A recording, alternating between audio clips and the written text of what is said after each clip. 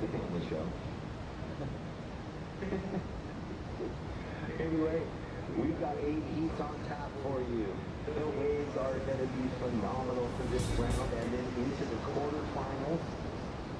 So a complete change-up of what we just saw in the women's quarterfinals and men's quarterfinals, and now we're straight into this. Lee's on her backhand there. She's going to kick out right into that foam ball coming down out hard. So we'll do a section right by the pier where it's really standing up nice and tall to the nose right section, and one maybe a turn after, and then you creep your way all the way to that inside short right to make one more nose right, maybe one more sip of that.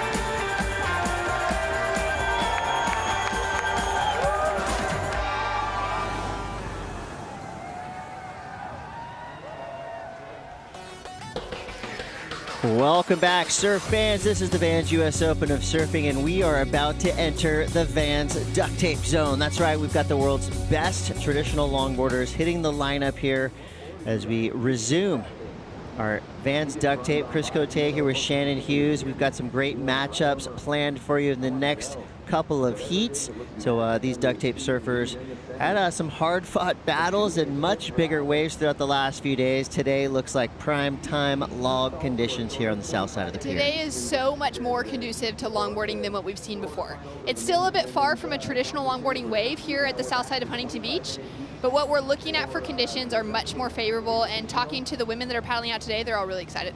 No doubt. Well, we're very excited to watch these two surfers who are both currently ranked equal 9th. Elise Lemoyne and Caitlin Mikkelson. So the tale of the tape. Shannon, who do you think has the edge in this matchup? Wow, this is a wild one because Alice Lemoyne came off of the year of her life last year. She finished runner-up to the world title. She took out the win at the finishing event there at Malibu, where we crowned Honolulu Bloomfield 3-time world champ.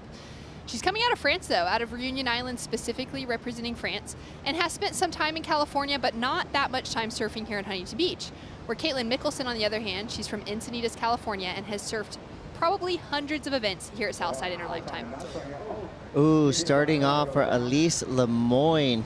Maybe just a bit of nerves there. Who knows what happens? A lot of chunks and bumps coming up the face, so by no means easy to keep the flow going down the line. I mean, we do have 21:15 to go, so plenty of time for these surfers to catch the waves they need. And from what we saw yesterday here in Vans Duct Tape competition, we could see 20 waves ridden each by these surfers. Oh, we could see plenty, and that's kind of the beauty of running the longboarders in slightly smaller conditions, where it's maybe a little bit harder for the shortboard crew, for that Challenger Series crew, to get into some of those waves, because on days like this, you need that little chip in with the foam occasionally, unless it's a good size set.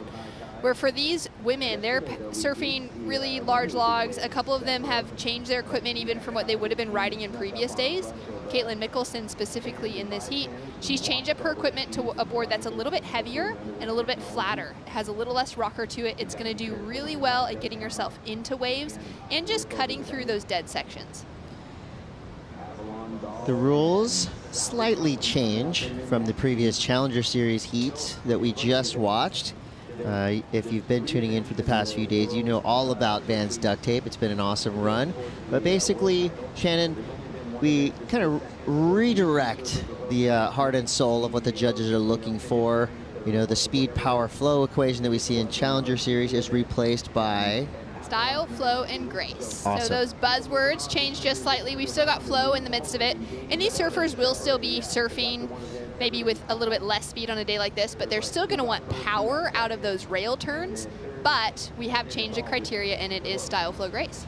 Yeah, so in the Vans Duct Tape Invitational, the judging criteria is loud and clear for all these surfers to read and digest before their heats. And yesterday, there was just a few examples of what not to do. And of course, that's you know, I'm not trying to be negative about it, but you have to be relaxed in your approach. I think that's a word that's not right here, but it rings true. Controlled maneuvers in the critical section of the wave, and that could equate to, you know, hanging 10 in the pocket of a set wave. That is a very critical section, and you have to have a lot of control to be able to pull that off. Utilize the entire board and wave using traditional longboard surfing. Shannon, to me, that line right there speaks volumes. I mean, that tells us that, yeah, you have to look cruisy and relaxed, but you also have to do a lot of work while you're on the waves. Exactly. We don't want to see a lot of downtime. We want to see nose rides as well as good tail work and footwork executed kind of perfectly throughout. Good cross-stepping, no shuffling. The judges are looking for multiple maneuvers connected together.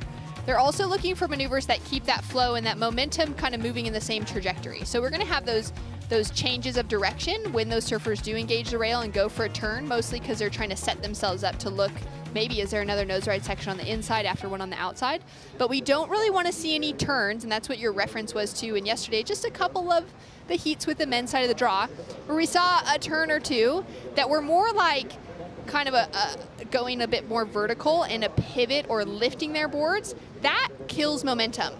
That kills the speed and that flow dynamic. And so that's where we're trying to kind of work ourselves away from that slightly, ever so slightly performance side of the conversation. Don't say the P word. It's really not an evidence in any way, I think, by the surfers and the surfing that we've seen so far.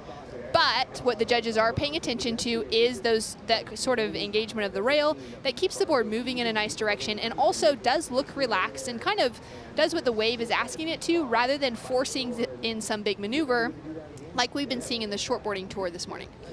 Yeah, we enjoyed that for a brief span of time on the professional longboard tour, and now we've really honed in on, I believe, the type of surfing that not only the fans want to see, but also that the surfers want to do. You know, a lot of the longboard community, you know, getting out there, being vocal, and putting their thoughts out into the world as to what they want to be competing in. And I feel like we've really reached a happy medium in what we've been seeing over the past few days, when you kind of mix the duct tape feel, vibe, aesthetic with, you know, the rules and regulations, and also the professionalism that comes along with the World Surf League. You know, you get a really good mix, and not only a mix of surfing and skills, but also an eclectic group of surfers. When you look at the two surfers in the lineup right now, they have a very different style, but of course they're going to be looking quite similar because they're on pretty similar craft. Both of them riding 9-foot plus boards, probably on the heavier side, just due to this being your traditional longboard riding event. Elise Lemoyne, she is a current favorite to potentially take a win on the World Surf League Longboard Tour, runner-up last year. What are her chances of taking that top spot? Yeah, she didn't have a great result at the first event of the season, but knowing that she found herself a win at Malibu last year means that she's looking favorable heading into this year's event.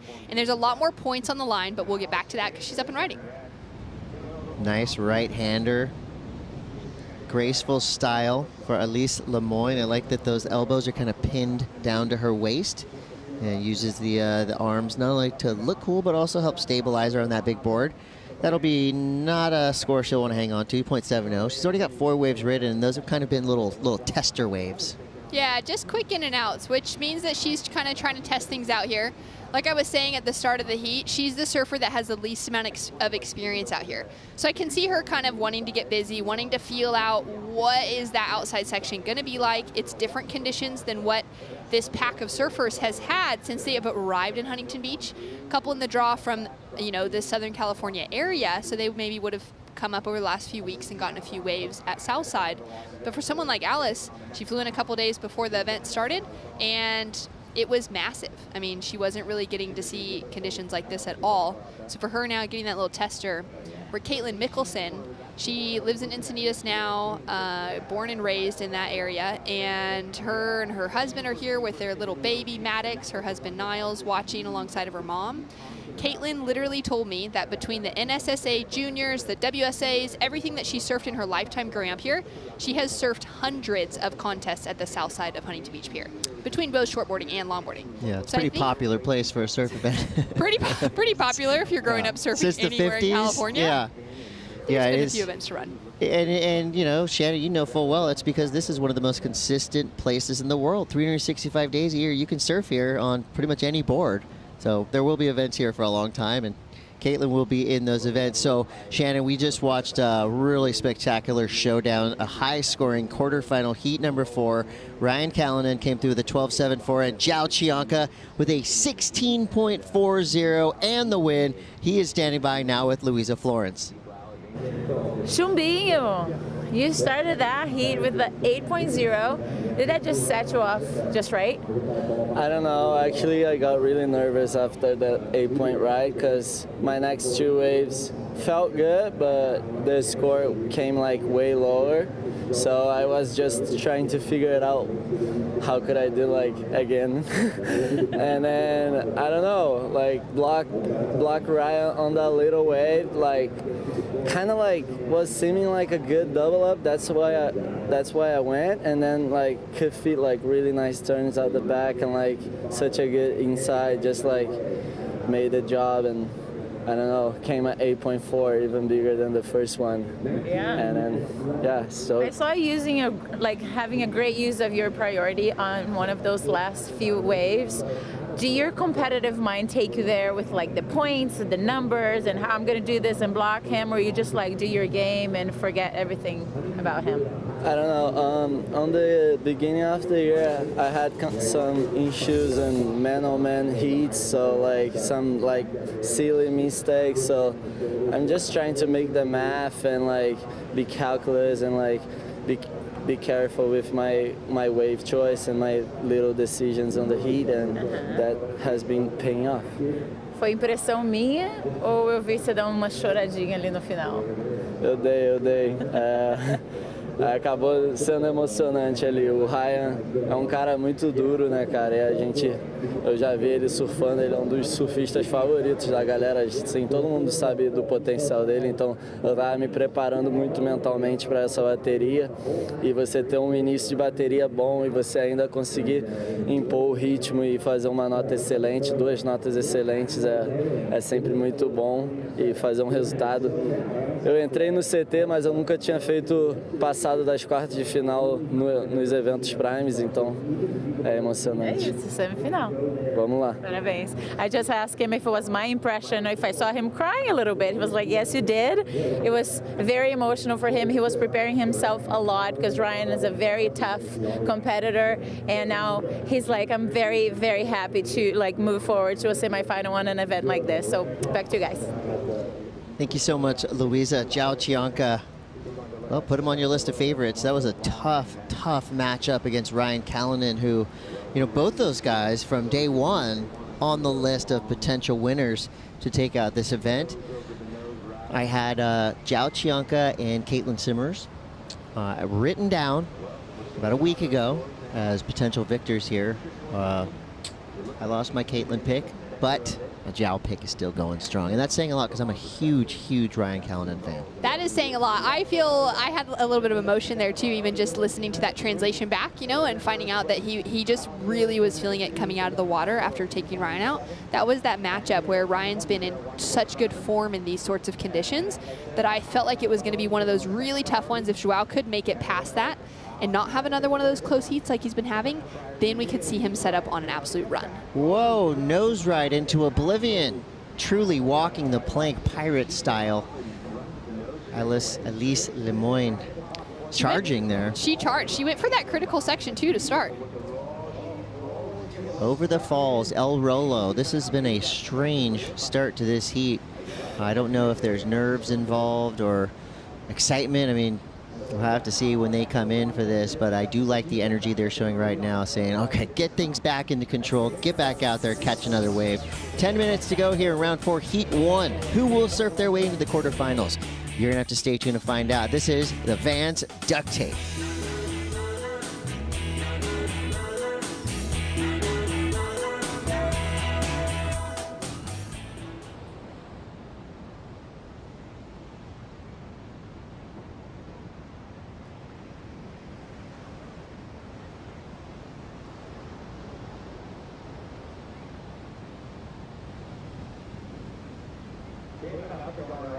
This one's standing up nice for it. Pretty big strider on. You can see this white block blasting all over that. So she's going to get all the way to the inside here. Stylishly and smooth. This one's got enough ride for her to make it all the way to the inside. What you got for us is that inside short break section. She runs right off the front of the board with the short break. As the tide comes up, that short break section just kind of seemed to get better and better yesterday. More dramatic, more nose rides, more off the lips, all right in that short break section. After that outside run, you can keep a clean, smooth line, keep the board moving all the way through that middle portion, and then finish it off with something cool in the short break. You're going to be looking pretty good. And Ava with a 193 on that last one, so she stands to lead. She's going to go for a 493, and Alice is looking for a 2.94. That's to sit out there with priority.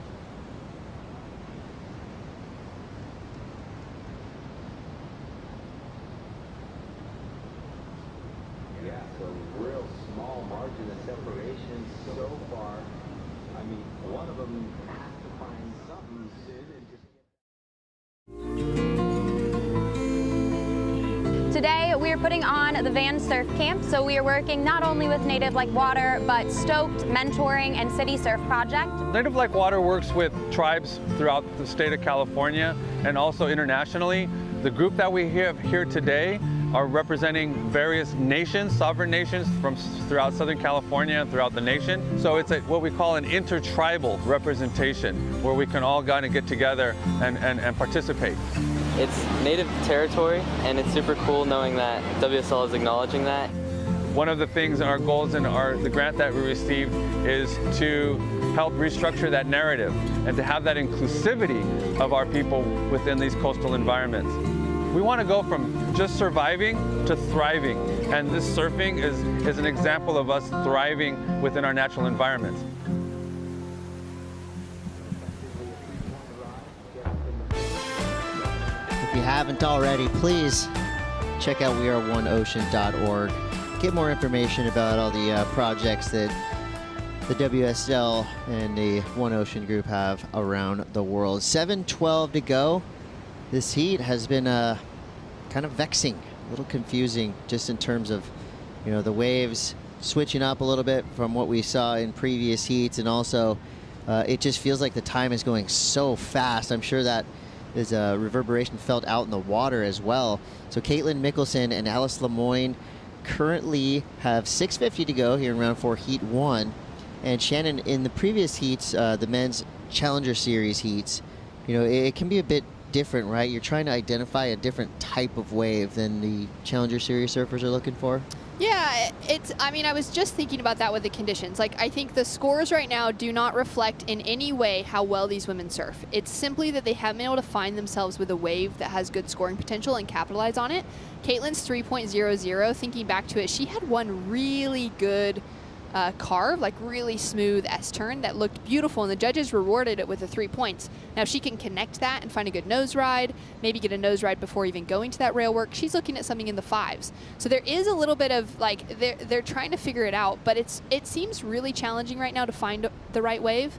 It seems like most of what they're paddled for have shut down. They haven't had a wall that holds up just long enough to actually run to the nose and back, because you're covering a few feet, you're trying to get to that nose and get back and maintain control, and that's how they're going to find scores. Yeah, you saw right there a great example. Elise, really having to give everything she had to catch this wave, and even that one didn't really even break. So they're having a little bit of trouble out here. Caitlin Mikkelson from Encinitas, California, she has got a really cool cheering squad. Her son Maddox watching from at home. What's up, Maddox? Let me tell you a little bit about Caitlin's resume. She is a 3-time North American champ and a 3-time winner of the Queen of the Reef down at Cardiff Reef, which is not an easy contest to win. She also won the Mexi Log Fest. She was in the 2010 ASP World Championships. And on top of all of those accolades, she is a physical therapist at the Peak Performance Center. So a lot on her plate, and right now she is currently in the lead. She does have a 3 and a 193. But you can bet she's kind of looking back and thinking about all of those events that she's done in her life and going, okay, I know how to do this. I know how to win. All I got to do is find the right wave. So don't worry too much yet. If you're a Caitlin Mikkelson fan, she does have the lead and she does have priority. And actually time is on her side with only 4.5 minutes to go. Yeah, she's definitely got time on her side. Alice having another look there. I can see Alice just starting to stress a little bit. She was, both of the women actually, I saw them before as they were getting their jerseys and getting ready to paddle out. Both feeling really excited, really pumped to be out in these smaller conditions. But it's also so hard paddling out first heat of the round. We haven't seen any longboarding today. It's not even like the women's round has started and the men have already been surfing, and there's kind of been some peaks identified. They're the first two out there to identify the peaks to even look at riding a craft that is so wildly different from what we've seen the Challenger Series surfers on. So there's just a few different things that they're trying to digest in the lineup, and this could be the score that changes the entire situation. Yeah, great start right there. You know, textbook, cross step, up to the nose, hang 5. Another quickie there.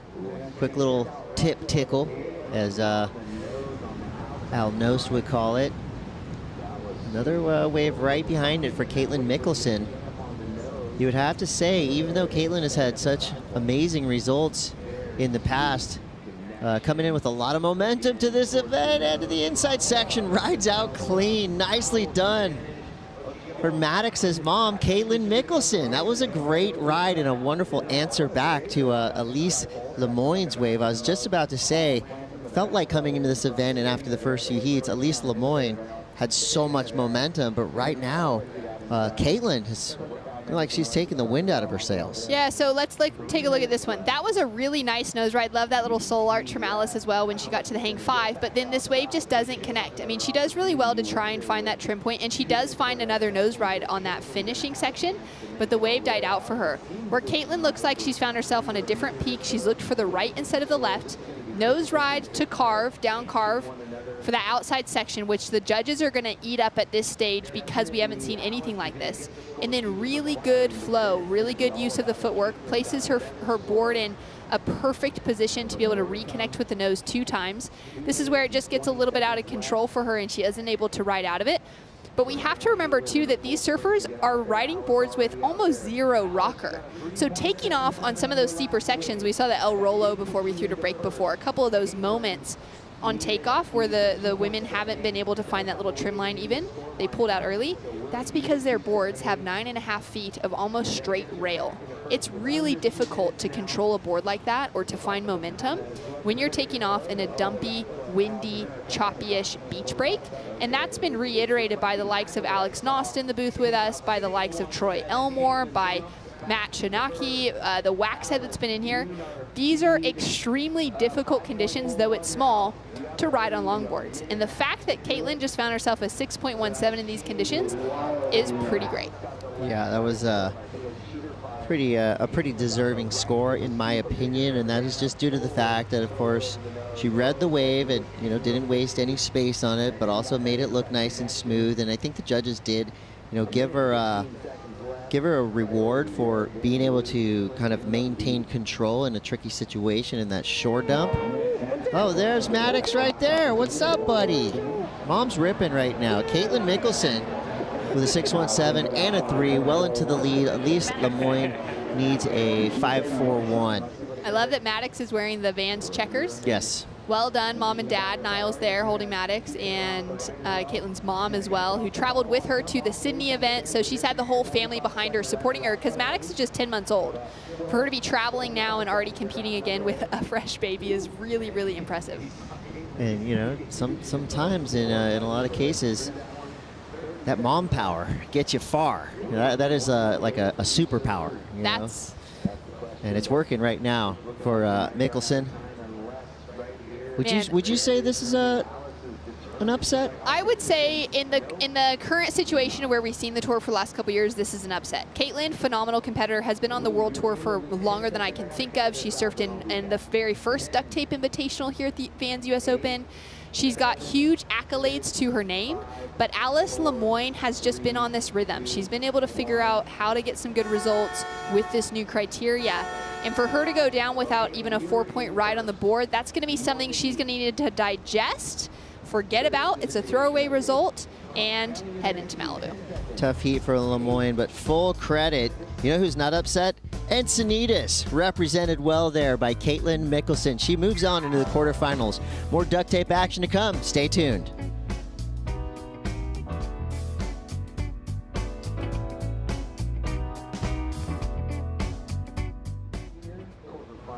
Not quarterfinal, round 4, heat 2.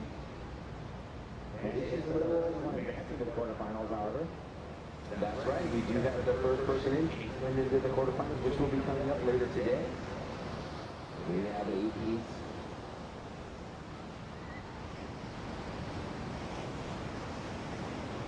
Yeah, we have 8 heats here this round and then 4. So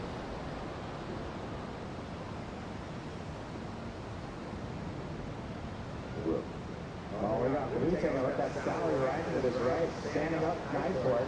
Just a couple steps forward, a couple steps back, rips that thing back to the ball ball, kicks out instead of trying to find that inside section. Once they get back out there and find something, she does a little more. Avalon taking a look at this one. That's what she's got here. And she's into it. It's a smaller inside one, swings that board right around. These are big boards, but the girl's moving around real nice and real elegant, real graceful. With some power behind it as well. And that one doesn't really work out for her, but still some nice footwork, moving the board around. Wave didn't even really break, and she still made it look fun to be out there. Did you see Caitlin coming in? She was on the short break and like this 3-foot double up, and she tried to do one of those where you paddle in but then pull the board up. The Vans US Open of Surfing is brought to you by Vans, off the wall since '66. By Pacifico, official beer of the Vans US Open of Surfing. Live life anchors up. By Youth Theory, official vitamin and supplement of the Vans US Open of Surfing. By BF Goodrich, official tire of the Vans US Open of Surfing. And by Stillhouse, the unbreakable spirit.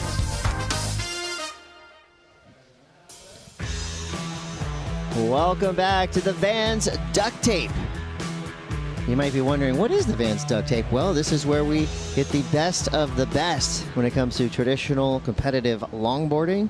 We send them out here at the south side of Huntington Beach Pier, put 30 minutes on the clock, and then enjoy the show. Of course, it's all fun and games from right here. But in the water, you know, even though historically speaking, longboarders are kind of chill individuals, there's a lot at stake right now, especially if you're Avalon Gall and you're ranked 9th in the world and you're going up against wildcard Sally Cohen.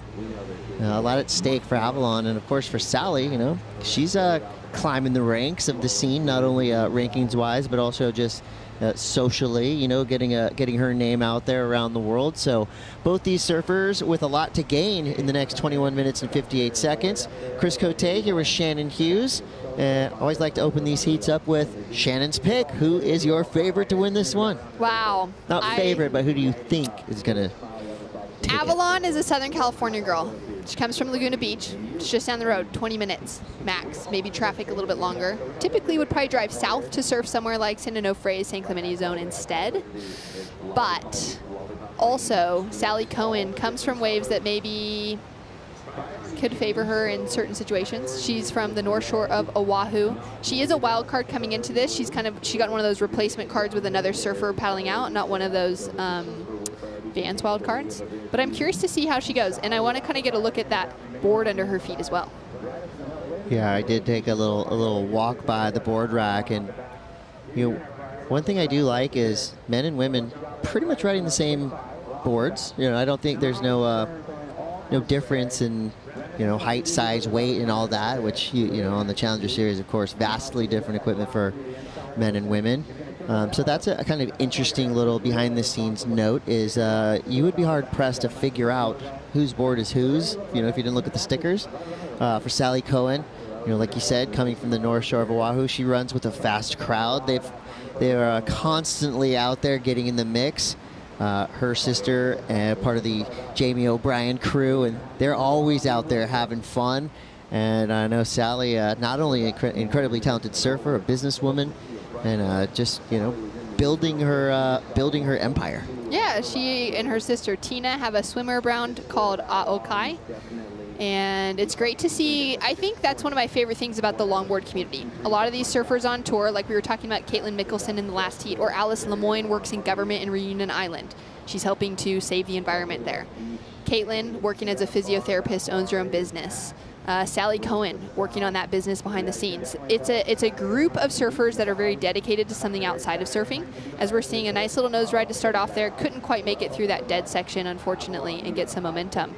But it's such a cool pack of men and women that are here, because with longboarding, as much as they would love there to be this great big dream tour where they've got 10 stops in the year and they're all fully sponsored and they're getting prize money that pays their rent and all those things, that just isn't the case with longboarding. So there's some surfers in the draw this week that are well enough taken care of by sponsorship deals and some prize money that comes through for different events where they can just surf full-time or free surf. Most of them aren't in that space. Well, Avalon Gall, nice looking left-hander, gets up to the nose. Little quick five. It's a no-go on the transition to the inside section. I think if she'd maybe tried to cut back and look for the right instead of sticking to that left, she could have found that little foamy chip in to kind of keep her going through to the inside. But I really liked that nose right to start. 18:45 to go. Avalon Gall and Sally Cohen battling it out here in the lineup. But coming in victoriously, representing Encinitas, California, Caitlin Mikkelson is with Louisa Florence, and I believe we've got a special guest. That is right. We got a special guest. She's out of the water and she's a mom again, guys.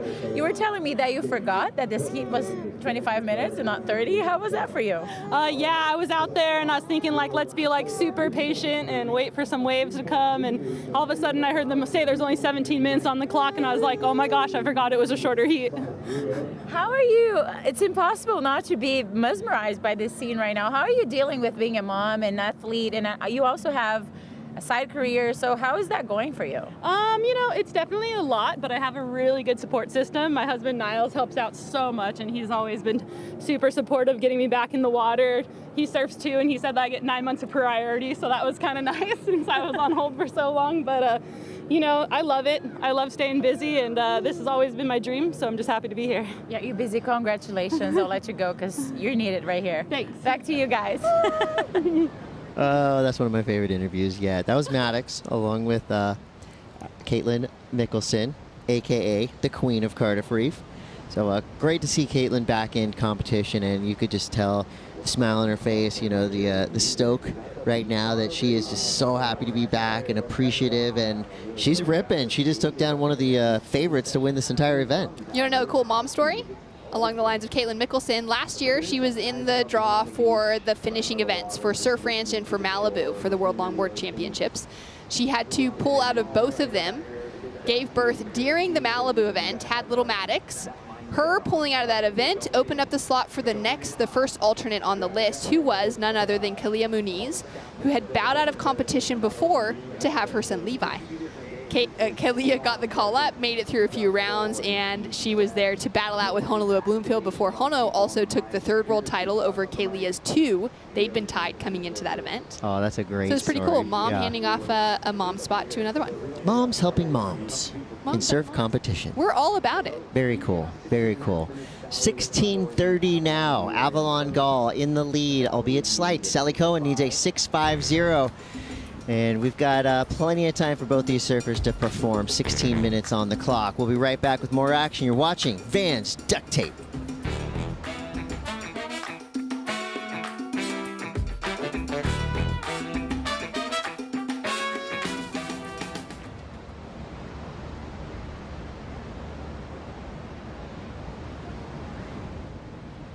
Sally taking a look onto this one. She's in it, heading on her backhand on the left. So the right is the tip, throwing a 5, rocking it back. Let's see if she's going to try to make it to that inside section. She's going to swing around that section there. And here comes the tricky one. She's going to make it through. Not quite going to let it do it. The higher tide is really making it a lot trickier to connect to those inside sections. You got to really find the foam to make it in there.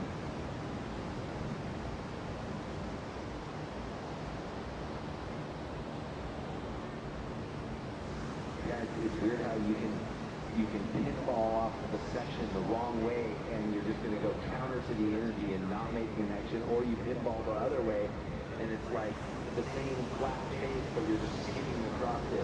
Without even having to try. Yeah. But if you have difference of 2 feet, yeah, that's where you need to be. So the surfers have to feel that through their feet and sense it. Priority with red, our heat leader, 15 minutes left.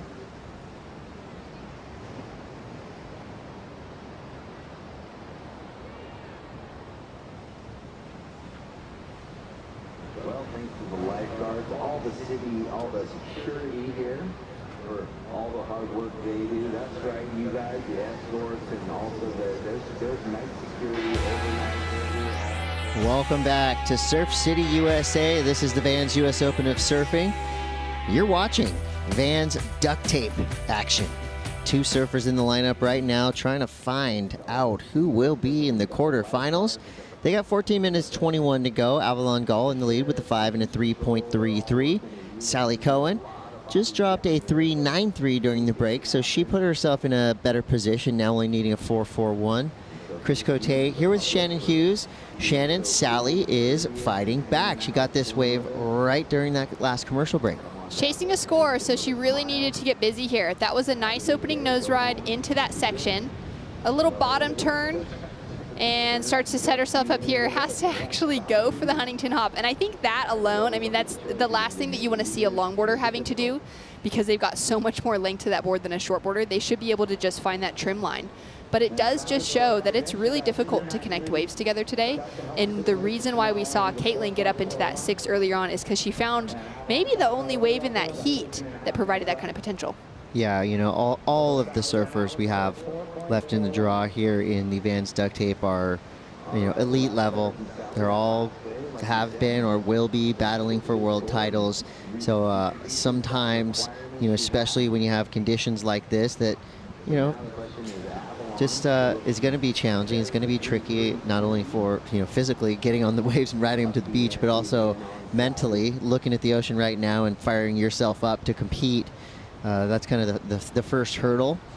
But for, you know, these surfers in the water, they've had plenty of experience, and, you know, I feel like we're going to see a flurry of waves come through in this last 12:48 to go. Avalon's in the lead for now. A little break in the action that gives us a chance to go link up with AJ McCord. So we've talked a lot about priority over the last few days and how much it has impacted the surfer's decision in the water. But of course, there's judges who decide where the priority lies. So there's 2 priority judges up in the booth for this Vans US Open of Surfing. One of them in particular, he judges here almost every single weekend. So they're an expert on the conditions, what looks like a block, what looks like someone trying to take priority. So then they decide which surfer has priority. And as you can see, this is how it gets communicated to the surfers out in the water. They don't have the handy screens of being able to watch our broadcast.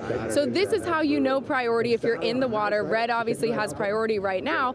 And then if you go down just a little bit on the beach, there's this mirror here, and that reflects up into the judge's booth, so the judge can make sure the priority is exactly as it should be. And Shannon, we've already seen this play out in the shortboard competition throughout the week, but longboarders not immune to this at all. We saw how important priority was in several heats yesterday. That is so true. I love that inside AJ, and I also love knowing that the judges have that ability to be able to check where that priority, you know, make sure priority is correct. But also, if that priority screen happens to go down, they can jump into action, and they can actually go to that manual priority, which is what we really grew up, maybe if priority was in an event, looking back for like a code color or maybe even a jersey thrown over the top to say what color was in priority. Yeah, we have fail-safes all over the place. Backup plans on backup plans. Avalon Gall now with priority gets a nice little left-hand runner. Cool looking carve there to get herself back into the power zone. And it looks like she's going to be able to make this transition to the beach with ease. Couple of cheater 5s there. Oh, almost a 3rd. Nose goes under, but she reacts and rides out clean enough. No leash needed for Avalon Gall. She chases her board, and to me, as a Southern California surfer, well, not only dealing with the pier, but also, you know, you don't have a lot of time, so the Stingray Shuffle is going to take a little bit of extra time. She's just risking it, just running through the whitewater. All right, she's got her board. My heart is pounding for so many reasons. because of the stingrays and because even just the slightest bit of whitewater could push that board into the piling and put a ding in it. Stingrays, piers, and big boards. Oh my. Great looking carve from Avalon for the start of this. And then I really like this combo here. Gets that nose ride and then redirects here. And I love the way she's able to just engage that rail and find that speed again to find another nose ride. There, ducks out of it. Like you said, I would say she definitely rode out of that and then kind of just fell on the maybe finish or the straighten out or something. And then there it just starts running the stomp. Sometimes my husband has a theory that if you just stomp, then they hear you coming instead. I've been stung a couple times, so I always shuffle because I'm a little bit more scared. Yeah, we need to talk to your husband about this. Obviously, he's never been hit by a stingray. Year. Okay. No, first time at 39 years old. And he still stomps.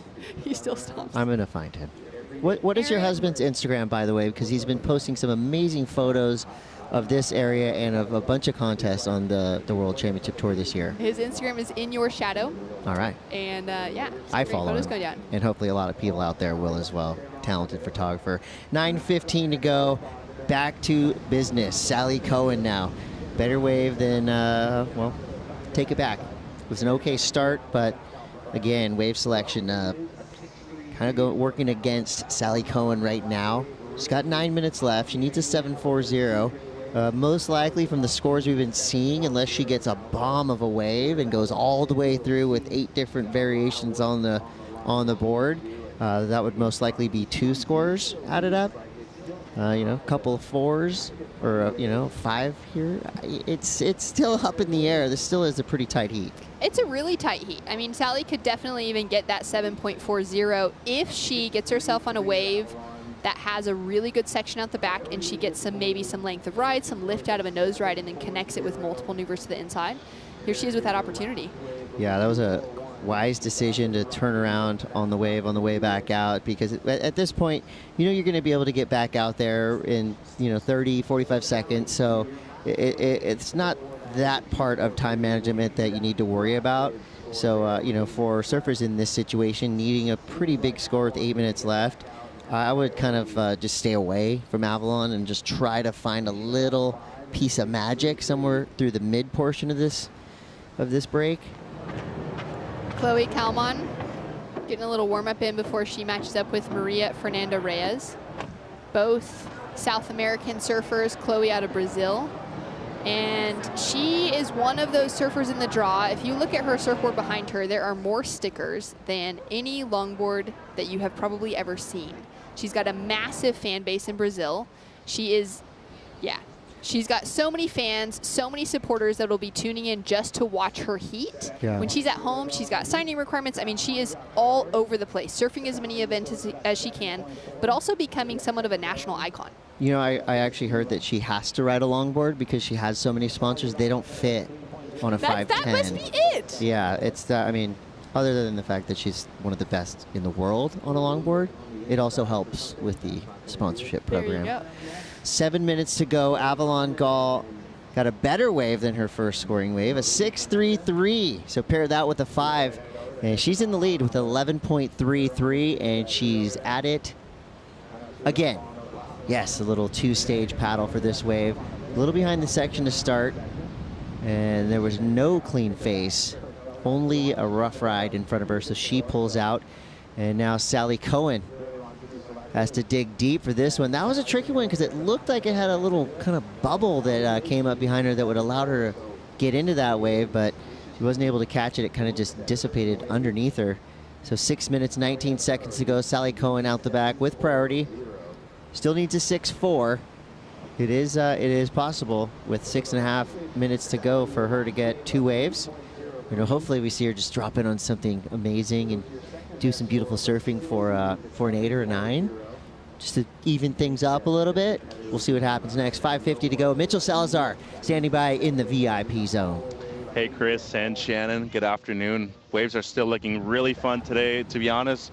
Much bigger than I actually thought it was going to be this afternoon. But you know what? I want to talk about positioning and priority more than anything. We've seen earlier today in the shortboard heats that he with Luca Macinas and Eitan Osborne, how crucial priority was and how influential being in the actual primary takeoff zone has been to be awarded priority too. As you're seeing right now on the outside, Avalon just a little bit closer towards the pier. and it seems like Sally a little bit further inside, but the real primary takeoff zone is just a little bit further off of the pier. So despite the pier bowl actually still going into the pier with the left, I think they're using more something towards the right to reward that priority. Second point that I want to get to, as far as positioning, since we have more wind swell coming in the water right now, I'm seeing that they're surfing kind of closer to one of the bigger teeps out there, right before where the rubies used to be. This means that it's not very common for a southwest swell or a summer swell for them to be surfing there, but with this kind of addition of a wind swell, especially since it's picking up later throughout the day too, I think it's going to be something that we're going to see a lot more, and that's why a lot of these waves have actually doubled up and given them a good inside reform too. Thank you so much, Mitch. I've got a question for you. Since you're hanging in the athlete zone, have you heard that conversation, similar to what you just explained to us, happening between the surfers, trying to decide, especially after seeing the first 2 heats of the round, first time we've seen longboarders in the lineup today, if some of those other surfers are going to go paddle out at a different spot, maybe look for a different wave? Yeah, I think markers are going to have to do a lot with that, Shannon, as well. Matt Chinaski actually asked me a couple of tips, and I told him about positioning, especially the markers that I kind of use. It's varied today, too, despite that little wind swell addition that we have. I think one crucial thing to look out for positioning right now, especially with the different peaks that we're having, is you still want to have that viable option of being number A towards the pier bowl. We did see Caroline Marks on one of her first waves during her heat catch the left going into the pier bowl right. So I still think that's a viable option, but I'm personally going to stick with the pier bowl left personally, because I think the reform is much easier to make over there. Thank you, Mitch. Commentator, surfer, judge, and a kind of low-key surf coach right there. If you're a savvy competitor, you might want to tune in when Mitchell talks from that VIP headset, dropping some knowledge right there. And Shannon, you've been watching every heat just like me. Have you seen rights or lefts kind of being the predominant factor in getting through heats? To me, it looks like the left is kind of the go on the outside, but then of course you get to the inside and it's anything goes, any which way but loose. I feel like I have to agree with that. I mean, the pure bowl left has definitely been the wave primarily throughout today. There's been a couple of heats, like we saw Caroline this morning, who had that really good right, got herself a great score from it. But we saw in the heat prior to her that Amuro Suzuki, first heat of the day, was looking for the rights, and they just didn't amount to anything. It's been kind of challenging.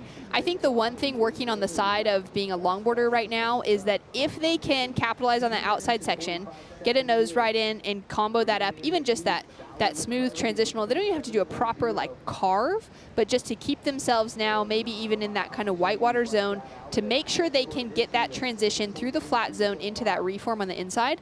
That right, to me, is going to be the one to pick. So if they can maybe take off on the left, but then get that reform on the right, it's going to suck in. It's also going to head them in towards the judges. There's been some really nice sections, and I've really kind of favored what I've been seeing off of that through that inside. And yeah, we'll see how it goes. I'm curious to see how it shapes up over the next few heats in the women's draw. Yeah, there's only 2 minutes, 10 seconds to go. Both surfers sitting out the back, and it looks like they're having a, friendly competition. There's no hassling, there's no battling right now. They're both kind of probably in the same boat saying, I hope a couple good waves come in the next 2 minutes. Sally Cohn right there with priority. We'll see if that switches, that little subtle paddle that she just did. Avalon has surfed a great heat. She found that 5 pretty early on, backed it up with a 6.33 to put Sally in that, chasing a mid-range 7 to get the advancing position, which is also that mental game. And I think that's something that's so important to touch on. Hearing a couple of the shortboarders this morning talking about their heart racing a little bit, getting a little bit flustered, like they're excited to compete, they're putting on that jersey, they feel that little bit of anxiety while also knowing how to manage that and use it to their advantage. The longboard crew has that same feeling. They all feel that pressure and they all want to take away a win. Will this be a buzzer beater for Sally Cohen? No, it won't be. She tried. Yeah. She went for it. She's staying busy. Avalon's in a great position out there, just maintaining priority, making sure that if one of those solid waves comes through, she's going to be on it. For Sally, I don't see that huge score coming from anything that doesn't have that good outside section. There's just no way that the judges are going to give it. But great style coming through from her. I really liked her approach. She just wasn't able to find a wave that could amount to anything. But I think for me, watching women longboard is one of my favorite things in the world. I just love the approach. I think that the traditional longboard criteria was pretty much written with women's longboarding in mind. with style, flow, and grace. It's just such a natural thing that we see. And here we go with a little victory lap from Avalon, possibly. Yeah, you could tell right there that she was on that wave and made a decision like, maybe I should get out there and try to at least compete with Sally Cohen for these last 13 seconds, paddling right at her. There's the turtle roll. The hard thing, too, with that section coming at them is that as a shortboarder, you can take off and try and do one hit against the foam. As a longboarder, you don't really want to have that kind of two waves coming together and converging in the middle. You want to be able to take off with a good wall running in front of you. Yeah, the bad luck roll continues for Sally Cohen. Didn't really get the wave she wanted, and the last wave she did get will not count as it was after time. But for Avalon Gall, we've got another quarterfinalist here in Vans Duct Tape. We got more action to come, special guests. It's all happening here at the Vans US Open of Surfing.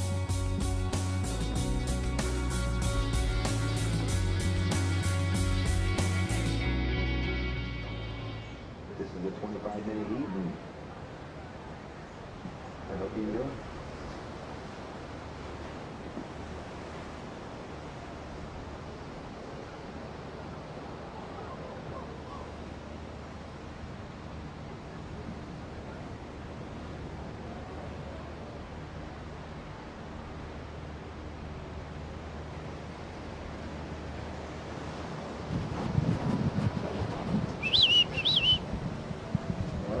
Go on back. For E3. Welcome back, brother. Here we go. Looks like red right out of the gate. Right out of the gate. Chloe come home. Get this one nice little cut out to the inside. Right up to the tip. Right in that flat spot. Straight in that nose right. This one might stand up nice for her to the inside. She's got another nose right on the right. And look at this thing. Sweeping back to the left. Almost pulling and getting all kinds of speed out of it. She's got to do a nice drop right in the short way. The one wash chasing it down from all directions. Out the back. Maria Fernanda Reyes on an absolute cracker as well. This one's standing up to the right for on the inside. This is with some fireworks right off the back. Maria all the way to the inside. Gets back to the tail just in time. She's got another elevator drop that she's going to avoid. What a start to the season. Makes some noise. The girls from Latin America are coming here to spice it up.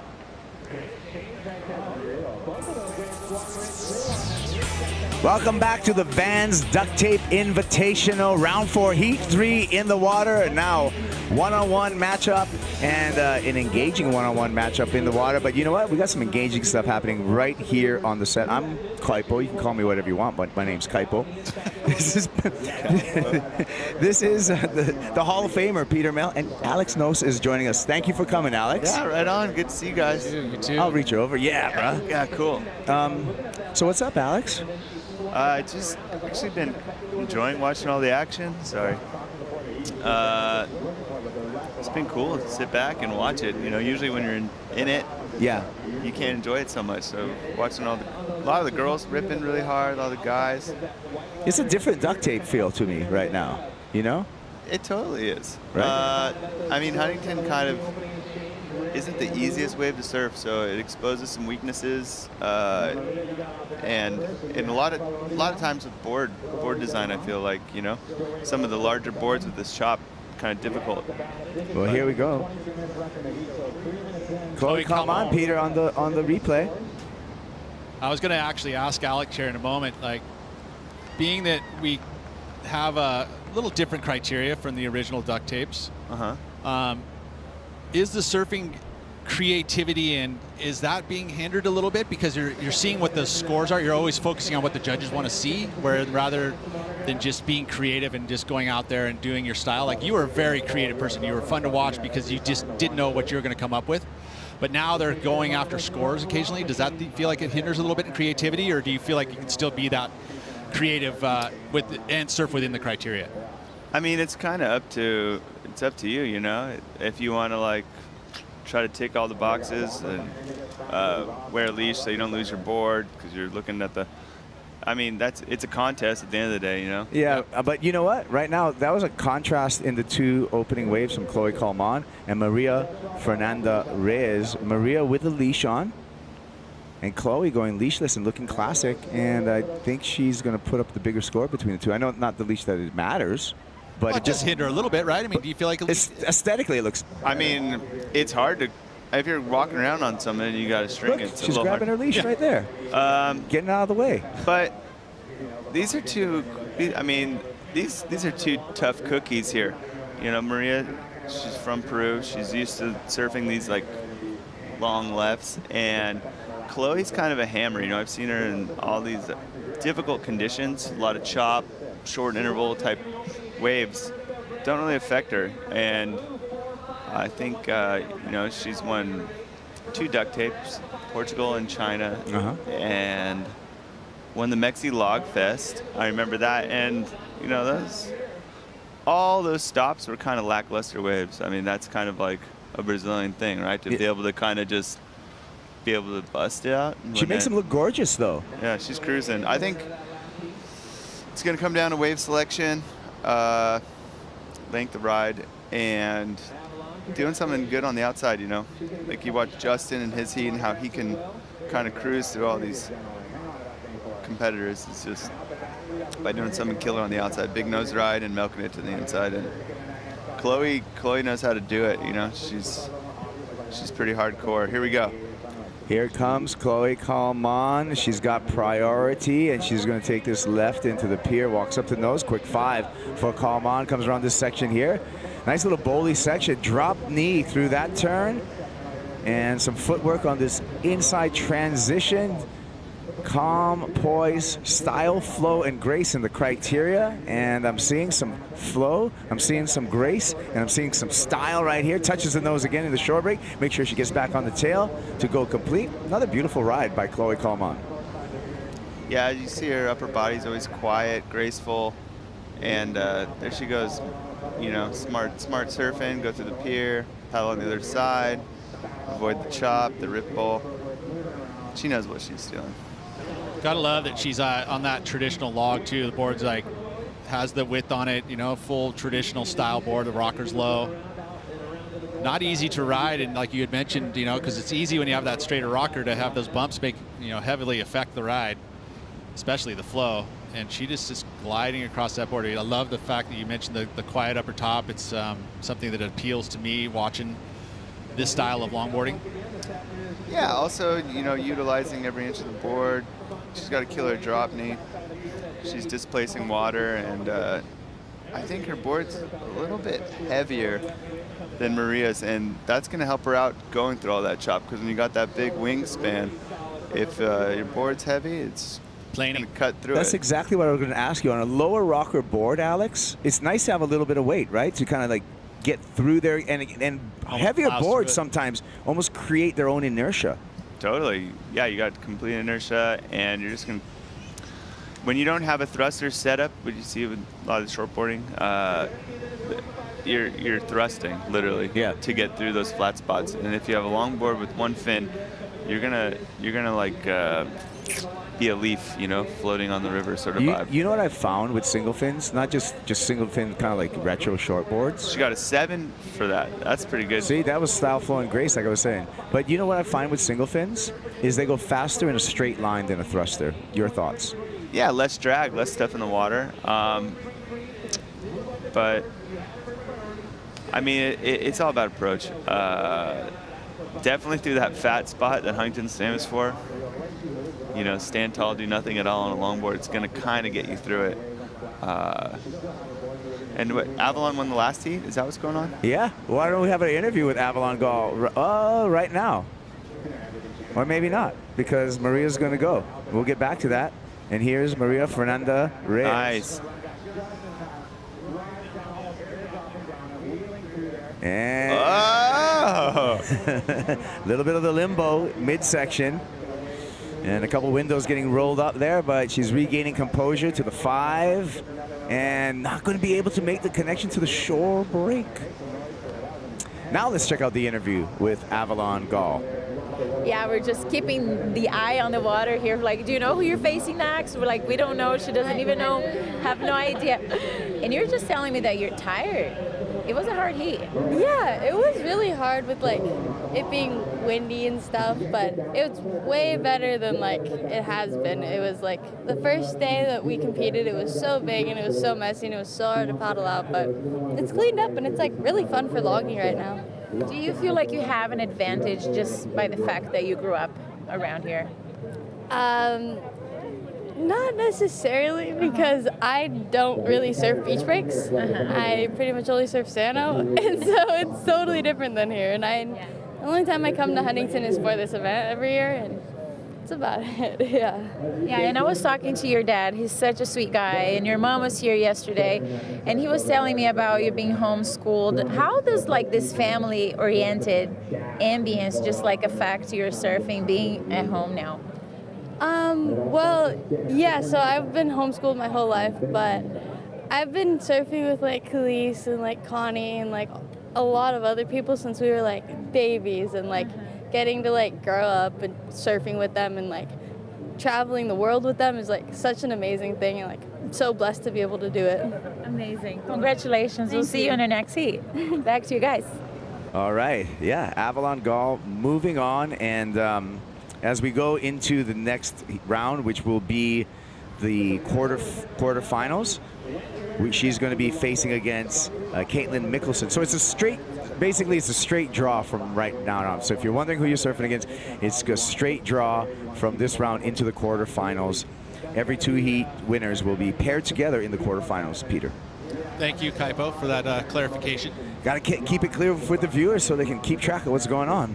There's still a lot of surfing to be done, and of course, you're thinking about the world titles is coming up in Malibu, and I'd love to hear your thoughts, Alex, in regards to how the tour has been set up, and and the way that things are going to be happening now for choosing a world title.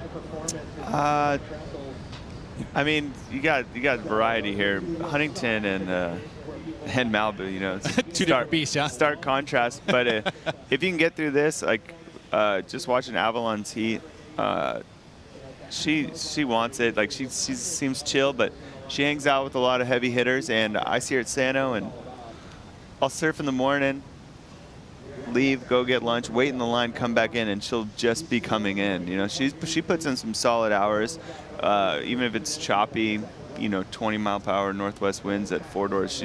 She's still out there for the whole time. I think she's hungry for it, and surfing really beautifully and with a lot of confidence in these conditions, especially. So she's someone to watch, I think, for sure, and could maybe take down some of the favorites. Honolua, who's also a very, very good competitor, really consistent. But Avalon, yeah, she's kind of a hammered. I think she's coming in hot. I agree. She's a young lady with a bright future and a lot of board control. Puts on great surfing. So it's a very competitive field, even though we're only in round 4. We're calling it round 4, but it's actually the round of 16. If we want to translate that, Peter. Yeah. There's 16 surfers left, Kaipo. That's and then right. We're going to go to 8, which is the quarterfinals. That's right, Peter. Simple math. Surf math coming into play. All right. Yeah. So you got Chloe with 7, 5.23. Those are pretty good scores for these lackluster kind of afternoon conditions, and I think she's probably going to build on that. She's got priority and she's got good wave selection in these junky conditions. Who's been your favorite in watching, at least in the women's side and as well as the men's side, in these types of conditions? I mean, and how they've been able to separate themselves? Well,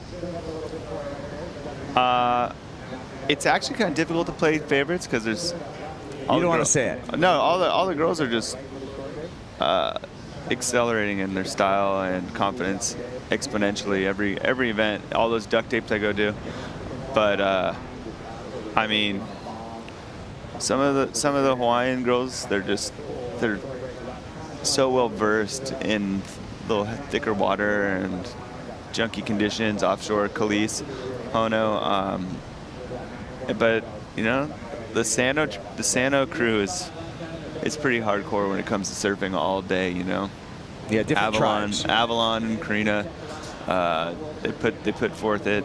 Lindsay.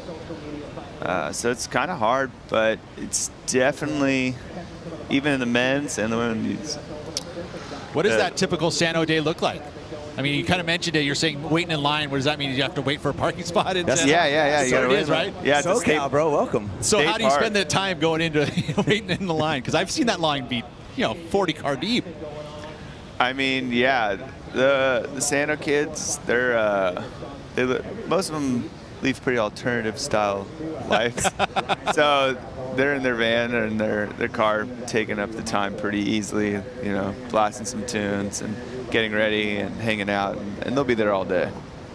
Well, we've been here all day, and we're going to continue being here, but don't worry at all, because we're going to be right back after this commercial message.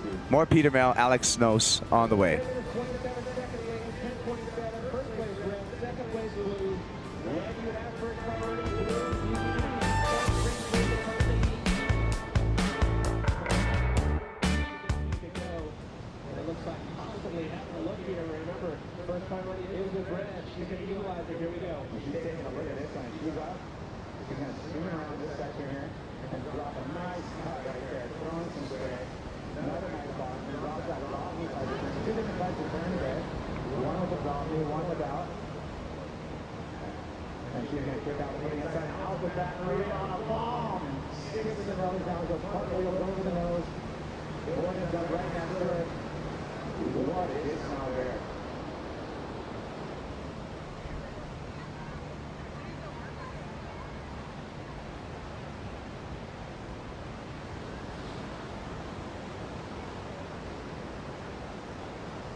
Special thanks to all of our sponsors to visit Huntington Beach, Red Bull, Pacifico, 805, Flying Embers, U-Theory, DF Goodrich, Sambazon, Hydro Flask, Caravita, Shiseido, Box Water, Food Wax, and Steelhouse.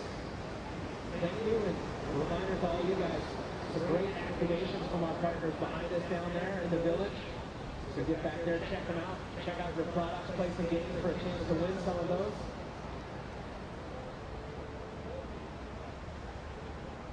Stand by for lap on red. Welcome back to the 2022 Vans Duct Tape Invitational, set against the iconic backdrop of the Huntington Beach Pier, of course built in 1902, but as we know it today, really rebuilt in 1914. And pretty much since then, it has been a backdrop for surfing competitions all throughout history. In 1914, Native Hawaiian George Freeth, he had a surfing demonstration held right here at the pier, recently rebuilt, and then from there only built upon. 1959, the West Coast Surfing Championships were a weekend-long adventure, renamed the U.S. Surfing Championships.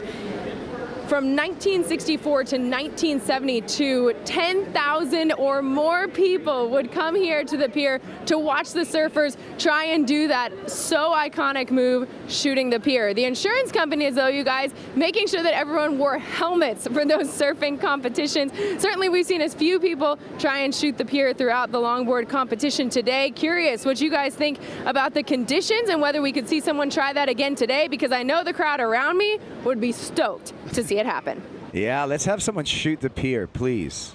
They don't need a helmet in 2022, but yeah, go ahead and shoot the pier. Do you like that, Peter? George Freeth. Pretty cool. We're digging into some surf history. Now, was it Joe Quigg or George Freeth that put a fin on the board for the first time? I don't know that answer. I know George Freeth was really kind of, you know, when we look at the era of going into hot curls and so forth, George was right before that, making those box boards, but great history from A.J. McCord. And I'm thinking about, like, there's not a ton of trees around these days. Like, where are you getting your wood from back in the day? There's no redwoods. Yeah, well, I mean, you look at, actually, he may have imported, because in Hawaii we were making them out of primarily koa wood, right? Yeah. And then there was surfboard kits, if you would, you know, and that you would have furniture manufacturers making these surfboard kicks with the surfboard boom, and people would put together those box boards. And then there was, of course, boards were finless, and then you had guys like Joe Quigg and stuff started to attach like a little keel or rudder on the bottom to give the board some direction. Before that, I mean, my great-grandfather or whatever, they used just their feet to turn the board, drag one foot. Totally. Have you ever ridden anything like that? Just to try it out, give it a go? I personally what, like a kook box or something like that? Yeah, you know what? I have. I've ridden one of those, the hollow chamber boards. But not, you know, not that easy to come by. No. But however, in my youth, you know, early teenage years, there was a lot of the D-fins around. You know, my dad's got a pretty cool Velzy that I rode quite a bit when I was younger, and old Hobie with the gold foil logo. But we're pretty fortunate that stuff still exists. You know, if you really want to find it, you could do it.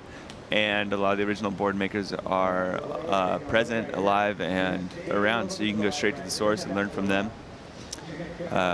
which is something you can't really do in other sports or art forms, you know.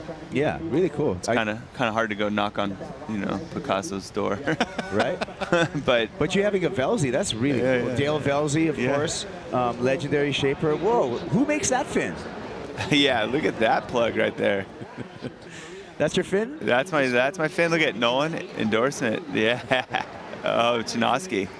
So I thought that was Nolan. That's okay. He can be Nolan's stunt double. That's Matt Chinoski. That's the wax head. That's the wax head. Look at no leash. No leash. No leash. We're kind of on a roll right now with this leash thing. I'm thinking I'm starting well, not starting a movement, but I'm backing up a movement of ride a longboard, free yourself, and if you fall, you gotta swim. Well, you find ways to fall without on leash your to keep board. your board. Yeah. I mean, pearl your board. I mean, you've done some shaping yourself, Alex, right? I mean, and yeah, I mean, have you ever worked with wood besides a stringer, of course? You know what? I've never made a solid wood surfboard. No. It's hard. Yeah, it's pretty difficult to work with. I know that. I've got a couple friends that have been doing it that are pretty. Tanner Prairie, who's a guy at Costa Mesa, he did a few balsas, Polonia. He's kind of kicking butt. So if you want to get a wood custom surfboard, go check out Tanner Prairie. He's burning through, like, you know, planers. Yeah. He is. That's what planers are really made for wood. Not true, so. But the dull, you know, you can at least have a blade that'll last you for you know, several thousand boards probably with foam. But as soon as you start cutting wood, wow. I want a wood question for you, Alex. Balsa or Polonia? What's better? What's more buoyant? They're both buoyant, like woods. I think it's personal preference. You know, Tom Wagner. Of course. He's a big advocate of the way Polonia bounces back and forth through the white water. There's like a famous quote of him in the Tom Scale movie. He just loves it. Balsas, I kind of like that corky feel. Yeah. It's just cool working with organic ingredients, I guess. But they're doing a good job with some of the bio and plant-based blanks. It's going to be cool to see where that goes in the future, I think. Talking about Tom Wagner, he was a part of my family back on the west side of the Carolinas. We have the Buffalo Big Board Classic every year, right? And we're on like 45 years or whatever. And Tom was actually the guy that brought back the he brought back a lot of designs of Alayas, and he used that Polonia wood. And those things on Alayas, if you don't know what Alaya is, it's a finless wooden surfboard. That's all it is. It's ancient Hawaiians would ride it. But he brought them back with those Polonia woods, Alex. Yeah. And they went good. Those things were that damp. Oh yeah, feeling. Yeah, he tears. His son's a really good surfer, and they really kind of ran with it in Noosa Heads. And you see some guys now ride those things. Incredible, right? There's a couple of solid cats that underground guys that you see ride those. Seen Dave Rostovich ride one at Sunset Beach once. It was pretty insane. Yeah, the whole finless movement, even if it's a foam finless board, things that like Derek Hines doing. Yeah, it's super friction free. Like, what do you have you tried any of that friction free stuff, finless stuff? Yeah, I've made a couple for sure throughout the years. Also having like, what do we got? Sorry. No, I got distracted. I wanted to see the girls go. Look, here we go. Here, is this going to be your pier? No. And, it's okay. She's still in the lead. Chloe Kalman, she's in the red jersey, and Maria Fernanda Reyes needs a big score. She needs an 8.33 if she wants to take the lead off of Chloe Kalman. So the surfer from Brazil, Chloe, currently number 2 in the rankings, is showing some dominance so far in this heat. And we're down to 1 minute and 20 seconds. Not a lot of time, Pete. Not at all. And at this point, you're thinking about that 8.33. It's going to take something pretty special because with a minute to go, you're not going to be able to get 2 waves. So that 7-point ride from Chloe Kalman very early in that heat was a huge point of difference. Yeah. Yeah, she's gonna have to like kick flip the pier. I don't know if it's gonna happen. On a 30-pound log. And do we know who's Chloe against next round? Do we know that? Yeah, I'll tell you. She's either going to go against the winner of the next heat. Chloe would either go against Caity Simmers or Lindsay Steinreity. Oh, that's gonna be heated, right? That's our next heat we're going to call too. Oh yeah, they're because we're keeping you on the set, Alex. Caity, we don't want to let you go. Yeah, they're gonna. That's cool. Bull, that's a wild matchup right there. Old school, new school. Yeah, Lindsay's kind of like, you know, she's kind of wears her emotions on her sleeve. She's a hard worker, and she's got a poker face. And Khalees kind of just maybe might just smile her way to victory. Oh yeah. How much head-to-head experience do these women have? I mean, I don't think that they've had a ton of experience in it, right? I mean, because we've been changing format and so forth, it's interesting because there's a lot of strategy in head-to-head in competition that hasn't been had yet. No, that's it. That's it. Chloe won. That's right. She's off. She's off into the quarterfinals. And we're going to be off to a commercial break, but we'll be on when we return. And Caity Simmers and Lindsay Steinreity, they'll be in the water.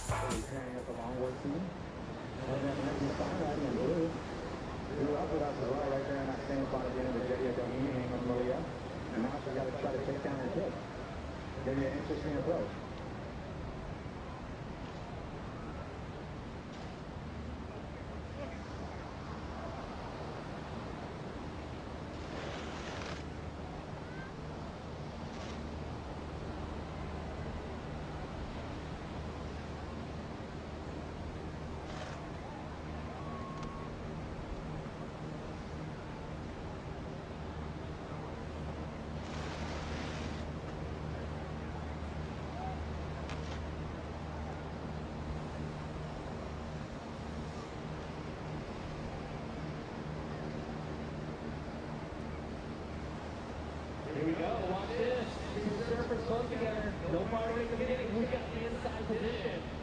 Oh, and Monty's going to take it from her. Get her around that section.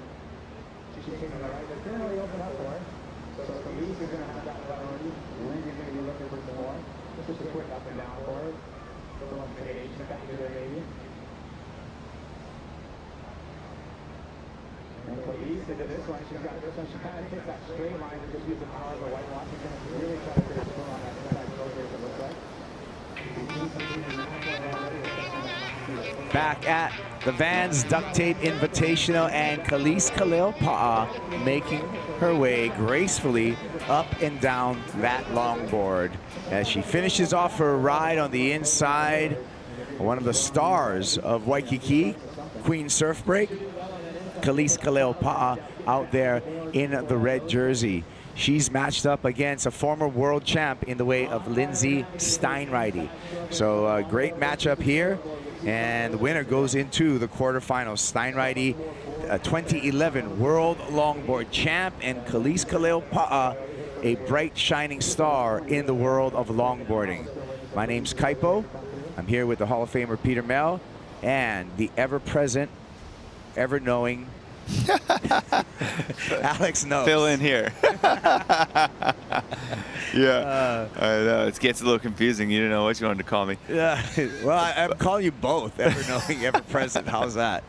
Alex, what you been into? What kind of shapes are you into these days? What are you into making? I'm a bonzer head for sure, but I like narrow-nosed longboards. Dane Peterson makes some of my boards, and I kind of emulate them on my own shapes when I make myself longboards. But it always changes every few years, you know, for sure. What about bonzers? Are they 3-fin or 5-fin bonzers? Mostly 3 fins. Yeah, I mostly ride the 3-fin, brush short, inspired vibes. But yeah, they work great. They're like, you know, single fins with a little bit of an insurance policy, you know, if you're surfing some waves of consequence, or they work great over flat sections. And then longboards, you know, obviously single fins, 50-50, pinched rails, a little smaller than most people, what a lot of guys are riding now. Here we go. Pete, the replay, Khalees. This is talk about Grace. Just love how quickly she moves, and she does it in very small footsteps and just glides all, and it's such an easy motion on the eyes. And I especially love how she was able to in the side section just gracefully slide their little style. She's got those longer arms. It helps with the balance. So yeah, that was a pretty nice wave. I actually feel like that score was slightly undercooked, personally. Yeah, 3.67 for Khalees Kaleopa as she makes her way on the north side of the Huntington Pier, taking advantage of that rip that runs next to the piling to suck her out back to position. She'll cross under the tee and be right back in the game. Talking about Bonzers, Alex, you ever met Malcolm or Duncan? Oh, yeah. Yeah, for sure. Yeah, good friends of mine. They give you tips? Oh, yeah. Yeah, absolutely. They give me tips, and I get some great boards from Malcolm. Nice. And Jacob over there. And, yeah, I just try to learn from them. Like I was saying, it's pretty special to be able to round the originals in the world, you know, of surfing. Yeah, I agree. Here we go with Chloe Kalman. She's victorious on the exit out of the water, and she'll be matched up against the winner of this heat number 4 when we get into the quarterfinals of the Vans Duct Tape Invitational. That's going to happen later this afternoon. And then we asked our fans, hey, who do you think is going to win this heat? This is our Pacifico fans pick, 66% to Khalees. Whoa, don't underestimate Lindsay.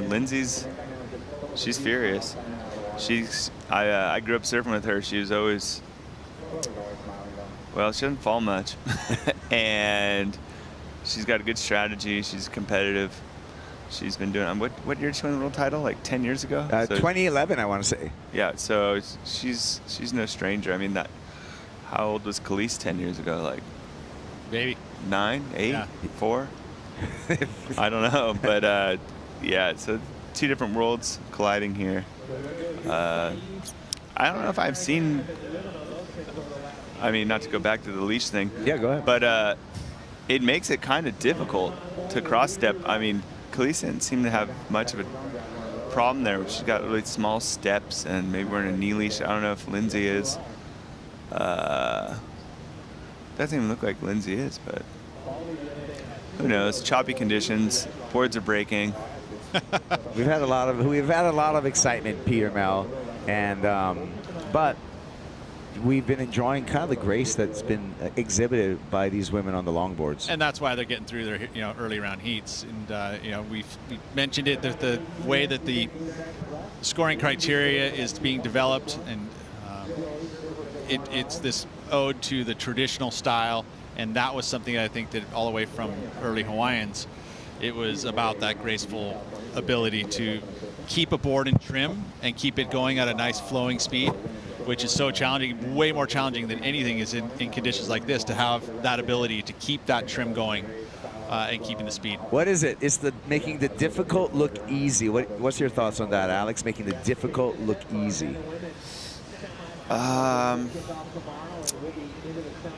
It's more, I don't know. I think just the longer you do it, the more you do it like you're used to it. You know what I mean? Yeah.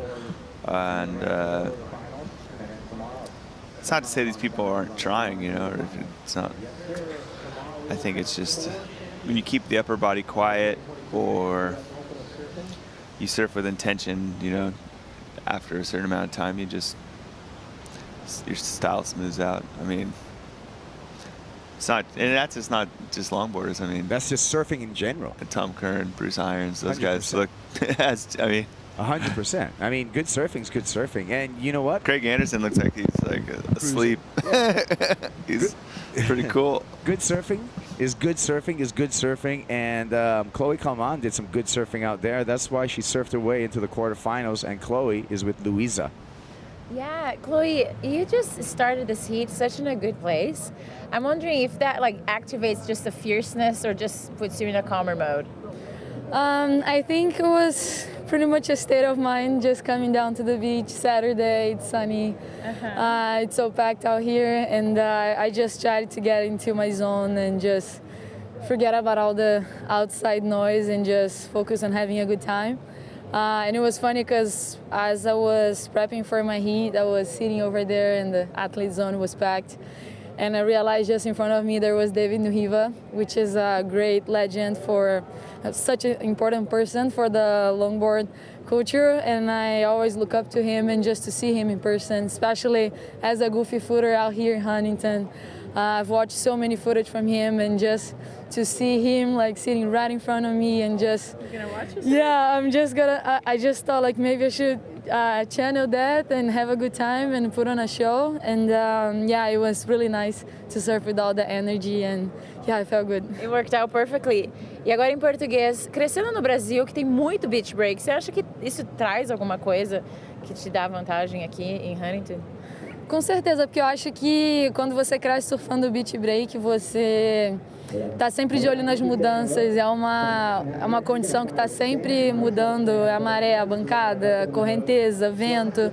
Então eu acho que te torna um surfista mais alerta e que se vira assim, tipo, quando a situação muda assim. Então eu acho que vindo do Brasil eu surfo em beach break praticamente minha vida inteira. Eu comecei a surfar em point break quando eu comecei a viajar. Então eu acho que isso me dá um conforto de ver às vezes uma maral meio fechadeira. Isso eu tenho em casa, então não é um bicho de 7 cabeças assim. Fica muito confortável, que ainda tem mais para hoje. Boa sorte no próximo hit. Obrigada. I just asked her, coming from Brazil, she grew up surfing beach breaks. If that helps her here, she was like, definitely, this is an ever-changing condition. It makes you be more alert, that kind of a surfer. So that turned out pretty great for her right now. Back to you guys. All right, parabéns. We're going to see Chloe Kalman in the quarterfinals, and she deserves to be there with that brand of surfing. We saw a ride by Lindsay Steinreity during that interview. We'll be waiting for that number to populate. And here's the ride, Pete. Yeah, it was unfortunate she wasn't able to pull that little roller coaster on the beachy. That would have been very helpful. But they still liked it, and it ended up being one of the better waves of the heat. Or it is the best wave of the heat. But that outside work of getting that glide to the tip, and then this kind of weaving back and forth, I love that. Just at a point of difference rather than just completely riding in straight. But that right there, she pulls that down, all of a sudden we're going to see it going into that good range. And all right. But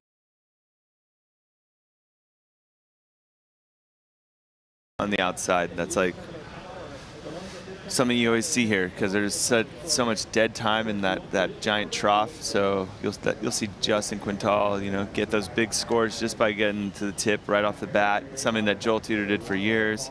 Something that David Nueva invented. Corky Carroll is just doing something on the outside, linking it. Had she pulled that floater, that would probably be a pretty solid score. But Khalees now, if she holds on the position of priority, she'll probably get a really good one, and I don't think she's going to fall on the inside. Well, we'll see what the next exchange brings. I like the conversation with David Nueva, an absolute legend. It's great to see Uncle David still around the site right now, cruising, true surf star, and really put surfing. At the time, that was high-performance surfing that he brought here to Huntington Beach, blowing people's minds. Lindsay Steinreity up and riding under the priority of Khalees Kaleopa'a. Has to glide through some of this just full water in the middle there, unable to make the connection to the shore break, and will maybe slightly improve her two-wave total. We're going to take a break. When we come back, we got the conclusion. Round 4, Heat 4. Wait. Don't go to break. Get on the nose, because Khalees Kaleopa'a, Alex, is up and riding. Yeah, smooth, straight to the nose. Talk about David Nueva, like that was the vibe right there. More vibe. Everyone says. Too bad. She was looking good for that one. A little smaller than Lindsay's wave, but solid performance. I guess we can go to a break now. As Khalees Kaleopa'a starts paddling back out. Don't be fooled. We got more coming your way. Don't go anywhere. We'll be right back. Stay tuned.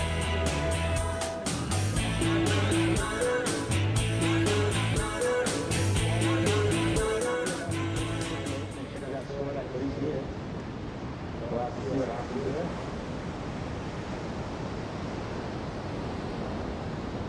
Always good to see the girls. Both girls now really gone for it on that inside short break. And that's what you want to do. You want to go get it or go home.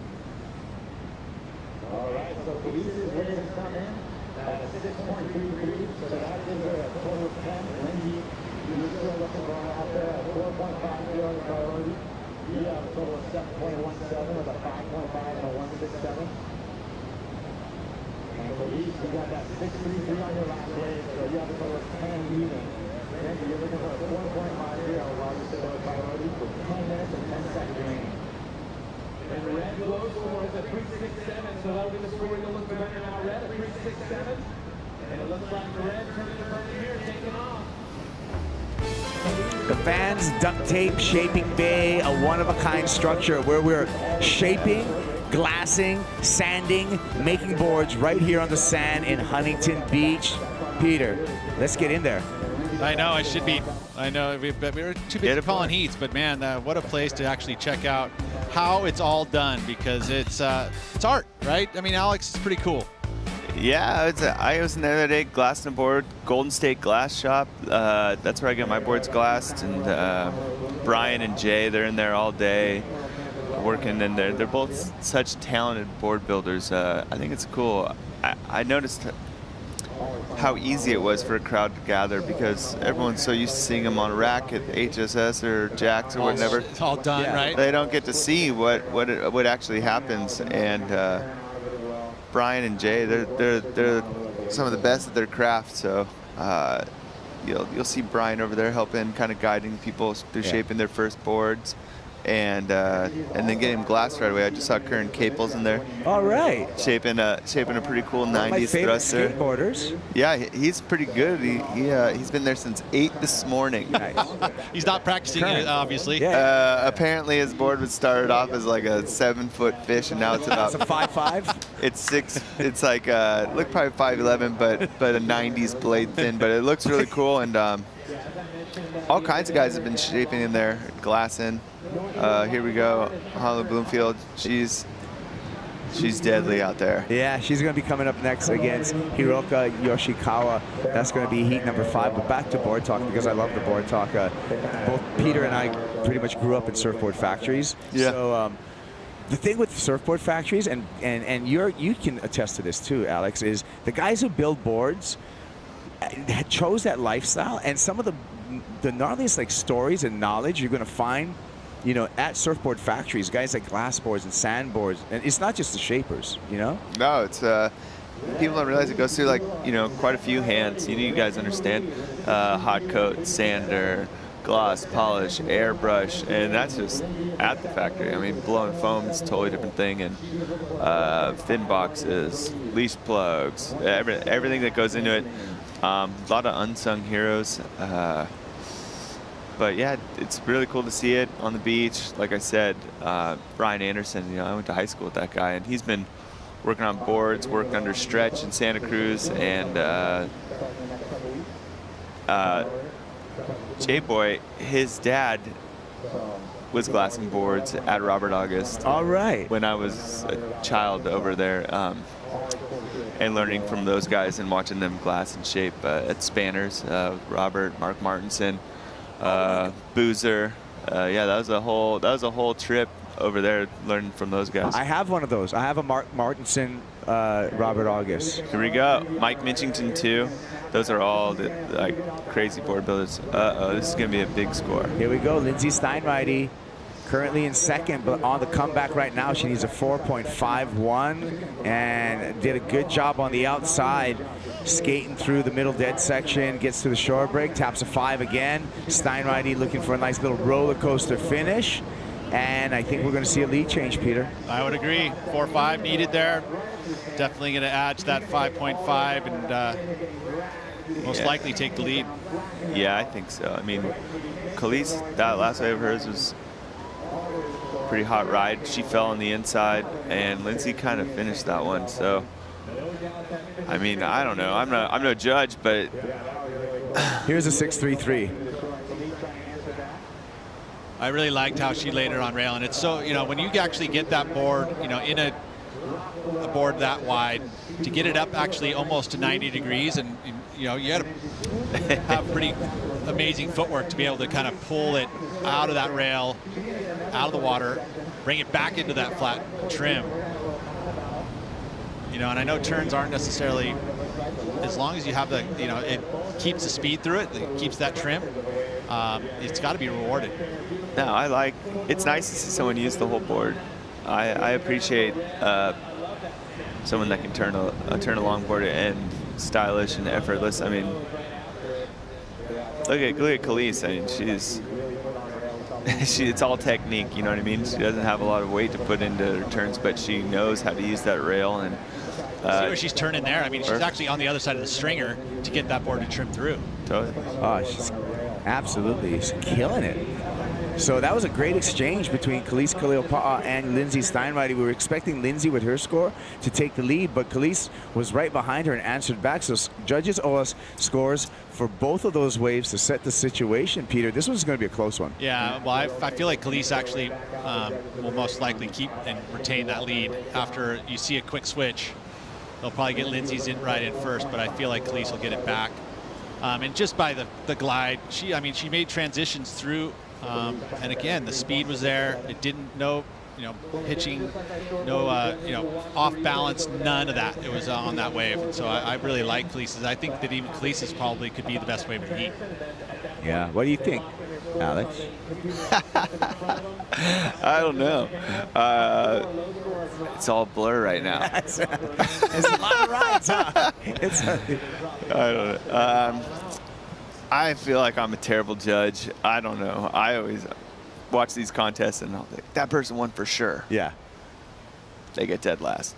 or something like that. But that's what it is. That's what's cool about surfing and longboarding. It's very nuanced. So you're kind of just playing favorites on what you like. It's like music or looking at painting or something. Yeah. But yeah, tapping into like the outside energy of the wave and getting a good nose ride definitely seems to be rewarded. And the two of them, they know what they're doing. Well, we're waiting for scores, and Khalees isn't going to wait for that to be announced because she's going to get busy right now, back up and riding. Khalees Kaleopa'a from the south shore of Oahu. Lots of white water there that she's just going to have to transition through. Sticking on the side of the pier. Sometimes the water gets messy there, just waiting, and then right behind her, Steinreiter, up and out. On the inside. And that was it. That was sick. And hangs on to, wow, bouncy little inside section, and she hangs on nicely. Yeah, she floated that. That was cool. I like seeing the whole board up in the lip line. That was a little knock knee. That was kind of, we were talking about Craig Anderson. That was almost a little Craig Anderson out there. Craig-ish. Yeah, it was. That was Craig-ish. Here we go, one more time to enjoy, Pete. Yeah, well, the 5.97 came in for Lindsay, but she did end up going to first, but then Khalees' score came in, and I was thinking it was going to be the best wave of the heat. It did actually come in as a 6.73. Now, this one, even though I didn't think the inside was there, the outside work to me wasn't quite as good as the wave previous, so I don't know if it's going to change anything, even though I really like this as well as you did. But that, with all that bump, just getting bucked off and somehow containing control there was pretty darn cool. So, I mean, maybe the judges like that kind of little flare of dramatics, yeah. But I personally, again, if I were throwing down a score, I think it would stay the same. I think that's probably 5.5-ish in my eyes. But again, I love that wave previous to it. It's just way more grace, way more fluid. Yeah, maybe a little bit smaller, not a lot of stuff on the outside, but a good finish. Like to see a good ender hit that section or do something cool on the insides, kind of. Yeah, score came in, did not factor in. 5.0. Peter, you're good. I'm paying attention a little bit here. Have you been doing this a while? But I mean, with longboarding, I've never judged a lot of longboarding. Well, you're already on the panel because you nailed that one. Jeez. Don't underestimate yourself, Peter Mel. You can do it. That was hardcore. And I was like, because I thought it was good too. At first, I was like, oh, that's an 8. And then you said that, I was like, I guess that's a 3. And I don't know. All time. But it's getting crazy. Lindsay needs a 7 to advance. Ah, man, that's a pretty big score. 50 seconds left, but it was like Top Gun's a dogfight right there. It was like the 673, there was a turn in the middle of it, right after she got to the tip, where the board went up on rail and she glided through it. And again, I haven't seen that very often on a log, true log. And I was stoked on it. So, I mean, I'm glad the actual judges saw it too. Yeah. All right, well, 25 seconds, and the door is starting to close on Lindsay Steinreiter. She has priority in this last 20 seconds. She needs a 7.09. We're going to pick up this ride of Khalees on the inside here, just gliding. And not going to make that connection. No harm, no foul. It'll stay the same. The situation in the water. Steinreiter yet to catch a wave. She needs to do so as the clock counts down. And the hooter's going to blow. And that's going to be the end of the ride for Lindsay Steinreiter. Khalees Kaleopa'a on to the quarterfinals. Thank you, Peter. And thank you, Alex Nos, for coming in here, talking story with us. Too easy, guys. We Thanks. appreciate that, brother. We'll be back. When we come back, Honolulu Bloomfield and Hiroka Yoshikawa will be doing battle at the pier.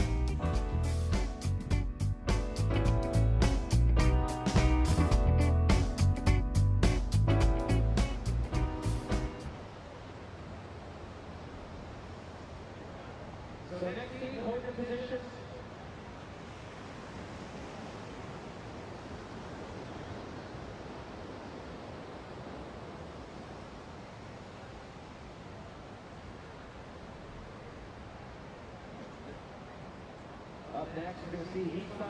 Stand by with the countdown, 19.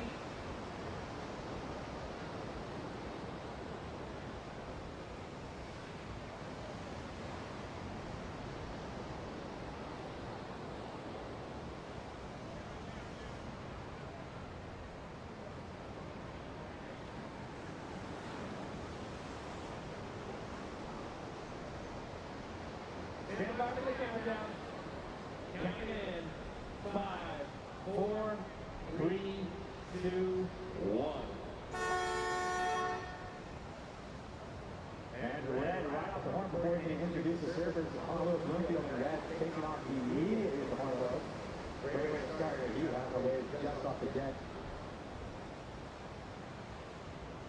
Okay. Blue will have first priority. Honolulu Bloomfield just on the wave. I've seen her at the Duct Tape Invitational in years past. One of the invitees is great that she's here. We are with Wild Coast and Shiseido and WSL here doing a beach cleanup. We're just picking up trash up from HB and collecting as much trash as we can. At Wild Coast, we are all about saving our wild coast and oceans, and we have partnered with WSL to help clean up the beach and save our oceans worldwide. To have them kind of come into the surfing world and also want to make a difference in terms of keeping our oceans and beaches clean, and to be able to collaborate with such a big brand on that level has been really, really cool for me to be a part of it. What Shiseido is doing is so amazing, and I feel so proud to be a part of it. It's our way of giving back to the ocean. Not only surfers, but the whole world. We all need the ocean. You know, we're not only spreading the message, but also physically doing it. This is where the big change happens. It's when multinational companies are coming together to do this type of work at this level on the ground and building a community around it.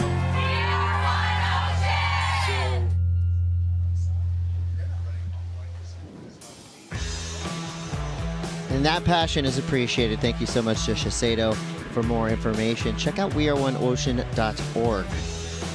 Well, the beach is packed. Good news for everybody involved is all these seats are 100% free. No tickets needed to come down and check out elite level surfing here at the Vans US Open of Surfing. Chris Cote here with Shannon Hughes. We are in Duct Tape, round 4, heat 5. I love that Vans has decided to make this part of the world's largest action sports festival and a World Surf League Championship Tour event for the Longboard Tour, stop 2 of 3. Now we've got champions in the lineup. Honolua Bloomfield, currently ranked #1, going up against Hiroka Yoshikawa. And both surfers had a quick start, but both of them with low scores, 193 and 183, but they do have 22:30 to go. Chris Cote here with Shannon Hughes. Tail of the tape, on paper, pretty clear. Honolua would be considered the favorite. She's our 3-time Longboard world champion, but Hiroka Yoshikawa could play the spoiler. We've seen a lot of that already today. We have seen a lot of that. It's been a wild day of surfing for the Longboard Tour. Honolua, obviously 3 world titles. Also coming off of the win at the Sydney Surf Pro, so won the first event of the 3 in the title race events this year, which is why she's #1 on the rankings. But she's up against a Japanese competitor from Chiba, Hiroka Yoshikawa. Hiroka coming from a full surfing family. Her parents own a surf shop in Chiba. Her dad is a shaper, and she's riding his boards right now. So it's been, in her blood for a very long time. And coming out of Chiba, she surfs conditions like this all the time. So I'm going to give her the nod in this one. Yeah, no stranger to the funk. And she's been super smooth throughout this entire event. Here she is in the blue jersey. That wave, not ideal. She'll get right back out there, and that'll give Honolulu priority, most likely. So the WSL Longboard Tour for 2022 has already been packed with action. We are 1.5 events down, and the final event is in Malibu, California. And this event right here, definitely will inform us all as to what we'll be looking for when the finals come around to Malibu. We've got 20 minutes and 54 seconds in this heat. You see Hiroka out the back waiting for scores. And here we go. This is your WSL Longboard Tour, a 3-stop series starting off. Manly Beach, Australia, Harrison Roach, and Honolulu Bloomfield with the win. Today, well, this could be how we fill our finals, which will most likely come down to tomorrow. And then upcoming Cuervo Classic Longboard Championship at the one and only Malibu, California, Shannon. It's so exciting that the WSL has secured Malibu for yet another year to run the crowning event for the championships. Now, those first 2 events between Manly and Huntington Beach worth 5,000 points. Surfers are only going to be carrying 2 events worth of points to win the world title, so they're going to drop their worst results. Heading into Malibu, there's going to be 10,000 points on the line, which means we're guaranteed to crown the world champ there. Honolulu Bloomfield. She is super stylish and very consistent.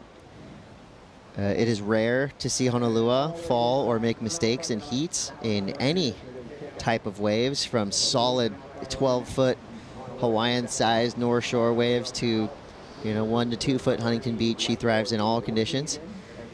But she's not taking Hiroka lightly. Hiroka backs up her first score with a 2.27. So Hiroka in the lead for now with 19.5 to go. While our surfers make their way back into the takeoff zone, that gives us a chance to go to the glass. Louisa Florence standing by with the winner of that last heat, Caity. Yeah, and she was just telling me she's tired. The conditions have been all over the place this week, but it's definitely better today. What do you think? I think today we got really lucky with how the conditions are, especially for longboarding. Watching the shortboarders this morning, it looked very difficult for them, so I'm just stoked it's like this, because it could be way worse for Huntington, so yeah, I can't complain. Yeah, but your cousin was like, he grabbed my microphone and he was pretending to be a reporter, and he was like, it's streaky out there. So how did you manage to score today? I want to say it's like half luck and then half just like studying the wave, I guess, with your mind, but you could totally have a plan before you paddle out and it fall apart depending on the ocean. So I think you have to just be in one with Mother Nature out there and kind of just go with the flow, but still have like an idea of what you want to do. Amazing. Congratulations. You're moving forward. Gotta love this Hawaiian vibe, being one with Mother Nature. So take that, guys. Thank you so much. Thank you. Thank you, Louisa. Congrats, Caity, making it through into the quarterfinals. We will see semis and finals tomorrow. as we get to the end, the finish line of the Vans US Open of Surfing, but plenty of action before we even start to talk about what's going to go down here on Sunday. 18 minutes ago, Honolua comes through with her last wave, a 3.67. Did have a quick little up and down for a 1. That's enough for Honolua to get into the lead. And that is a place where she feels pretty comfortable. It seems like more often than not, whenever Honolua surfs a contest, she wins. She is pretty consistent. Out of those 3 world titles, they've come every year that the World Longboard Tour has included multiple events. Back in 2017, we had a 2-event tour that started off in Papua New Guinea, PNG of all places. It was wild. It was basically like throwing the longboard crew out at Nias on a really good day.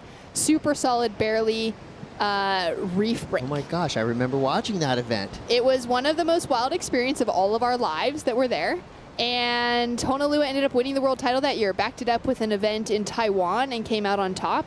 And then in 2019, so that was 2017, her first. 2019, we had 4 events on the world tour that year, which included Noosa, it included Spain, New York, and Taiwan again. And then last year, it was events including Noosa, including the Surf Ranch, which she got a perfect 10 at. If you haven't seen that wave around the world, we'll maybe try and show it to you at some stage, because it was this insane switch stance nose ride, got barreled on the finishing section, absolute grace and poise, style and flow. And she walked away the world champion again at Malibu last year. Very cool, and very excited to see what happens at Malibu. It's right around the corner. Peak prime time Malibu season for us to finish off the WSL Longboard Tour. We will have a champion after that event. As it stands now, Honolua Blomfield, as you saw right at the beginning of this heat, she is #1 in the world coming into the Vans US Open of Surfing.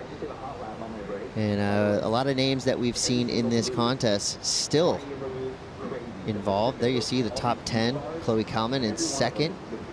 Soleil and Tully tied for 3rd. Natsuma, Sophia, Rachel, and Mason all tied for 5th. This is going to be a very important few rounds of surfing here at the Vans Duct Tape in Huntington Beach to really kind of lock in our top 10 and break some of those ties. Oh, it's absolutely crazy. Even looking at that list of women still left in that top 10 conversation, 2 of them are world champions in Soleil Erico and Rachel Tilley. We just saw Lindsay Steinreity, the only other world champ in the draw this week, fall out in that last heat to Khalees. Late takeoff for Hiroka. And she's trying to fade through to make the transfer to the inside. Ooh, has a little bubble to ride on, and she gets it. Quick little 5 there. Continuously redirecting that 9-foot plus board. A nice finish. That is going to be a solid score for Hiroka Yoshikawa. Kind of against all odds on that wave. Almost fell in the takeoff, but then had a beautiful control throughout the entirety of that ride. That was amazing surfing. That was such beautiful longboarding, and that to me speaks volumes of her knowing how to surf beach break conditions like this, shifty, onshore, and feeling so comfortable at just reading what's in front of her. Now the only issue here is not really finding a nose ride. Now that's something that the judges are going to take into account until that little moment there on the nugget finds that little corner. But really good use of the rail and just finding that trim point. She put that board in the right section. She didn't race away from kind of that critical zone on the wave too much by racing out into the flats. She just kept that board engaged with any little area that was going to keep that board moving forward. The only thing is really finding that solid nose ride, especially at the start of the wave, that the judges really want to see, and that is part of that criteria. Yeah, and do you think the judges look at the drops, right? We saw, with Hiroka, the beginning of that wave was a pretty severe takeoff. It was a pretty vertical wave, especially looking at what we've seen in the last hour or so. There hasn't been a lot of those kind of big pockets out there. Do the judges take into consideration the takeoff and kind of the recovery that happens sometimes? I think that they'll take it into consideration if it's being done with control. So a big takeoff, a risky section, absolutely going to be rewarded if they have control taking off into it and if they can pull off a maneuver. If it's just one big bumpy takeoff, maybe not necessarily, but they're definitely looking for these surfers to look for potential like that. And they're going to reward that risk, which is part of that initial criteria. Now that last wave came through as a 4.33, and I really appreciate the judges actually going that high without having one of those really critical moments out the back. Honolua answering back. Great start to that wave. Kind of a quick fading carve. And she's out. Did like the look of the takeoff. It must be a really interesting vision when you're standing really high on the water like there on these big boards and kind of surveying the scene and you go, where did this wave go? Anyway, there will be more action here in round 4, heat 5. You're gonna have to stay tuned to find out what happens next. This is Vans Duct Tape.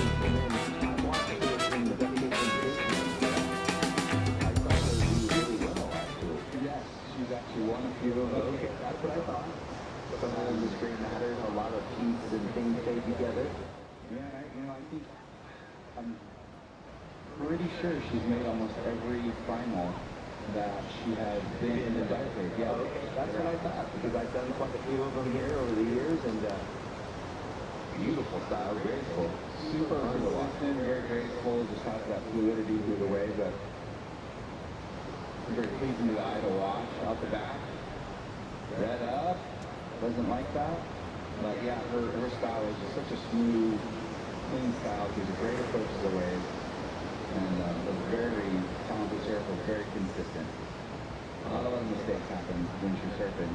And obviously, she's made it into every final nearly. And she's back up and right. So this one looks a little better. Just a quick little 5 there. Right here, so she can navigate through this little flat section. Oh, nice little trim. Ooh, I love that. That's what I wanted, the parallel stance and the little paddle. We see a few waves move through the lineup. It definitely seems challenging on a longboard like there's a lot of little niggly bumps ready to fight those long, round rails. All right. It's like a steep takeoff and then super mushy. Okay. Welcome back to the 2022 Vans Duct Tape Invitational. I am in the BF Goodrich tent, which is the best place in the entire Van Dorn Village to be right now because I'm with the Howley boys and they are serving shaved ice. So Chris, Shannon, my only question for you, what flavors would you like, my friends?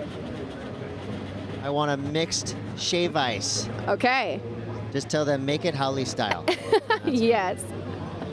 Oh my gosh, this is torture. What? That's not fair. Especially on a day like this, it's so hot now outside. It's going to melt by the time it gets to us, but I will be making my way to the shave ice zone after this. Well, just apologies to our audience. If you hear Chris Cote lay out of the conversation for a while, you know he's eating shaved ice in here. Yeah. You can take it from here. I'll be right back. 10 minutes, 11 to go. Honolulu Bloomfield comes back. A 5-point ride to get her onto the top spot in this heat. Hiroka Yoshikawa does have priority and only needs a 4.35 to go, so this is still a really tight matchup. I'm curious, do you think Honolua has competed against Hiroka Yoshikawa much in the past? You know, they've been on tour over the same years before. I don't think that they've had a head-to-head matchup like this, but Hiroka's been in the scene since 2011. That was the first time she started competing in those LQS, Longboard Qualifying Series events at home in Japan and in Asia. And there's such a thriving longboard community out in Japan. So she's been in that scene for a long time, as well as Honolua, so they would have had, you know, each other in the same events. But for Hiroka, it's the first event for her this year, getting that call up, I believe, after a good result that she had at Noosa a couple of years ago, just because we haven't had so many longboard events, and there are some regional positions available. So it's been great, and she's so deserving of getting a spot into this event. Yeah, they're definitely familiar with each other. And that's sort of the thing, too, with longboarding. It's a smaller community. I mean, if you take in your average surfing population around the world, a lot of people are riding boards that are probably over that 8 to 9 foot mark anyways, even including soft tops. But little nose right there to start for Hiroka. That won't factor into anything big for her. But really that core crew, it's a small community and there's a lot of overlap between, and it makes it a really cool family. Speaking of really cool, what a way to take off for Honolulu Bloomfield. Just a quick run to the tail. Nice turn to get this wave started. Pretty steep takeoff. And it looks like this wave will have plenty of power to get her through the flats. It does. I'll tell you, if any surfer has the ability to maintain composure in a dumpy shore break situation, it's Honolua. She surfs all up and down on the north shore of Oahu over shallow reefs and is fearless. Seen footage of her and photos of her surfing giant waves.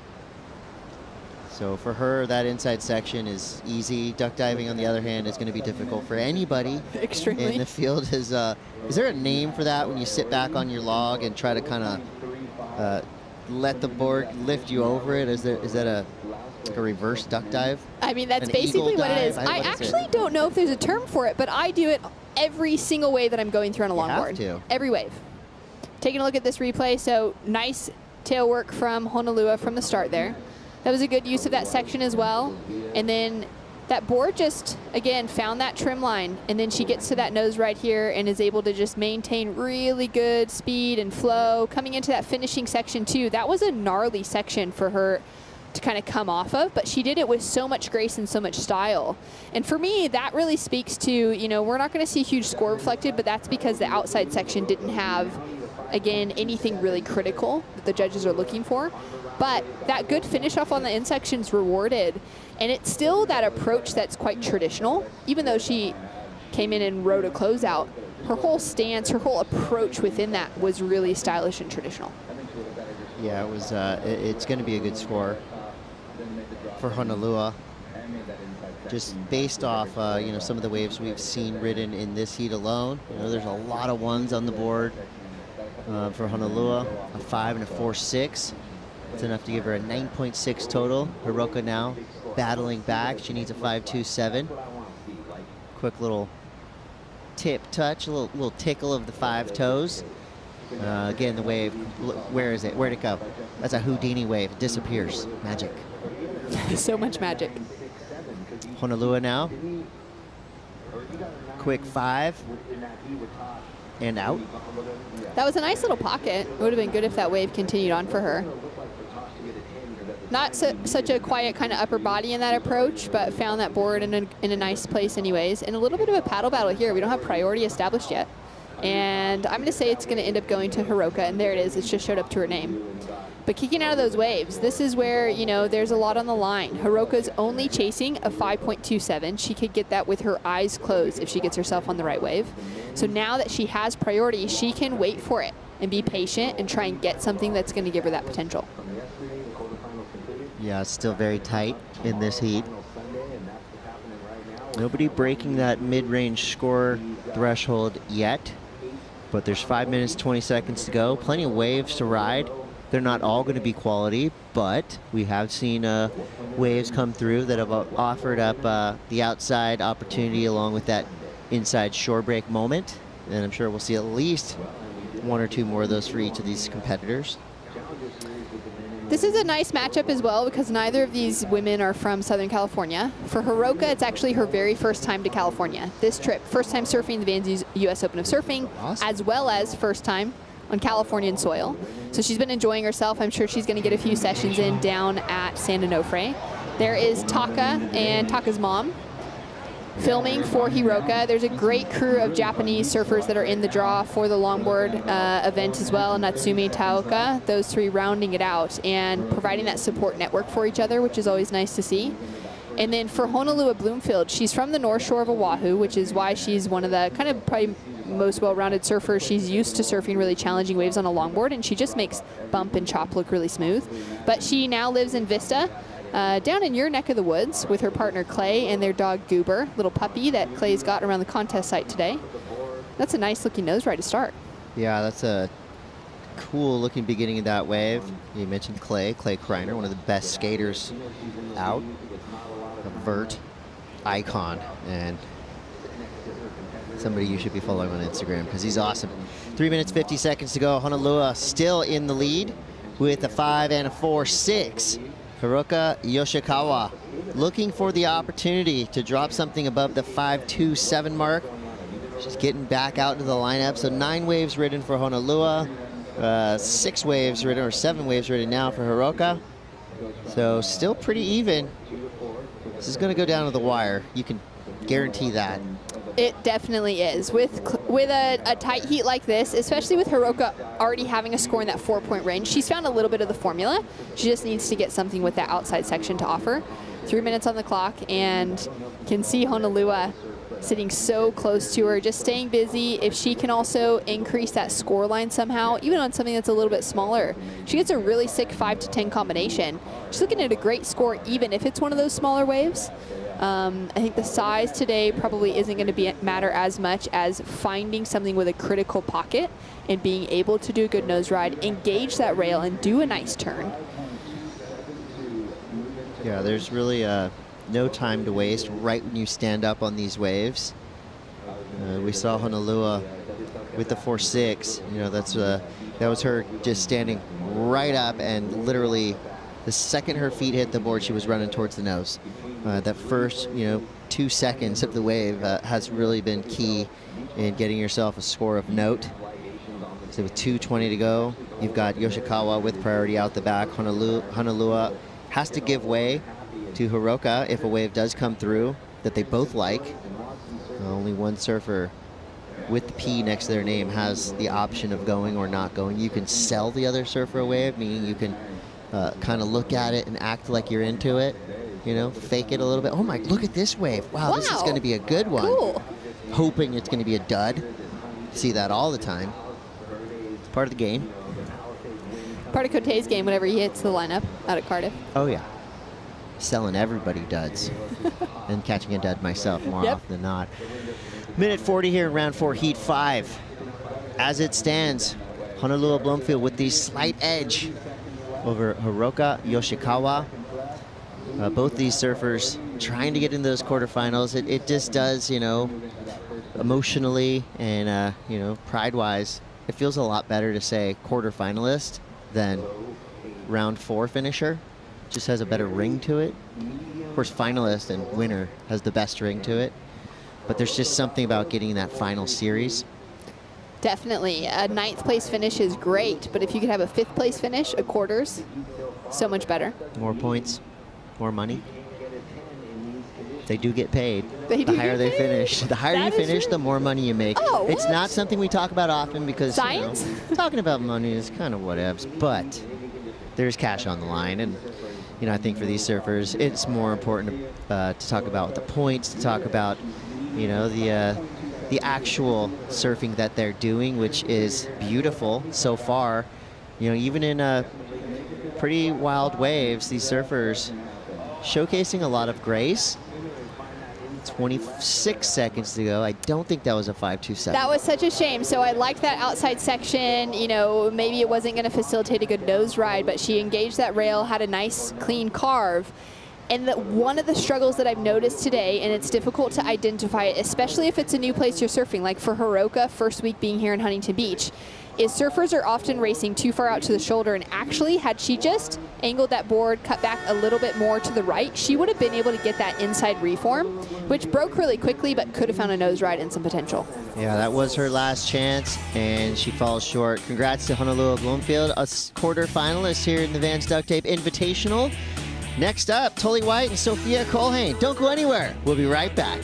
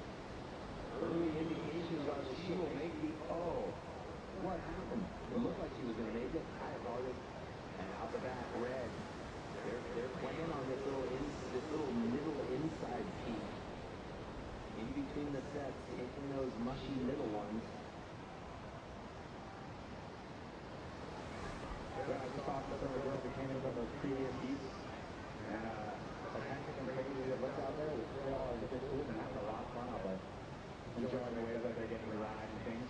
It's a little difficult, but Well, it's difficult for them, it's difficult for the competitors, so in the end, just as fair as it gets.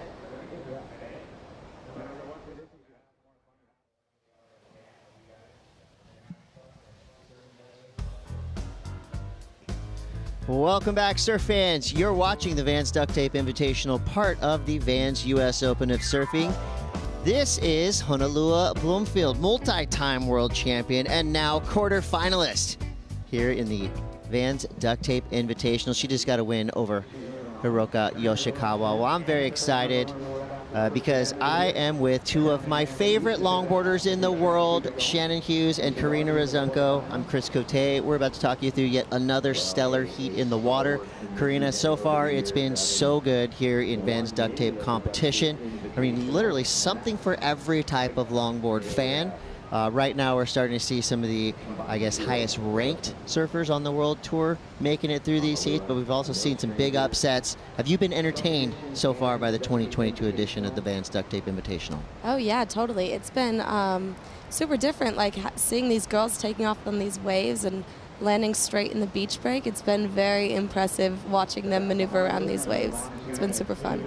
Yeah, and I feel like today is a little more conducive to traditional longboarding, but that being said, the first couple of days of the Vans Duct Tape Invitational were radical. And Karina, you were out there involved. I loved watching you in your first couple of heats. Definitely put on a great show for us. And you know, when you think of combining the World Surf League Tour and the Vans Duct Tape Tour all into one big happy family, you probably got to compete against some surfers that you don't normally wear a jersey and sit opposite of. Yeah, it was super fun. It was a totally different experience than I've had in so many years, and it was super fun surfing against all these girls. Yeah, it was definitely a melting pot. I loved it. I love it. Well, with 21:38 to go, Shan, we've got another stellar matchup. Sophia Kulhane and Tully White in the lineup. Already a couple waves ridden, just a couple low scores on the board. So pretty much looking to get rid of that 0.5 and that 1.33, but you never know. I mean, this is Huntington Beach. This is the Vans US Open of Surfing. Expect the unexpected. Sophia Kulhane from Hawaii, a standout so far in every heat she's surfed. What can we expect from this young surfer right here in blue? I am just really proud of her. She had a struggle in her first heat of that round 2 matchup, and then had to battle her way through that elimination round in round 3. Really didn't find any waves in that first heat, and then made a really strong comeback. There's a couple of the women that kind of had been seeded that way. And to be able to figure out tricky conditions, I think from there she's able to build a lot of confidence moving forward through the rest of the rounds, especially matched up a bit against someone like Tully White, who's just got a bit more competitive experience. Tully walked away with a semi-final finish, although Sophia had a quarter at Manly, while Tully had that semi-final. And so for her, she's got, you know, Tully's maybe got a little bit more competitive history to her. Sophia's just such a good server. Quick cross step to the nose, fading right, fading left. Where she ends up, we have no idea. Well, we do have an idea. She's gonna end up right on the nose, hanging 5. Nice turn to finish that wave. That was well done from Sophia Kulhane. What do you think? Is that how you want to start your heat, Karina? If I could start my heat like that, I'd be laughing. That's so good. She really used all the parts of that wave and getting up to the nose in those tricky pockets. That was very impressive. She's really come a long way with her surfing. And you know, some of these boards, I can describe these boards as pretty, right? I mean, they're beautiful works of art. Sophia's board in particular has a really nice looking outline to it, and it looks like the perfect selection for today.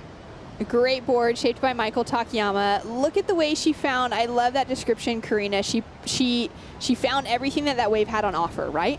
She had that nice nose ride to start. She had that second nose ride, really engaged the rail as well, and had a really sick finish on the end section. Judges just dropped in a pretty solid score for it, and it's going to put Tully in an interesting situation. Yeah, that's a big start for Sophia Kulhane, a 6.5. So that's one of the biggest numbers we've seen in the past 3 or 4 heats. Perfect example of a quick start, and now it gives her the luxury to be a little bit more selective, and she can, you know, she can wait for the right wave to appear. Tully White, meanwhile, out the back with priority, just sitting on a 0.5, so nothing happening just yet for Tully White, but she's really been kind of the buzzer beater story of this entire event. Yeah, it's been really impressive to see Tully's performances. Coming out of Manly as well, she's used to surfing locations like this, these kind of soft beach breaks. But she also has a really strong mental game. I mean, Karina, you've known Tully for a little while here, and she's just a really solid competitor, even coming down to those moments when she requires something, and she has to keep that mental attitude in check coming down to some really dicey situations. Yeah, totally. I even see it on land. Like, she's just a very calm person, and you could see that with her surfing. She just like brings that to the water, and she doesn't let things get in her head, which is like really cool. She's actually one of my favorites. She's one of my favorite surfers. I would love to see her win this. The whole event, actually. Yeah, you almost said she's one of my favorite surfers in this event, and you're, wait, actually, one of my favorite surfers, period. Yes. All right, what about her style do you love so much? She's just super smooth. Is this her? Tully White. That is Tully. I believe. On the blue board. Little backlit. Beautiful footwork coming off of that nose ride. Wild section, too. She's going to kick out of that. That was heavy. That was smart. Yeah, that was very heavy. That inside section would have crunched her. But, yeah, she's just super smooth. She has, like, nice, fast steps to the nose, and she just has really good bottom turns to, like, get her back into the right position. She just does everything very textbook. She's very impressive to watch. What did you like about this one? I mean, this wave is super tricky, but she goes right in the critical part of the wave, and she gets to the nose, and I think that's kind of what it's all about when you're longboarding, just being in the right spot, being in the pocket, and that kick out was sick. It was sick, and it was a lot safer than what was about to happen. It feels like about a month ago, but on day one we saw a couple broken boards, and they're still lingering around. They're almost like warning signs for people out there. Be a little bit careful, even on a day like today. We could see a busted stick, but the way I'm seeing these surfers controlling these boards, I don't think we've got to have to worry about that, as Sophia, she's already gone right and left 6 times on this wave. She is having a field day in these conditions here in Huntington Beach. 16:30 on the clock as the judges lock in their scores. Let's go down to Louisa Florence standing by with Honolua Bloomfield. Yeah, I just had a hard time pulling her from the sand because at the end of the day, she is our 3-time world champ. Tell us, how was this heat for you now that the conditions kind of improved from the previous days, or what are you thinking? I don't know. Personally, that was a tough one for me. I managed to find a couple, but I was having a hard time. It was kind of all over the place, and I wasn't able to make the sections most of the time. So it was a nail biter for sure. Hiroka is like an amazing surfer. I love her style. So I was super actually scared for this heat. But yeah, she's amazing, and I was just stoked to squeak through. Amazing. And what do you think you can take from this heat to the next one, because it's coming up? Maybe practice a bit more. Really? You're going to go some free surfing? I think so. Really? Might just go straight back out there. Amazing. And we're going to just try and just feel the wave, the Hawaiian vibe, just be one with nature too? You know it. Amazing. Congratulations. I'll let you go. Back to you guys. I love that. You know, the one I would say shared attribute to all of our surfing champions is the inner grommet. You've got to love it. Honolua right there saying, yeah, you know, did some work out in the water. Now I'm going to go do some little vacation surfing on the other side of the pier and then get right back to work. She's one of those surfers that I don't think I've ever seen her not in a wetsuit. She wears that thing from 9 to 9. I mean, every single day. She's a surf rat, and I love it because obviously the talent level there is through the roof, but even when you are so naturally gifted, you got to keep practicing because everyone else is putting in the work. Yeah, definitely. And I love that Honolua is just so humble too. She comes out of the water and she clearly ripped the whole heat, and she's still like, yeah, I think I need to practice. She's so humble and sweet and kills it always. She's so consistent. So 14:20 on the clock. Sophia Culhane is having a great heat. She's got a 6.5 and a 4.73, well into the lead for now. Tully White needs a 6.96. The beach is packed, and we're trying to pack our quarterfinals. Stick around. Let's see what happens next. This is the Vans Duct Tape Invitational.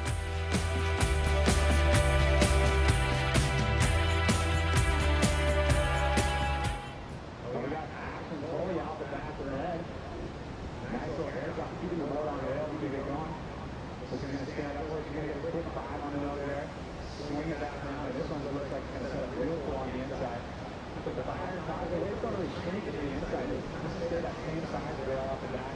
go up and stand up a bit more as they get close to the beach. Pretty cool to see the action going on there yesterday, and already some action in this heat as well. Previous heats, lots of cool drama, right? The story. Well, it looked like she was eyeing that up. I know if I was standing on one of those longboards, bouncing along with like 7 feet of longboard in front of me, looking at a 6-foot short wave, I don't know how motivated I'd be either.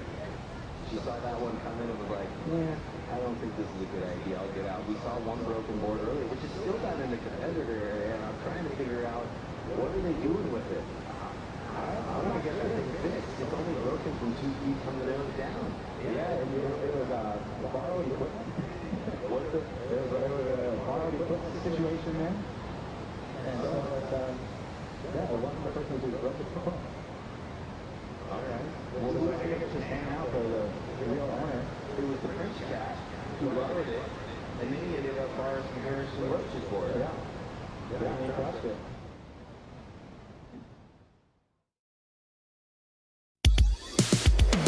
The Vans U.S. Open of Surfing is brought to you by Vans, off the wall since '66. By Flying Embers, official hard kombucha of the World Surf League. By Hydro Flask, every adventure starts with 2 simple words, let's go.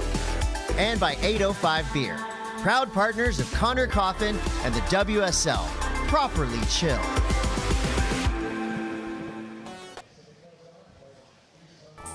Welcome back. Welcome back. Welcome back to the Vans Duct Tape Invitational. We're live from Huntington Beach, California. And this is the Vans Duct Tape Invitational. We got 11:48 to go. Sophia Colhane with Party and the lead over Tully White. Chris Cote here with Shannon Hughes, joined by Karina Rozonko. And so far, right now it's all about Sophia, but we know how good Tully is. And obviously if you get to this level of competition, you know how to deal with stress. She does have plenty of time, 11:26 to go. But what do you think young Tully White is thinking right now, Shannon? I think she's trying to keep her cool. She's got plenty of time on the clock. She does have a good requirement, though, right now, chasing a 6.96, which would be one of the highest waves that we've seen throughout the day. I know Chloe Calmon found herself a 7 in her heat. So they're out there, obviously. But for Tully, it's kind of a big ask. She could maybe be going for something in that 5-point range to build on the score line. There's a bit of a work in front of her, and I don't think this heat is shaping up the way she would have expected heading out. And with that, I'm just really proud of the way that Sophia is surfing. She's only 16 years old. She's still in high school. She's hoping to wrap up her senior year early next season to be able to just focus on surfing. But at such a young age, she's just keeping that cool really well. And her surfing has developed, I think, more than we've seen a lot of surfers. I mean, she came onto the scene actually back in 2020, and she made the finals in her first ever event as we take a look at this 3.5 from Tully White. So that was a tricky takeoff. There's a lot of bump on the face. She gets that quick tap to the nose, and then let's see what happens here as she kind of works her way down into that inside section. She's just going to have to straighten out. That was a really solid wave. She got that quick nose ride, but nothing really critical and no length to it. She's trying to stay busy here. But Sophia has actually made it into the finals of an event of this caliber. She walked away second place in 2020, which set her up at number 2 in the world at that stage, which is so impressive. And Karina, I think it's been really exciting now to see her be able to find herself back in that sort of momentum space as well as we take another look here. She is picking off really nice waves in this heat for how the conditions are. She's finding the good pockets and really riding them through all the way into the inside. Except for that one. Except for that one. Tully with another chance. Still sitting with that big requirement. Now, you obviously have been surfing out here for the last few days, and we were talking about the conditions being really big but maybe slightly cleaner on our opening day of competition compared to the last 2. What's it really like when you're out there?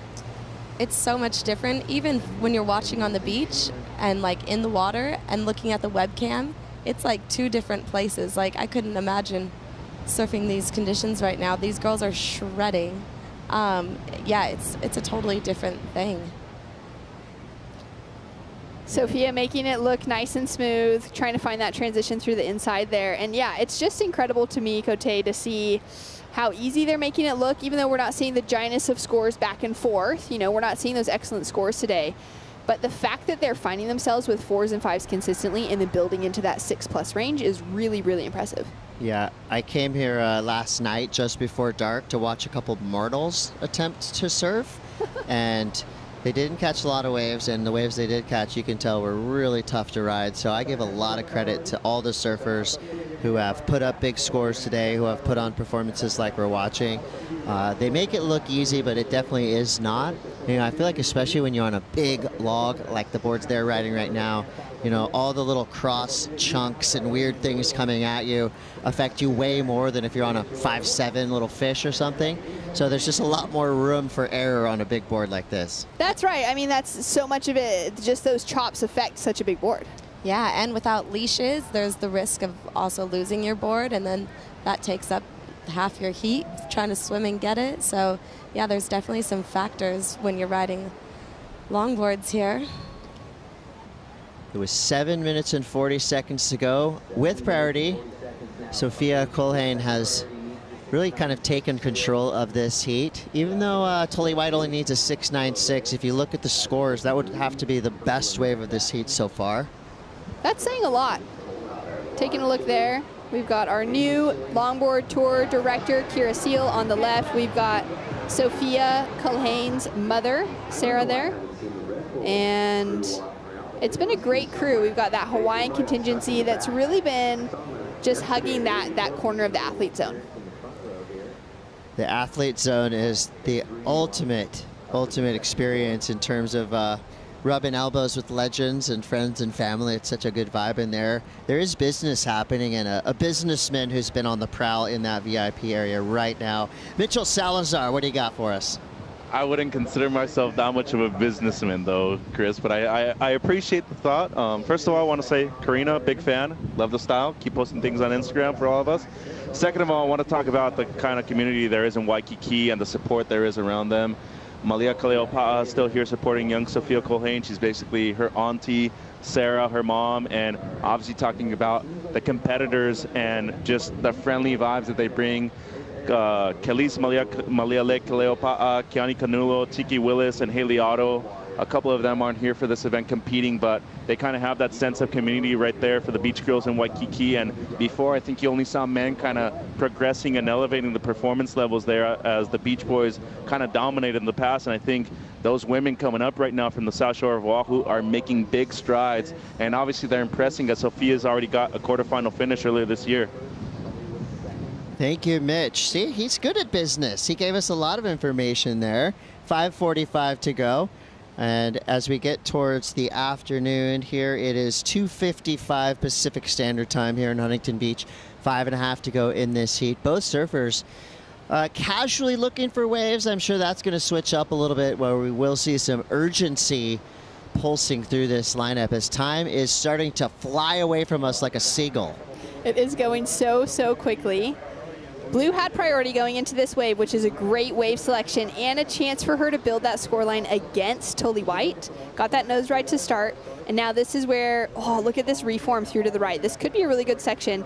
It's got that double up into the next wave, and that board just slices through this wave like butter. I cannot believe how smooth, aside from that backwash section, she navigated that wave, Karina. Yeah, that was really impressive. She is really finding the waves and using that priority to stick ahead in the competition, and she's crushing it.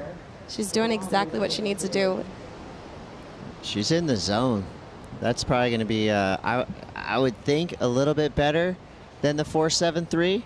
You know, she got full use of that wave from the outside all the way to the inside. It didn't really offer her any time to display the elegance that she usually has on that board.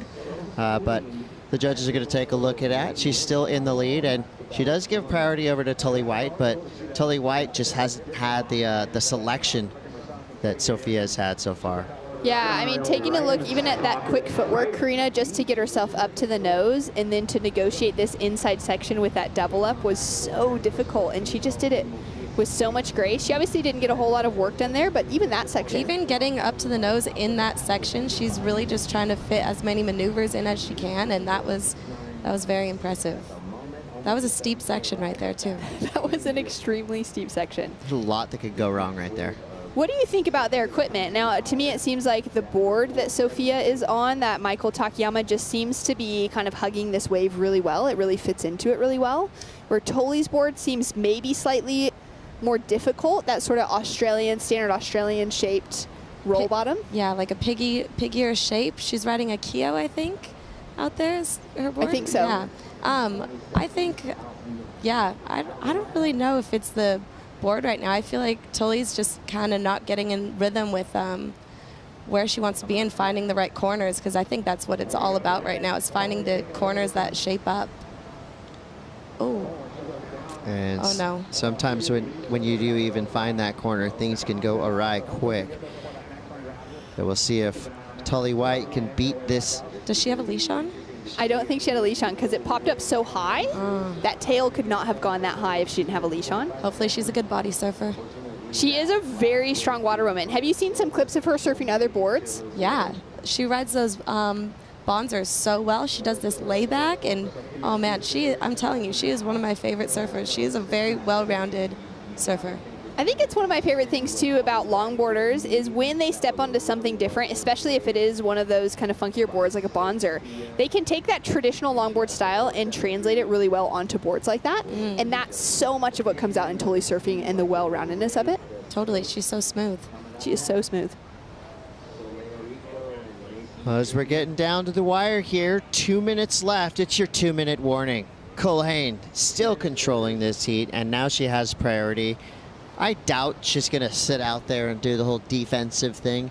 And it seems like there's enough camaraderie between the two of these surfers that they're going to want to surf it out all the way to the end. And if they do get involved in a big paddle battle right here, of course, I'll be proven wrong. But the score comes through for that last wave from Sophia Culhane, and it's even bigger than the 4.73 she previously had. A 5.17. Now Tully White needs a 7.40 with only a minute and a half to go. I'm starting to get a little bit worried for Tully White. But she has had some miraculous finishes already so far, so don't count her out just yet. She could find that 7.4. She gets on the right wave. But at this stage, priority coming into play, Karina. It's been a while since you surfed with priority. Of course, your career coming through on this side of things in the WSL and then transitioning into the duct tape side. I mean, Sophia's definitely sitting in that controlling position. Yeah, definitely. I think there's a lot of pressure with the priority thing, and I feel like Tully is definitely feeling that pressure right now with it coming down to like 50 seconds left. Yeah. Still possible. Is it? I love the positivity. Maybe. Anything's possible. Anything's possible, truly. And now we get to see a little competition on the lineup. So this is what we're used to seeing in the Challenger Series events, and that's fine that it's happening here in the Vans Duct Tape Invitational. These are all very competitive athletes, and so every once in a while a paddle battle is fun to watch. And both surfers now activating in this wave. They both had a good look at it. Now that's going to make things interesting for our priority judge. What happened there? Wow, I'm going to say, yep, priority flipped straight to Tully. So Sophia had to go. She had to use priority and take off on that wave. Obviously didn't actually manage to catch it very well, but this is the moment that Tully's been waiting for. All right, time's up. She needs a 7.4. I'm thinking hang heels, get a tube in the shore break. Oh! All right. That was pretty critical. That was and she awesome. pulled that without flinching, and she got that nose ride. That was very impressive, actually. Well, you can hear the beach going wild. They liked it. I love that she had one more wave come through. I think she's feeling it, though, and knows that to get a near excellent score, was going to need something really impressive out the back. What are your thoughts on this one, Karina? Let's see. She gets in the pocket. She's cutting back. I don't know. That inside section's pretty heavy, and I feel like if you're coming clean on that inside section, they've been scoring that high. She went underwater there. Her nose went completely underwater, and she pulled that. Now that I watched the replay, that might be closer than I previously thought. I don't know if it's going to get the score, but it was definitely going to be close. It might not win this heat, but it won our hearts. It won our hearts. And that's something. And she charged. Like, yeah, that is a really hectic section. Beautiful poise, surfing out the back, all of that style faux grace, connecting that outside section, and charged hard on the inside. And I liked how it was the last second, too. She's like, I'm going. Well, she put up a fight to the bitter end. Comes through at a 5.33. So it's going to be Sophia Culhane getting the win, but Tully White with the last second heroics. Thank you so much, Karina Razonko. We're going to flip it. One more heat coming up with Kaipo and Hall of Famer Pete Mel.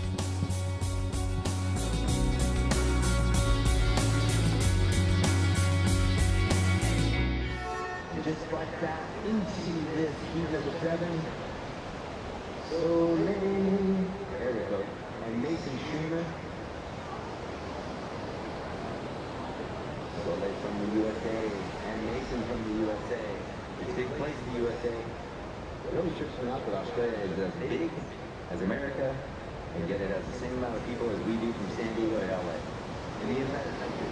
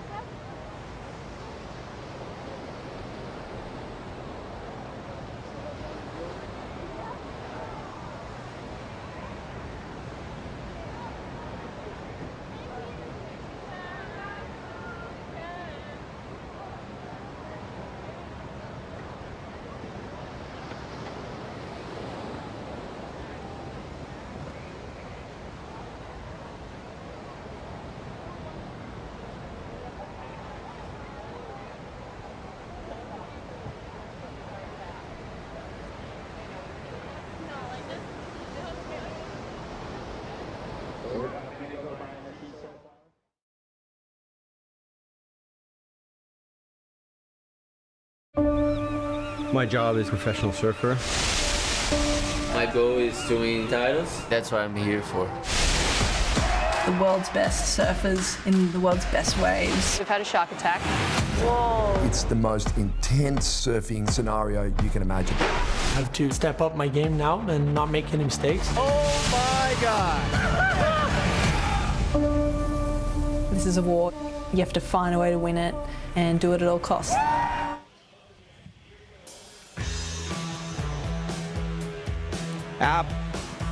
Apple TV Plus.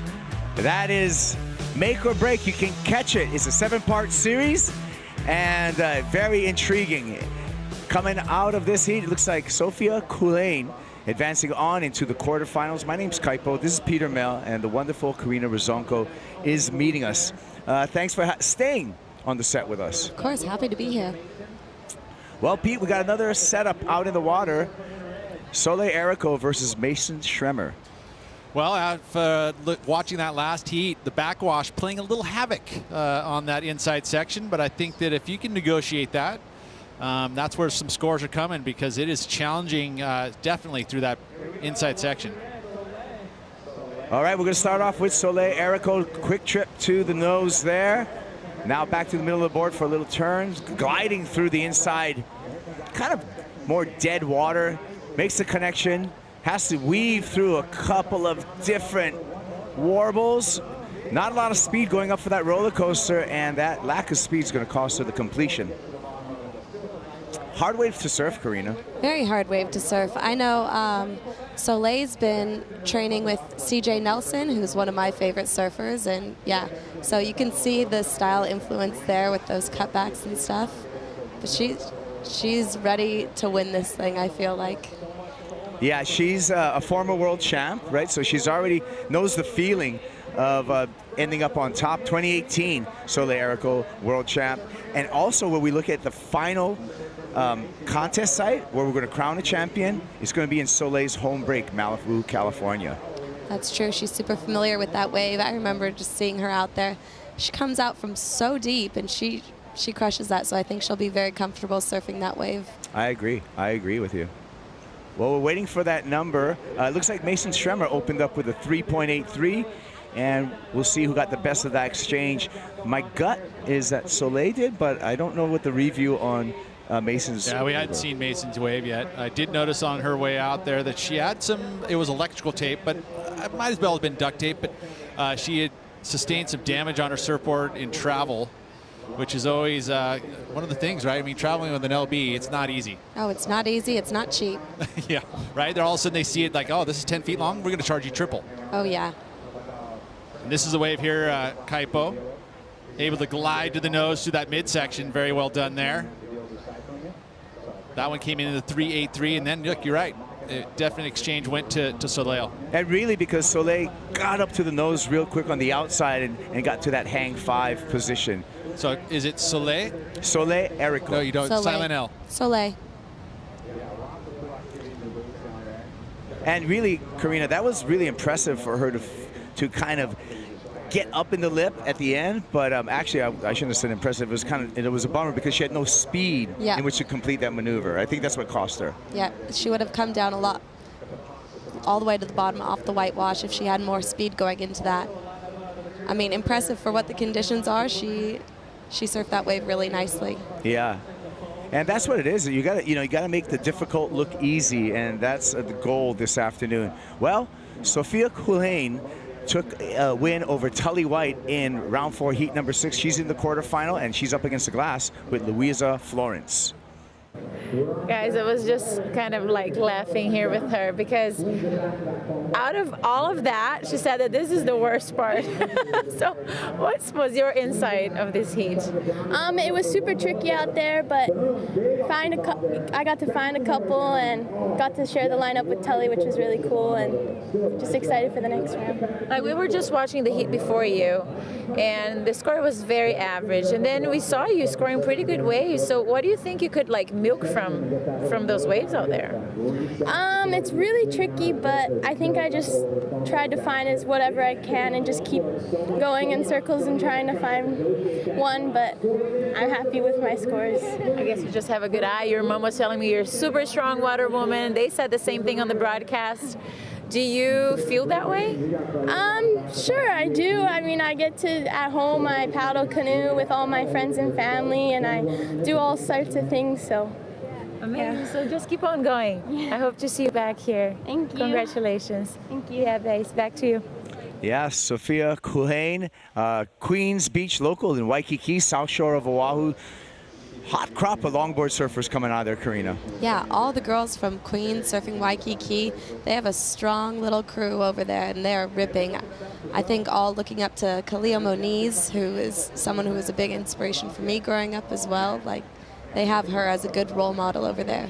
Thinking about peer groups, and I know that you're kind of a Sano girl, right? Yep. You've got a crew there. How do you guys feed off each other? Is it more just like, I mean, watching each other surf and trying to, is there a one-upsman kind of thing happening, or is it more just the vibe kind of helps push the crew? Yeah, I think we all just love it, and we grew up with each other and just feeding off of what each other's doing. We watch someone do something super unique and take that and make it their own. So I think the Sano crew has a very unique style and setup.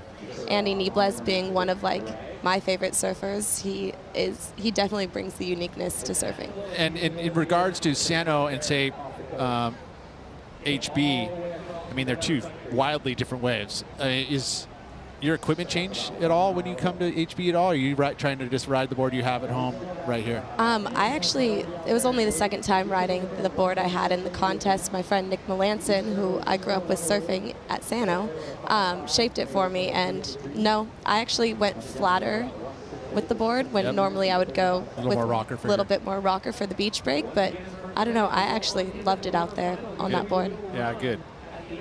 And now, Alex was talking about, and he had mentioned you and your crew of surfers there, and how that Sano vibe is. I mean, are you one of the folks that comes in the morning, parks it all day? I used to be, yeah. Not so much anymore. Did you grow out of that? I live in Bali now, yeah, that's so right. it makes that's a big drive. Where are you living in Bali? Canggu. Oh, no way. Okay, Yeah. so that's in a good neighborhood. You're in fun waves. Best wave ever. And good lifestyle. Yeah, I realized how bad the waves are in California once I moved there. Oh, that's funny. Yeah, because an average day there is probably an A+ day at home. Right? Yeah. It happens. The island of the gods, right? Yeah. For a reason. Yeah. But we're in Surf City, USA right now, and it looks like Soleil Erico 5.5, Mason Schremer 3.83, and things have slowed down a bit. Pete, is that the tide or is that the swell? I would think it's a little bit of both there.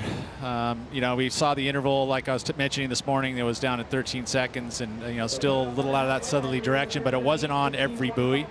You know, I had mentioned, like, you can see a graph that has every single buoy on the coast. And so some of them were registering the 13-second interval, and a lot of it was registering the 6-second wind swell. So we're seeing that drop off. We're seeing the other side of it, and then hoping that there's, fingers crossed, that we actually have a little more wind swell, so at least we can have some waves, especially through this high tide. Well, it's going to be the waiting game right now for Mason Schremer. For wave number 2, she can pull ahead of Soleil Erico just by getting to her feet and getting a couple turns, but she's going to want to put down a meaningful score if she wants to get out of this heat, Corina. Yeah, I know Mason last week was just in Salina Cruise, getting some good waves, getting ready for the contest, and a little bit different waves. I'm sorry. That's why I was just like, I don't know if that's the best warm-up for Huntington Beach is Salina Cruise, but it's a good surf trip. Well, no, because you're surfing a bunch. Yeah, you are. You're in the water a bunch, and the water's warm, and yeah, I think she scored some waves down there, but I know she has it in her. She's been surfing really good. She's on a Thomas surfboard, and she's been surfing those really well. They look good under her feet. Here we go with Soleil Erico again, quick to a 5 on the outside. And a nice redirect for Soleil. Little footwork with the cross step, gets back there. Nice pivot turn, change directions, back up to the 5. Inside section, and wisely straightens out there instead of trying to get greedy. Right behind her, Mason Schremer. Gliding through that midsection now, faded backhand turn. Taps the nose on the 5, gets back on the tail to negotiate the steep inside dump, and she's able to go successful as well. So nice exchange between Mason Schremer and Soleil Erico. We will be waiting for those numbers. Best wave, I think, for Mason so far. Obviously, the 383 carrying in our first wave, but that one more complete. You know, we saw her fall on that inside section. This time she was able to, no worries, get it clean. But I feel like this one here is the best wave of the heat, even better than the 5.5. Just, I mentioned how she was able to carve through all these maneuvers, redirecting back and forth and doing it so smoothly. I mean, a good read, too. Look at that, just quickly, and then able to jump to the tip again right before the shore break. Yeah, it feels like to me that that will be the best wave. Yeah, she definitely had a lot more speed on that wave and put herself in the right position, was completely in the pocket. Mason's left didn't really hold up as nicely for her either, but she still made the most out of that little reform. Oh. How about your boards in Bali? Are they going to be narrower than you usually would ride here, or the same? I kind of just ride whatever's around, and like if the waves are bigger, I'll grab like a mid-length or like a single fin. Right, yeah. Ride what's appropriate, right? Yeah, exactly. I don't longboard as much in Bali. So, while we wait for the scores to populate for both Soleil Erico and Mason Schremer, we're going to take a break. We'll be right back with more action from the Vans Duct Tape Invitational.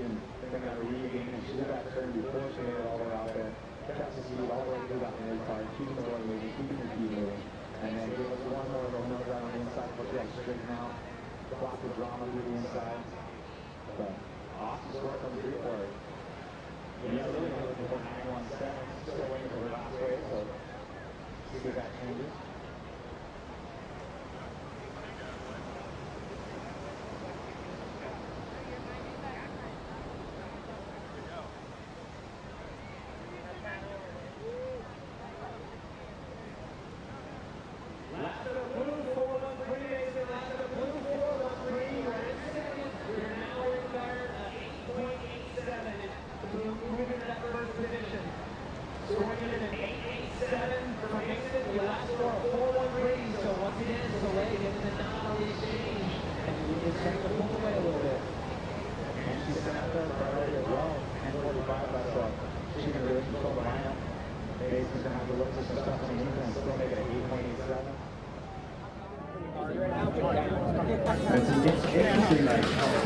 Welcome back to the 2022 Vans Duct Tape Invitational. We have longboard in the water, but me, after running around with all the things to do in the Van Dorn Village, I have found a spot to take a break. I am at the Pacifico Beer Deck, where we have a great view of the action in the water, great seats here, and all of my new friends just enjoying the sunshine, some good brewskis, some good action in the water. So if y'all need me for the rest of the afternoon, you can find me right here. I'm not giving this seat up ever again. Unreal. AJ, looks like she's living life anchors up right now over there at Pacifico. Nice, Kaipo. That was good. Thanks. All right, 9 minutes and 50 seconds on the countdown here, and a 7.5 drop for Soleil Erico, 4.13 for Mason Schremer. So Soleil Erico in the lead. Let's learn a little bit more about Soleil Erico. She's currently going to the University of San Diego, so from Malibu to San Diego to do some studies. And then when we talk about boards, Soleil just dropped 2 longboard models with Firewire, the Velvet Hour and the Sun Kiss, and I actually think they're available in stores right now. 2018 World Champ Soleil Erico. Nice. Wanted to get that in there, Pete. Good job. Is she riding one of them now? I would imagine so. Now the question is, which one of those? Yeah, 2 longboard models. Wow. That's pretty good, right? That's impressive. Yeah, maybe one of her high performances and maybe one of her single fin logs. And I think, and I've seen the trend before, Karina, and it's interesting to talk to you about, like, sometimes longboard models from the same person, there'll be a nose rider model, right, wider nose and kind of narrow tail, and then they'll, like, someone else, then also the surfer will have, like, more of a pig model with that wide point move further back, a little bit narrower nose, which is actually my preference. Me too. You like that too? Yeah. I think that is a classic shape, and I think it's been working for so long, and it's still working, so why change something if it's not broken? Yeah. Yeah, I agree. And you know, we look back in the evolution of surfboards and that kind of like piggish model, and I really wanted to say Bob McTavish had a lot of early influences on those. Yeah, Bob McTavish definitely had big influence on those kind of boards, and yeah, he's still shaping today, which is awesome. Bob is such a legend and still surfing too. Yeah, and you know what's really, you know what's really interesting that I'm taking away every time I have more guests in here from the longboard world? As a culture and as a crew, you guys are really studied in surf history, and it's really refreshing.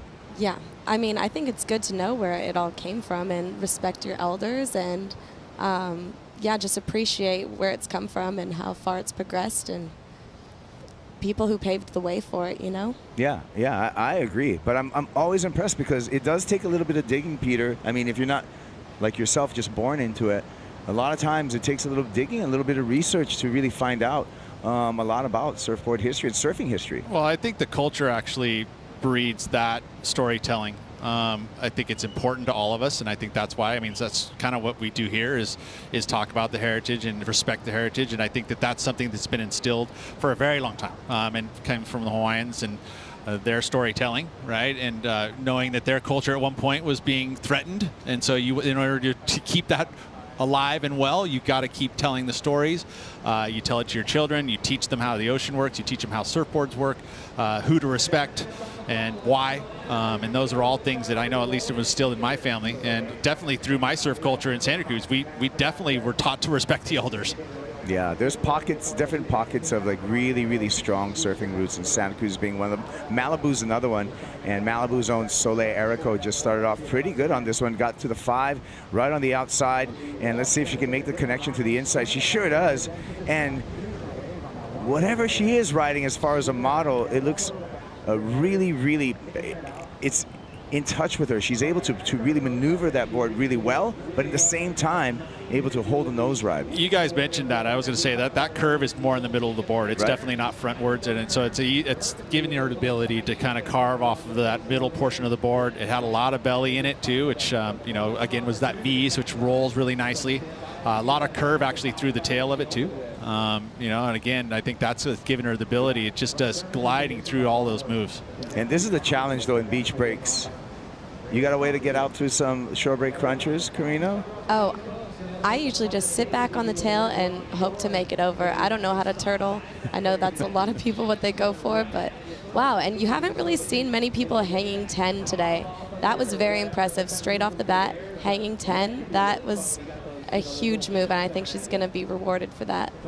And she really did put everything together here, Peter. Yeah. The outside maneuver and got some inside work as well. Yeah, again, complete package of this wave, especially when the conditions are like this. You might as well make sure that, if you're going to get that outside work done, which she had done, complete the ride, because that'll create, she's trying to better a 5.5, which is already a pretty good score. And I believe that she is going to do that. She's going to improve on the 5.5. Well, the judge is taking some time and getting the number in right now for Soleil Erico. Mason Schremer sitting on the outside with priority. The clock has ticked down to just 5 minutes remaining. Time flew so far in this heat. No indication what... Okay, Karina, I'm going to quiz you now. Oh, gosh. I'm going to quiz you now. What do you think the score is going to be for Soleil Erico? I think she might get a 7 for that. No one's hung 10 in this heat yet, and I don't think really anybody's hung 10 much today. Today, yeah. It's been close. Get there with 5. Mm-hmm, but like for sections, for whatever reason, unless Soleil has another score coming in, they didn't see it. Because I felt like it was going to be better than her 5.5. What a surprising score with that 5.1 for Soleil Erico. She remains in the lead. Mason Schremer just dropped to 2.5. And when we go back to talking about those kind of pigboard designs or with the wide point a little bit further back, I got to acknowledge Dale Velzy as well as someone who put that together. I'm not going to drop names, but Keone Downing just messaged me. So I'm not going to drop names. Sorry, Uncle.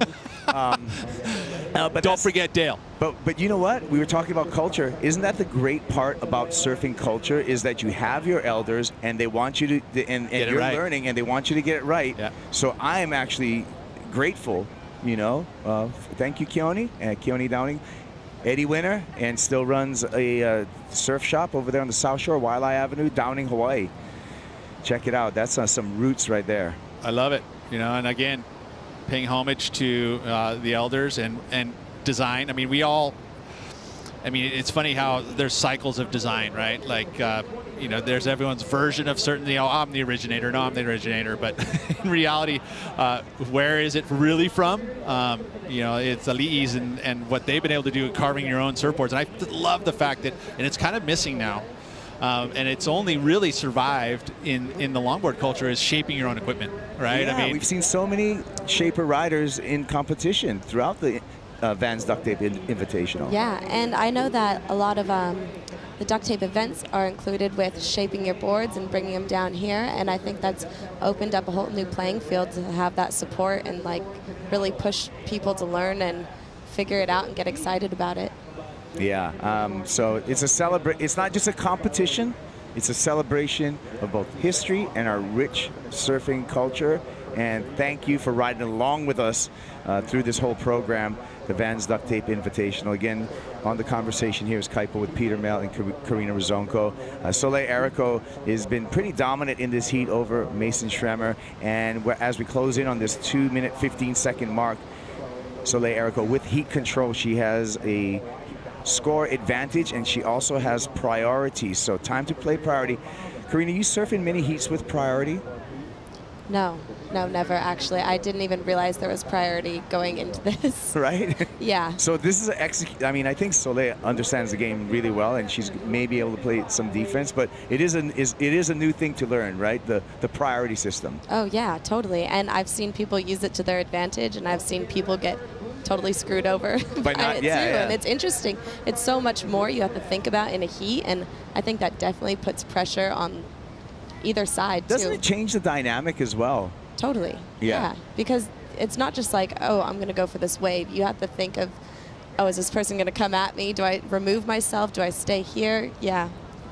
It's an interesting.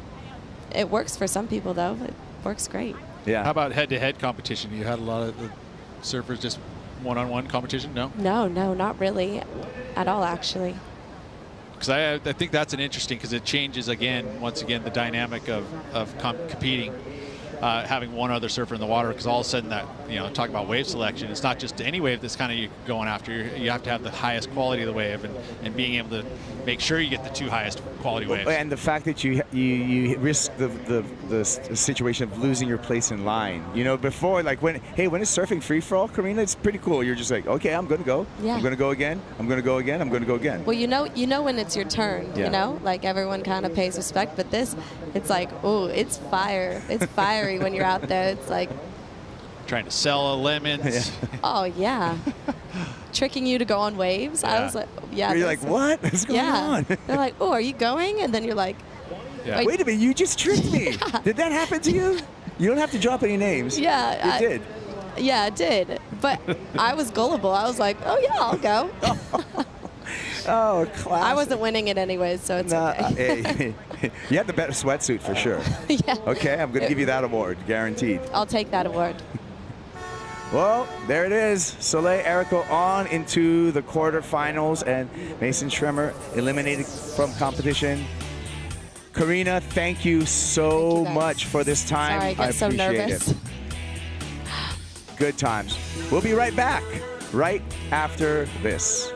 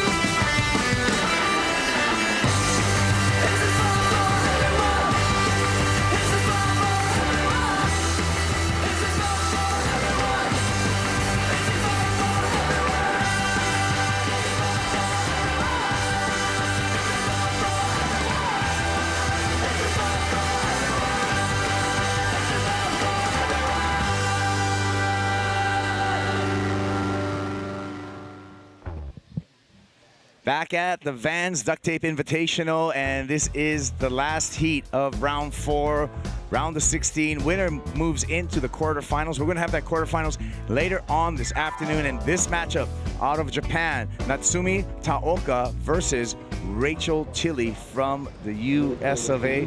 Rachel Tilley, a former world champ, taking out that title in 2015. She also won the paddle race yesterday. Here we go, though. We're going to turn our attention to Natsumi Taoka. And Natsumi, just been really smooth throughout the longboard tour. There you go, taps the 5 there in beautiful style. Gets a little caught up on the heel rail and has to deal with some of this backwashing element as she heads towards the pier. Another little trip to a tap of the 5 and gets upended right on the inside. But she will gain the score and the early advantage over Rachel Tilley. I love the speed she carried through that midsection, especially the read she had, because it's easily predicted, oh, I got to go back right, but she saw that the left was actually going to have a bit more open face. She stayed with it and actually carried a ton of speed. Started off going right, little down carve with the drop knee. Again, just that footwork moving back and forth. But watch the speed she carries through his section here. Look at reading it, going, okay, I'm going to keep with this left, and look how it builds up. That's critical section there with that backwash lifting, and reads it just so nicely. So had that quick score of the .77, and now we'll pick up her best number so far. And Rachel Tilley being more selective, it looks like. And looks like she'll have her chance now. She may be rewarded right now. Look at this wave coming in. And Rachel looks at it, takes a couple paddles, and the wave doesn't formate. It doesn't, not going to affect Rachel Tilley as with her priority as Natsumi Taoko not back out to the takeoff zone. So she'll maintain that priority and continue to wait patiently for her first wave. As we get later in this afternoon, hoping that that wind starts to back off slightly. Been pretty breezy most of the day, though. I mean, we had that early morning northwest breeze. It was there, and it never really glassed off. It kind of felt like it was going to, but then it didn't, and then sure enough, it came on pretty strong there, probably late morning. Some of that wind also, I think, created a bit of upwelling because the water temperature has dropped quite a bit, Peter. Yeah, and I think it's breezy. It's up the coast. That's why we're seeing that 6-second interval in wind swell, which will actually keep it pretty busy in here, which is nice because, I mean, if we didn't have any wind at all, we'd be probably pretty flat. All right, well, with priority, Rachel Tilley kind of paddling for that one. We'll see if that affects anything as far as the priority in this heat. And I think our priority judge says, hey, no problem, you're going to maintain priority. Now she's going to actually make a real effort to this one. So here we go, Tilley on the paddle. No. And now that will be a priority error and priority to Natsumi Taoka. Let's go down to the last heat winner. Soleil Errico is with Louisa. Yeah, she is, and she was just telling me how much chillier is in the water and how lucky she got to get those rights when you're looking for lefts. How was it for you? It was tough, not gonna lie. You know, Huntington's a hard wave, especially when there's wind.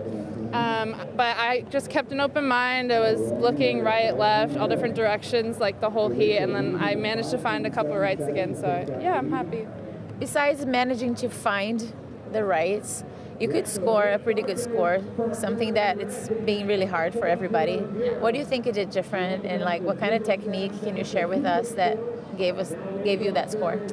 I was definitely trying to push myself, like push my surfing. I was trying to surf in the pocket, and I was watching the waves like for the past like 2 hours before my heat and just trying to figure out that line to take on the inside because it's really hard to pick whether to go right or left. You have to be looking all over the place. So I think that really helped watching the waves. Yeah. Wow. So go back, watch the waves a little bit more, go feed yourself because you have a long way to go still. Congratulations. Thank you, guys. Yeah. Thank you. Back to you. All right. Well, Soleil Errico is going to be coming up in the quarterfinals against whoever comes out of this heat, either Rachel Tilley or Natsumi. Natsumi opening up with a 5-point ride, and Natsumi also gaining priority right now, which could be valuable in these conditions that have been turning a little bit more inconsistent, Peter. I was just looking at those folks on the beach, and I thought they were telling the surfers in the water what to do, but then I realized they saw themselves on the big screen. We have a big screen. That's why I forgot about that on the pier. I was like, what are they telling the surfers in the water? And then, oh, wait, they're seeing themselves on the big screen. Makes a lot. They're waving, but they're waving out to sea. But yeah, that's kind of funny. Well, makes a lot of sense. There you go. The iconic. There's the big screen. Huntington Beach Pier and the big screen.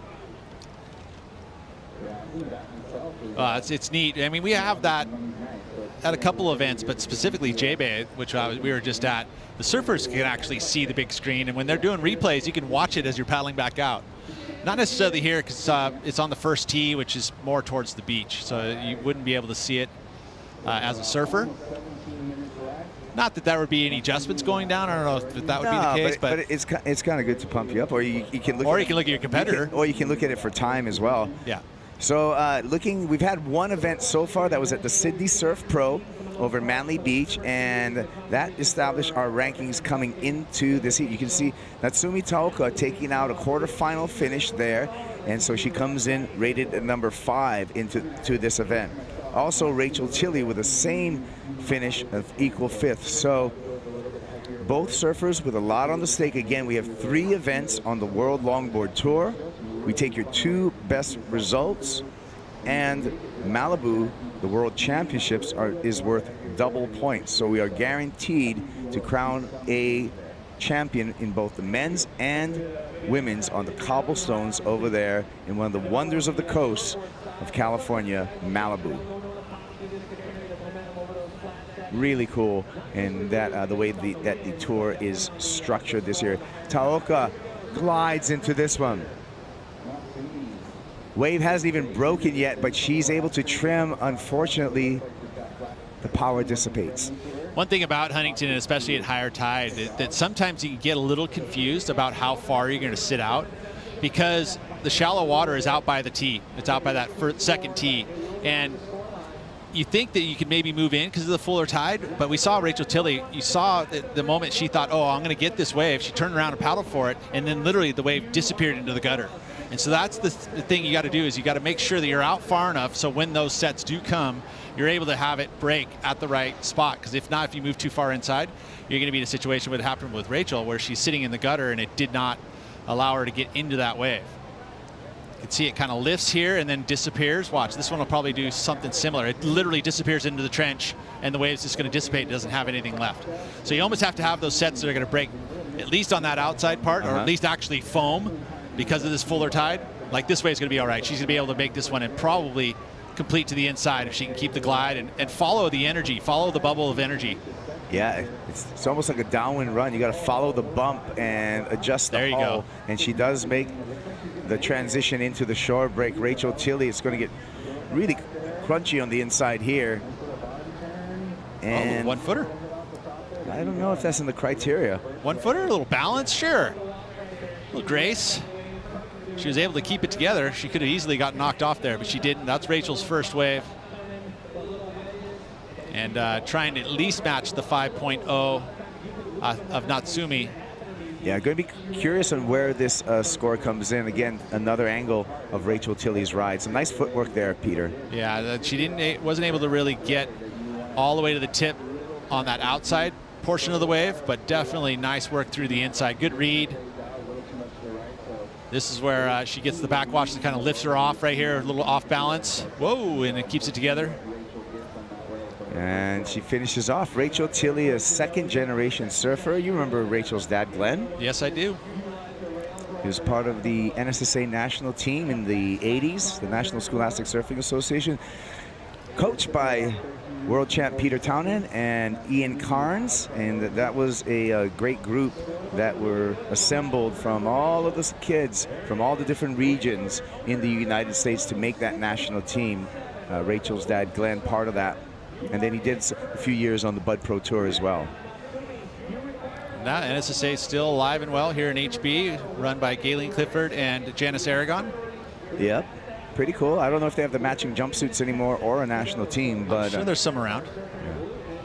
I know that they, why not keep around well, I would. The old school. You don't have one? You never got one? No, I was saying if they still do that for the kids. I don't think they still have a national team anymore. Yeah, Surfing America is the one that's fielding the national teams these days as far as USA. Matter of fact, the junior Ryan Simmons was actually had an event down with a scrimmage with Japan's national team. Wow, that's cool. Just up the beach here the last couple days.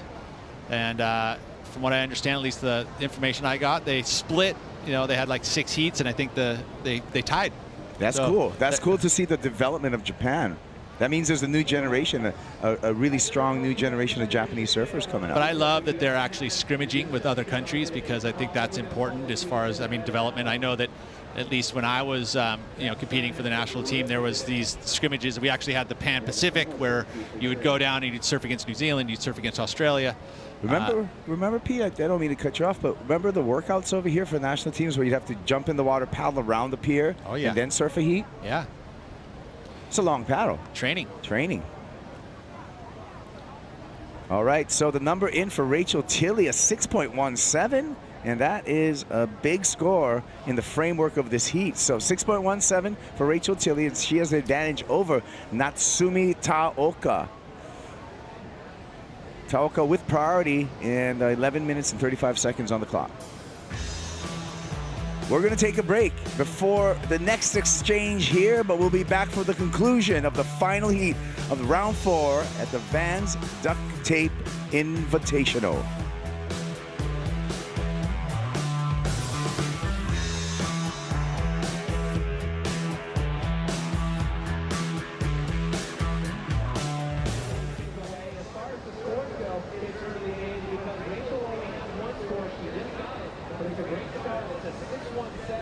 which puts her in the lead right now. And then you wonder why Natsumi only needs a 118 because she has a 5.0, and with Rachel only having one wave, that's why the door is still wide open. So this is that tricky position of being patient, picking that right wave, and hopefully it's paying off how Rachel's was. She was definitely patient, and that worked out for her, so we'll see what happens as we hopefully get a little more of a set rolling through here, give them some options. I think we'll see an exchange or two before this one's over, Mitch.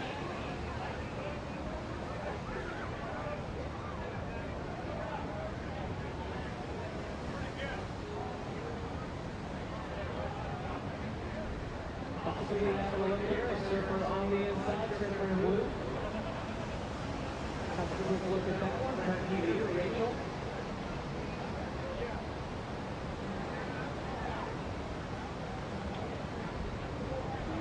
There she goes again, trying to catch that midsection right there, looking for the reform. Meanwhile, look out the back. With priority, Natsumi. She has a look at that one.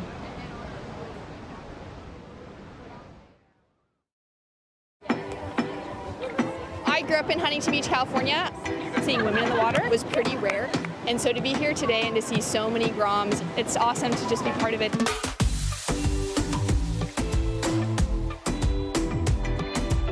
So we're down here for WSL Rising Tides, and we have the very best of Californian surfing. This is the future of American surfing here on the beach today. It was just so sick that all the pros were like pushing everybody in and giving high fives, and it was just amazing.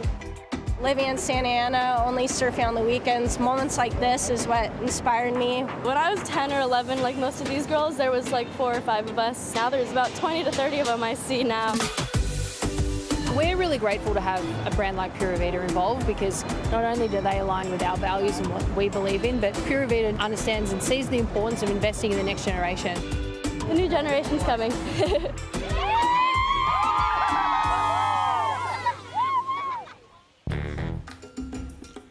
Welcome back to the Vans Duct Tape Invitational. We're in the final heat of the round of 16, round number 4, up at stake.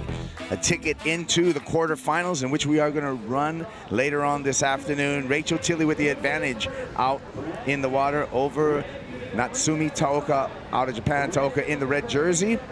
And it looks like Natsumi just finished off a ride, and it was just an in and out, so it's not going to change the situation at all in the water. 8 minutes and 10 seconds on the countdown. Rachel Tilley scratching into this one and is able to do so. Short break time here, 5 to 10. Great job to get to the nose quickly. And a little roller coaster on the inside. Solid finish for Rachel Tilley. Well, she'll be adding to that 6.17. She just had a 2.57 before the break. I kind of wanted to touch on it before we went to break that they were tied. Rachel Tilley only had the one wave, a 6.17, and Natsumi had the 5 and the 1.17, but they're actually tied, and they're giving the lead to Rachel, because in order to break a tie, you go to the single highest wave. As we watch this one here, it feels like she's going to be adding points. I mean, a beautiful 5 to 10 right there. I was kind of baffling by the fact that she was paddling for that wave because of where she was in the lineup once again. But she proved me wrong. Got that thing up on plane, the board up on plane, and then was able to actually put together a nice wave on the inside. On the paddle back out. And we're waiting for the score for Rachel Tilley. She's going to increase her lead over Natsumi Taoka, because I believe that her last wave was worth far more than a 2.57. Your thoughts? That's what I was saying. I mean, I believe for sure better than the 2.57. But then again, where she took off in the lineup, it was kind of in the shore break, right? So where this, so it's going to be an interesting score right now coming through. And you know what? The judges, they liked it. They said, hey, it's all about the shore break at this tide. 6.67, highest single wave score of this heat. And one of the things about that wave, too, was the fact that she was able to flow between those two maneuvers. She got to the tip, got for a 5, went back, and then went right back and did 10, and then actually did the roller coaster on the shore break. That's where those critical sections were. She was able to do the 10 on that section when it stood up. And right now, where is that critical section? You're right, it's on the shore break. Yeah, so maybe we're going to see a switch in the strategy or mindset of the surfers watching this heat going into the quarterfinals, realizing, hey, maybe I don't need to take off on the outside. The higher tide, all the points are in the shore break. Let's just concentrate on the shore break. What do you think? No, I would say that they're going to catch it on the outside and then make sure that they're doing their maneuvers in that shore break section. But it's still getting yourself priority, catching that wave on the outside is going to allow you to kind of set up the shore break. Trying to catch it in there is always a little bit challenging. We just saw Rachel do that. But she caught it and she got to her feet before the actual section stood up. If you were going to sit on the inside in there. No, I mean just sit on the inside. Are you going to argue with me again? No. You are, I can tell. No. I would dare not. I was just argue. disagreeing with the situation. Doesn't mean we have to start an argument. No. I concur. The point I'm making is the takeoff zone is going to start moving further in as the tide gets higher, and that's been evident in where the surfers are taking off. And as you pointed out earlier today, in this heat actually, is that the wave needs to have enough energy to carry the surfer through that little gutter. You talked about that longshore current and how that creates that gutter, through that gutter into the shore break where the wave steepens up. Exactly, but I don't think that they're going to be sitting on the inside. At least I wouldn't be. Being that you're riding a 9-foot board, you're going to be able to catch the wave on the outside as long as it lifts enough. Yeah, they're sitting outside. You don't think they're not sitting in the shore break. They're sitting outside. All right, 4 minutes and 45 seconds. But again, the best part of the wave will be the shore break for sure. That's a given, and we saw that the points were allocated given to that in that area. I just don't see sitting in there. I think that you're still going to want to catch it a little bit outside just to set it all up. And with the fact that you've got these 9-foot boards, they're going to get that glide going. You're going to be able to kind of redirect and set it all up. Yeah, I think the takeoff area will be moving a little bit further in, because what we saw was some of the surfers not able to catch waves earlier in this heat. That's why they have to sit outside to catch it, because it's going to lift enough out there. But if they were to move 10 yards in, then you're not going to be able to catch it, because it won't have enough energy. It won't be braking. It'll be flat. So you got to catch it outside of that zone and then glide into it, or sit totally in on the shore break, which could be a strategy. We've seen it before in the past where it actually isn't braking on that outside section. You've had to surf the shore break completely. Just with the longboards, I feel like there's enough energy still, although we're not at the high tide yet, right? I mean, we've probably still got another hour. Right now, local time is 3:48, so we're nearly there. 3 minutes and 25 seconds on the countdown, and we did talk about how tide is actually an ever-moving thing. Of course, it's an ever-moving thing, but there's no exact high tide. There's no exact low tide. Even though they try to get it there. Even though there is, even they'll put it there. Even though there's a number assigned to it, there's a number of different factors that lead into a high tide and a low tide. One of them being offshore islands, another one being the bathymetry of the particular piece of the coast, another being the orientation. 441. Yep. So around the 430-ish mark, we'll see at least the top off. 3-foot change from the low tide this morning. And much different than we saw from the high tide early this morning, which was around 5, and I think there was only about a 6-inch supposedly difference in tide from that until low tide late morning. So bigger swing in the afternoon, but still pretty mellow tides as we look at the coefficient overall for California. 2 minutes and 25 seconds on the countdown. Again, Tilly out in the lead. Natsumi Toka with priority, and here's her chance. She needs a 7.84. She needs a big number. Here she goes. Natsumi Toka outside, gets a little redirect pivot turn, and that wave did not have enough energy to carry on into the shore break. So I think that's going to be more and more of the theme, Peter. Yeah, and just that read of where you're paddling on that outside to be able to get the energy, the little bubble of, because it'll move around. It literally, just because you have the wind swell and the south swell mixing, the energy will move around through that deeper water. You got to be able to read it. I mean, Rachel Tilley did a great example of that on the 667. And what about even where the sand is, to read where the bumps are and the shallowest piece of the sand is going to give you that energy to shore. Yeah, I mean, it's next to the pier generally, I think, is still the zone.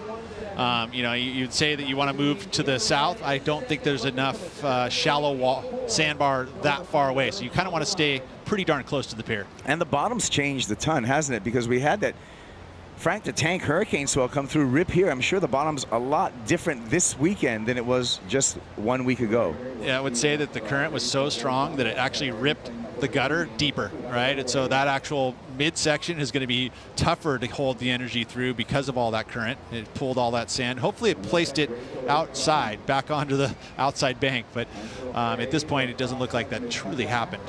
Well, that's what we want to see. Rachel Tilley doing a good job to glide through there and gets to the nose once, twice for another 5. Steepens up on the inside, oncoming whitewater, banks it off that whitewater. Can't hold on to the finish, but she did some good footwork previous to that fall. Don't know if it's going to change her top 2 just with that fall.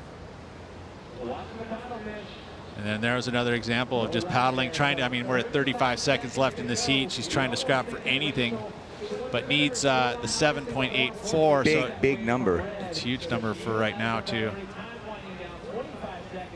Well, just 25 seconds on the countdown, and things are looking good for Rachel Tilley. The 6.17, a 6.67 showed great grace, style, and flow, as well as great wave selection and great use of priority at the same time. All of the above gets you a heat win. Well, she made $1,000 yesterday by winning the paddle race. And she's on to more. She's on to the quarterfinals. So, round 4, all completed here at the Vans Duct Tape Invitational. When we return, quarterfinals will be in the water and a special guest. You want to stick around.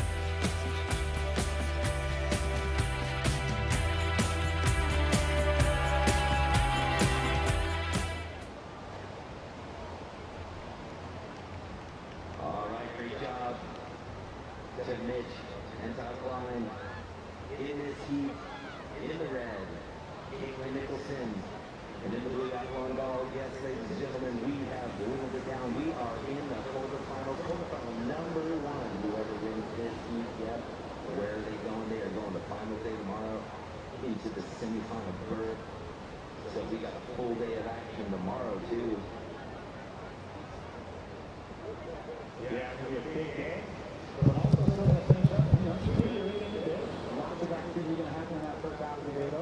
And even though the surfing is going to finish and it's going to be high drama, high action, I mean, we got it all. We got the booking, we got the longboard men's and women's, and the Challenger Series shortboard, high performance surfing on the men's and women.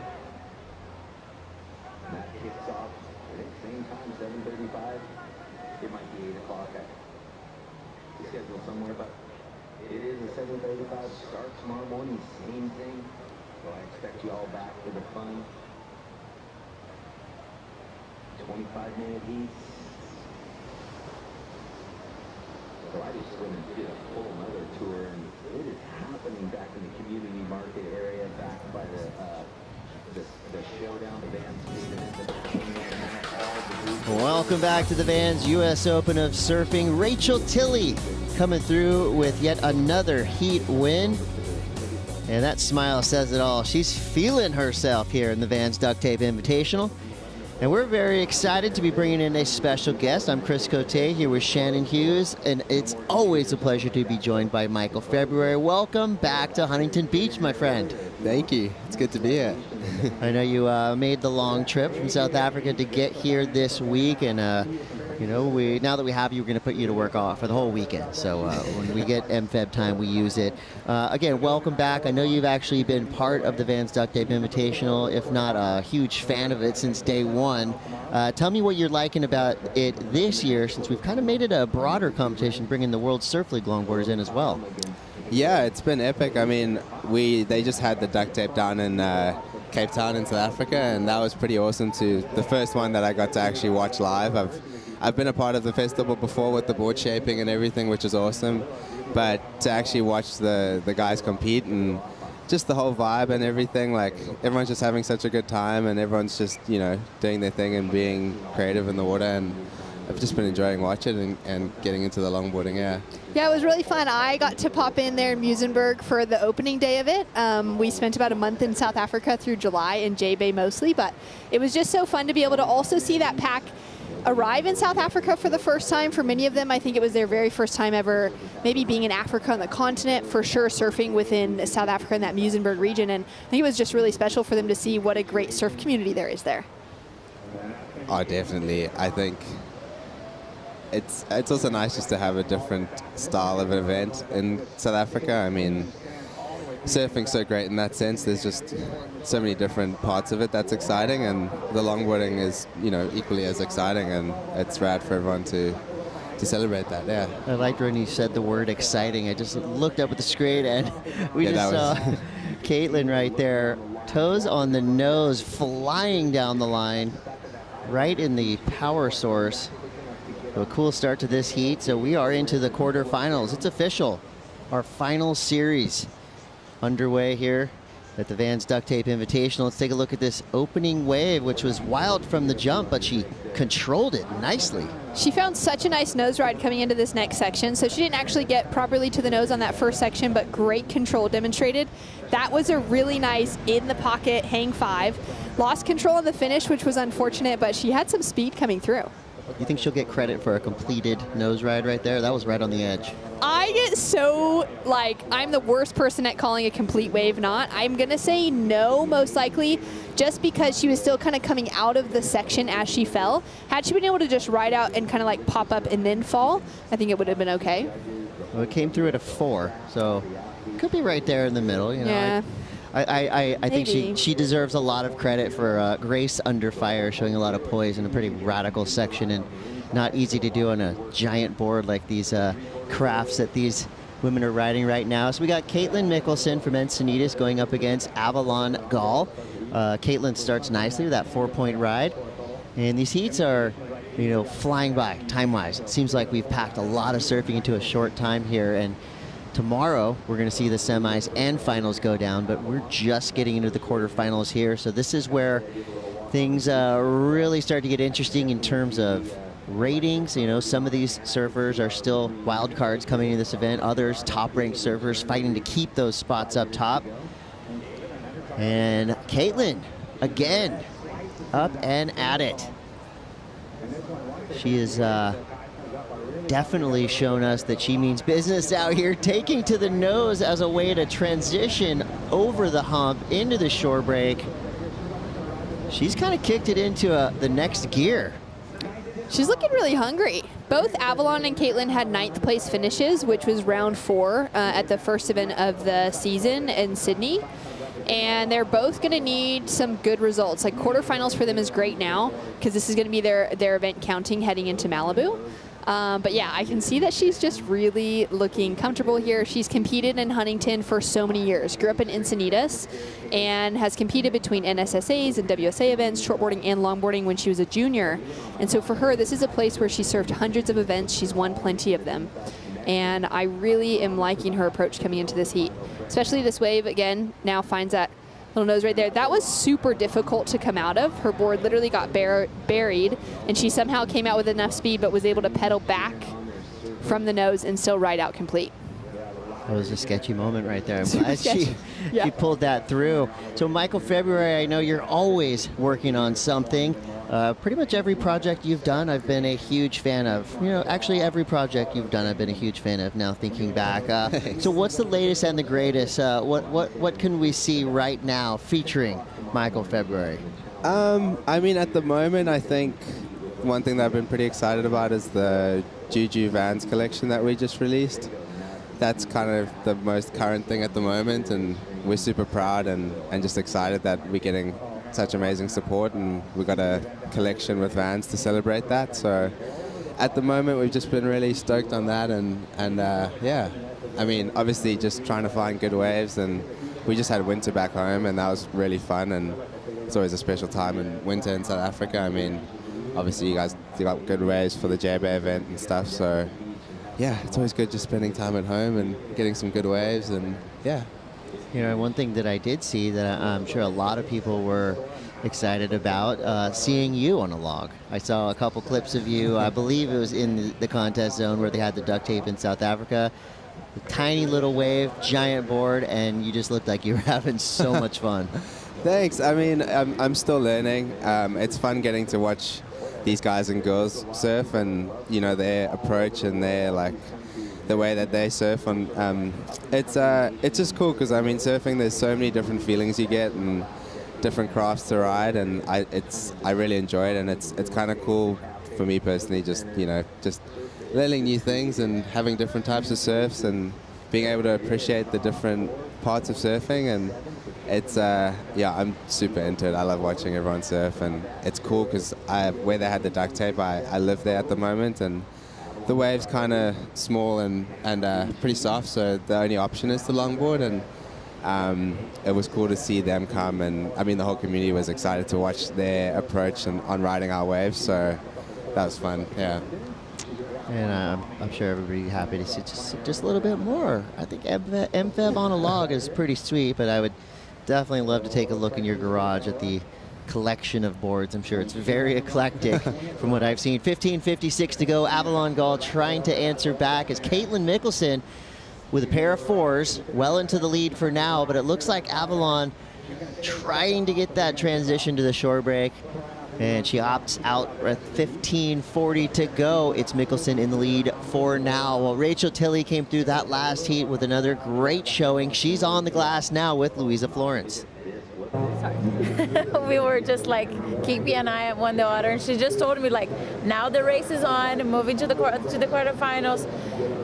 And you're good at racing. We saw it yesterday at the pedal race. So how are you feeling moving forward now?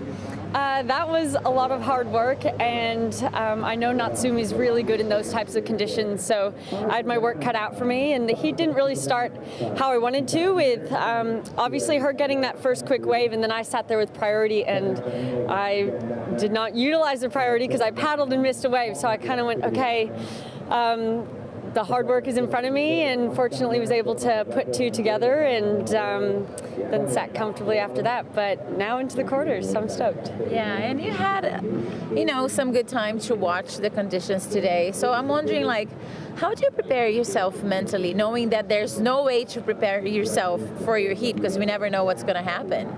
I think it's just trust in the experience that I've had here. I think I said that in my last post-heat interview too. It's like these conditions are so tricky, and you just have to know that we've surfed in these conditions a lot, and I've had a lot of experience at Huntington, so I just tried to trust myself and not overthink it too much. And I know I always surf better when I'm having fun, and I've been having a lot of fun this week and partaking in all the activities in and around the contest, and so trying to stay relaxed and watch what the other girls are doing and learn from them and go from there. Amazing. It's a good recipe. So go regroup and keep having fun. I'll see you next. Thank you. Okay. 13:50 to go. I love the stoke from Rachel Tilley, and I think every single post-heat interview we've heard the sportsmanship and the respect for their fellow competitors right there, giving some love to Natsumi, as she should, because Natsumi a great surfer, but unfortunately she's out, and Rachel is into the quarterfinals. And now Avalon Gall is trying to make her way into the quarterfinals with a nicely surfed wave here, all the way from the outside, gracefully straightening out, trying to stay away from that closeout section and doing a nice job of it. So we've got a heat on our hands. Caitlin Mikkelson right now in the lead with a 4.67 and a 4. Avalon Gall dropped a 2 for her first wave, and that wave right there will be much better than that. So we got a heat on our hands, Shannon. I love it. I love this wave that Avalon just caught. It was a bomb. Straight from takeoff, straight to the nose, nice perch hang 5, good pedal back, and great engagement of that rail as well. That was a really nice cutback. And then she finds one more quick tip to the nose. And I just even love being able to see that bit of spray that's kind of flying off her board with each of those carves, keeping it really smooth, really stylish, but also throwing in the power that the judges are wanting to see. And just as we expected, she evens it up. A 6.83 for Avalon Gall. Now, if she's in the lead, that leaves Caitlin Mikkelson needing a 4.17. Well, things are heating up in the lineup here on the south side of the Huntington Beach Pier. We're going to take a quick break. We'll be back with more duct tape action, more Michael February, and more tube riding.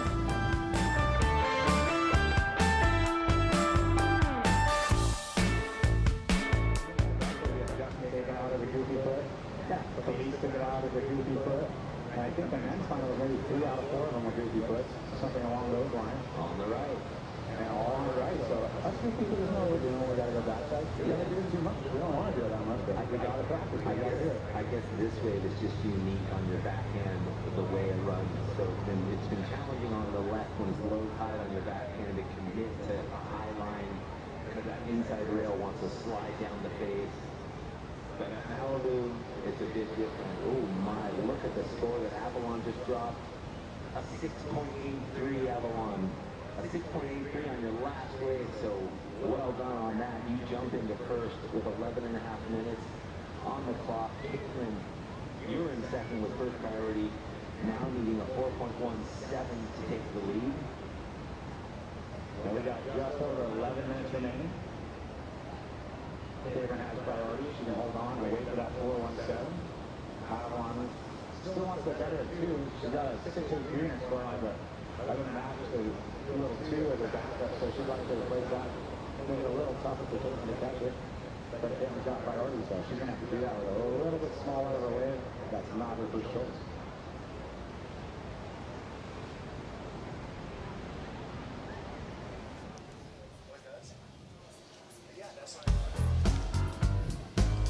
Strangely enough, we did not see any tubes during that break, but I'm sure there's still a chance. There's always a chance. We may see some nose riding, though. That's the more important thing here in the Vans Duct Tape Invitational. 10 minutes, 21 seconds to go. Avalon Gall in the lead on the strength of that last wave, a 6.83. Caitlin Mikkelson now playing catch-up, needs a 4.17. Chris Cote here with Shannon Hughes, joined by Michael February. I got to say congratulations first and foremost. So in 2020, a lot of people during the pandemic, they did some gardening, maybe learned how to make bread.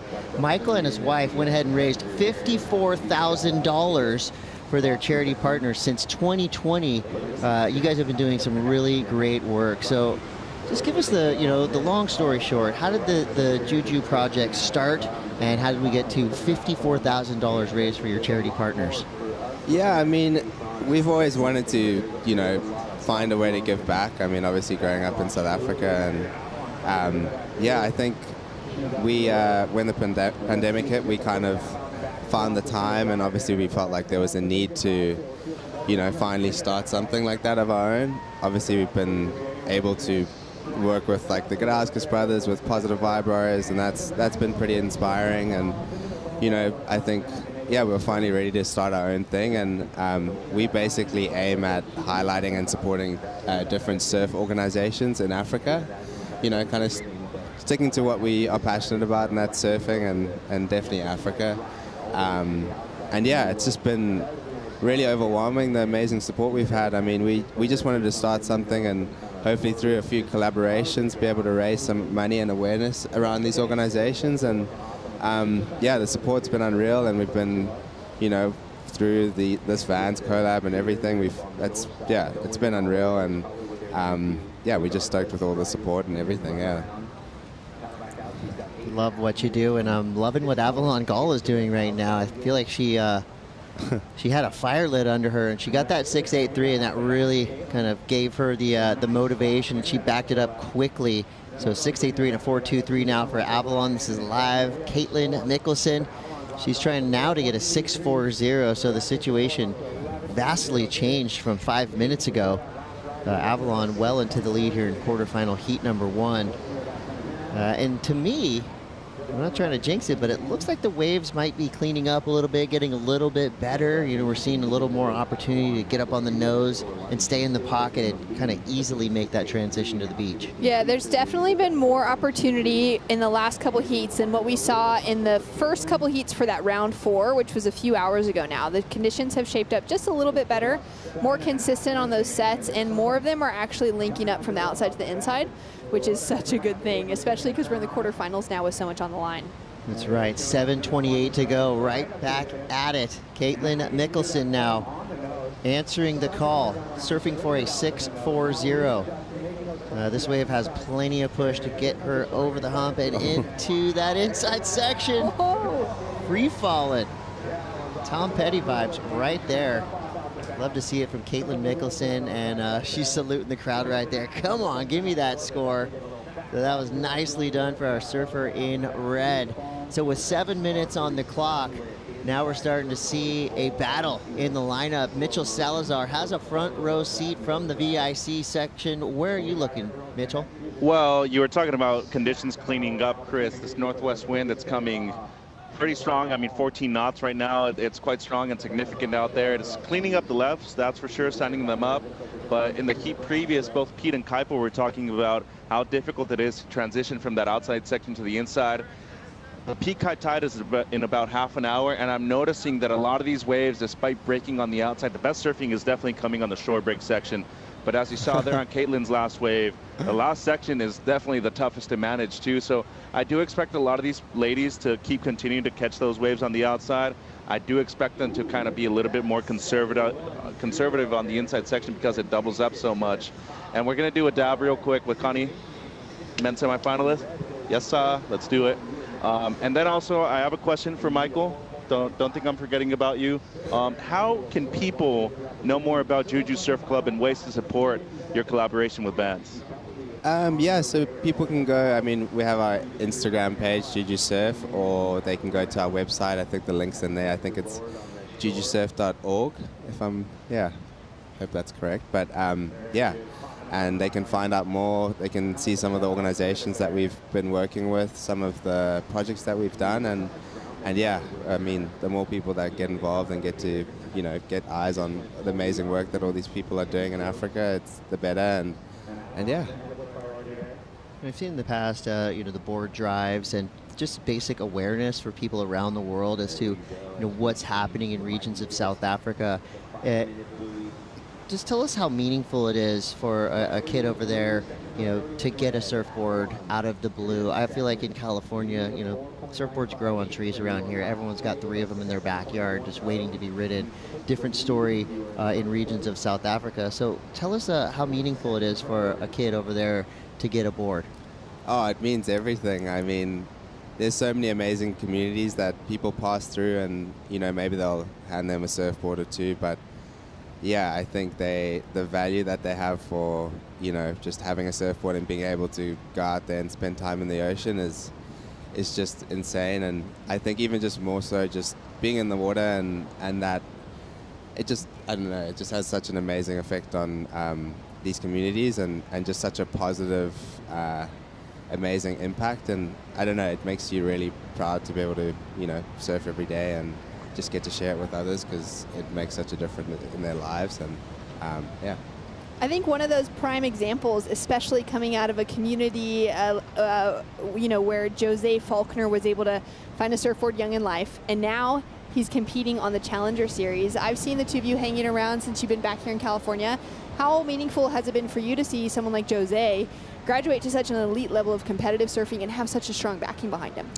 Yeah, it's amazing. I mean, it's really such a nice moment to see guys like Jose, you know, kind of leaders in their community and where they're from, and just creating such a good example for, you know, a lot of South Africans and other Africans. And you see that throughout Africa, there's a lot of emerging talent and amazing people with, yeah, it's just really cool to see, and I'm excited that Africa's, you know, in the place where it is right now. And I mean, obviously social media helps, people have more eyes, and you know, people can get support, and I think people like Jose are just such an amazing example for many people, and I'm just stoked that he's finally, you know, getting what he, you know, he works so hard for, and to see him, you know, being able to surf on this stage and everything, and just get to show people what he does and what he loves is pretty epic. And yeah, it's so rad to have more people around that are from Africa and from home doing great things, and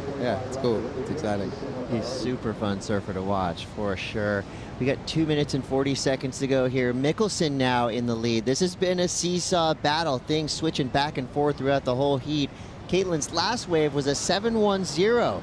Now Avalon Gall needs a 4-9-5.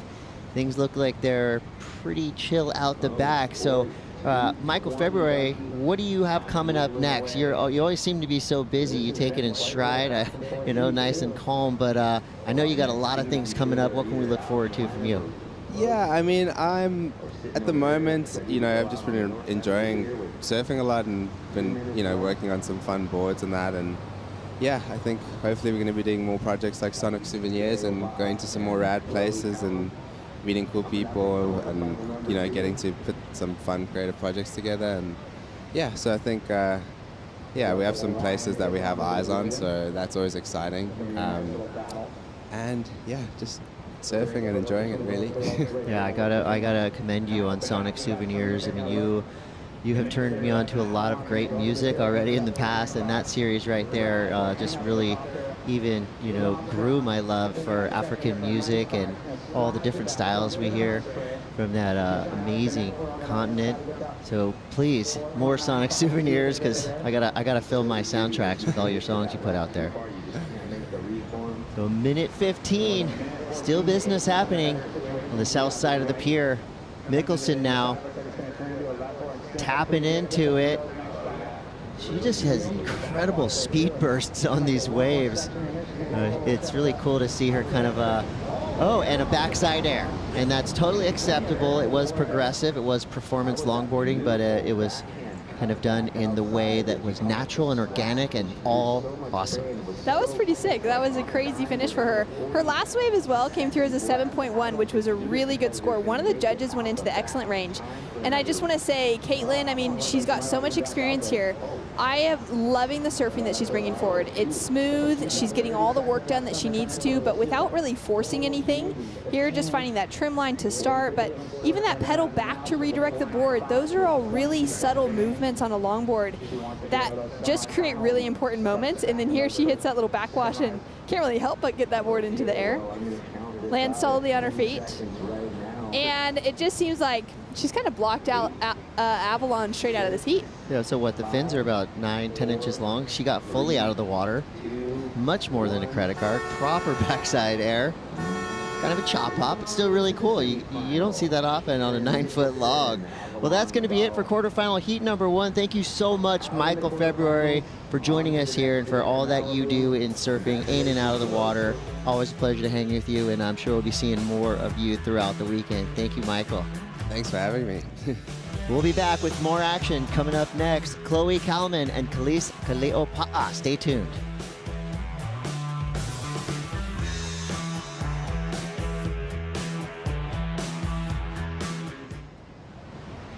DPI semifinals, and then we're into women's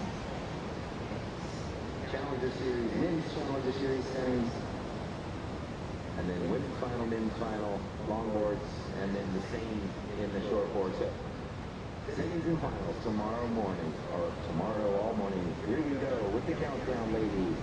8, 7, 5, 4, 3, 2, 1. Chloe Kalman and Caity Simmers. Chloe hails from Brazil and Caity from Hawaii.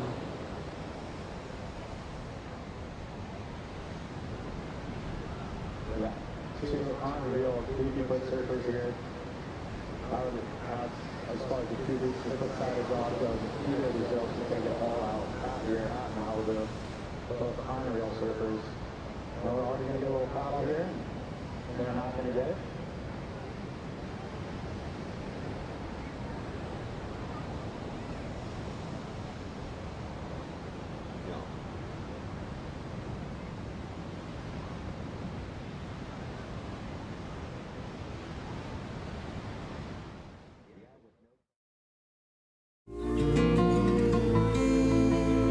Today we are putting on the Vans Surf Camp, so we are working not only with Native Like Water, but Stoked, Mentoring, and City Surf Project. Native Like Water works with tribes throughout the state of California and also internationally. The group that we have here today are representing various nations, sovereign nations from throughout Southern California and throughout the nation. So it's what we call an intertribal representation, where we can all kind of get together and participate. It's native territory, and it's super cool knowing that WSL is acknowledging that.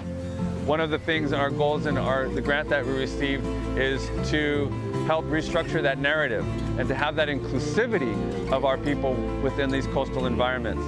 We want to go from just surviving to thriving, and this surfing is an example of us thriving within our natural environments.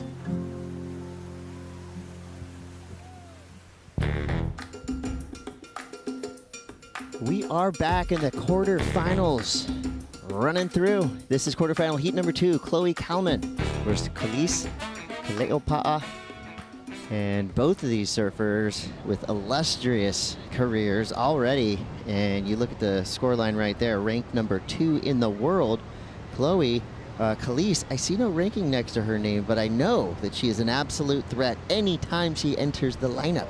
And the only reason she doesn't have a ranking next to her name right now is because she chose not to fly to Australia to compete in the first event of the tour. So she's putting all of her eggs into the Vans US Open of Surfing basket, the Vans Duct Tape Invitational basket, and she is looking for a result. She's already got herself a quarterfinal. That's pretty darn good. She also came in really high on the rankings last year. She was in that world title race coming into our final event at Malibu. Ended up walking away number 4 in the world last year. So overall, she is an absolute threat, regardless of not having a current ranking. I mean, 4th in the world is huge. Huge. I remember seeing Connor Coffin after the Rip Curl WSL finals a few years back. And, you know, obviously he was kind of bummed out. He had lost. And I said, dude, you're the 4th best surfer in the world. And he kind of cracked a smile. And, you know, you could say the same thing for Caity. Excuse me, 4th best female longboarder on the planet. That is pretty awesome. Do you want to know who was 3rd best last year? Who? Chloe Kalman. There you go. That's one better than 4th. Slightly better. According to my math.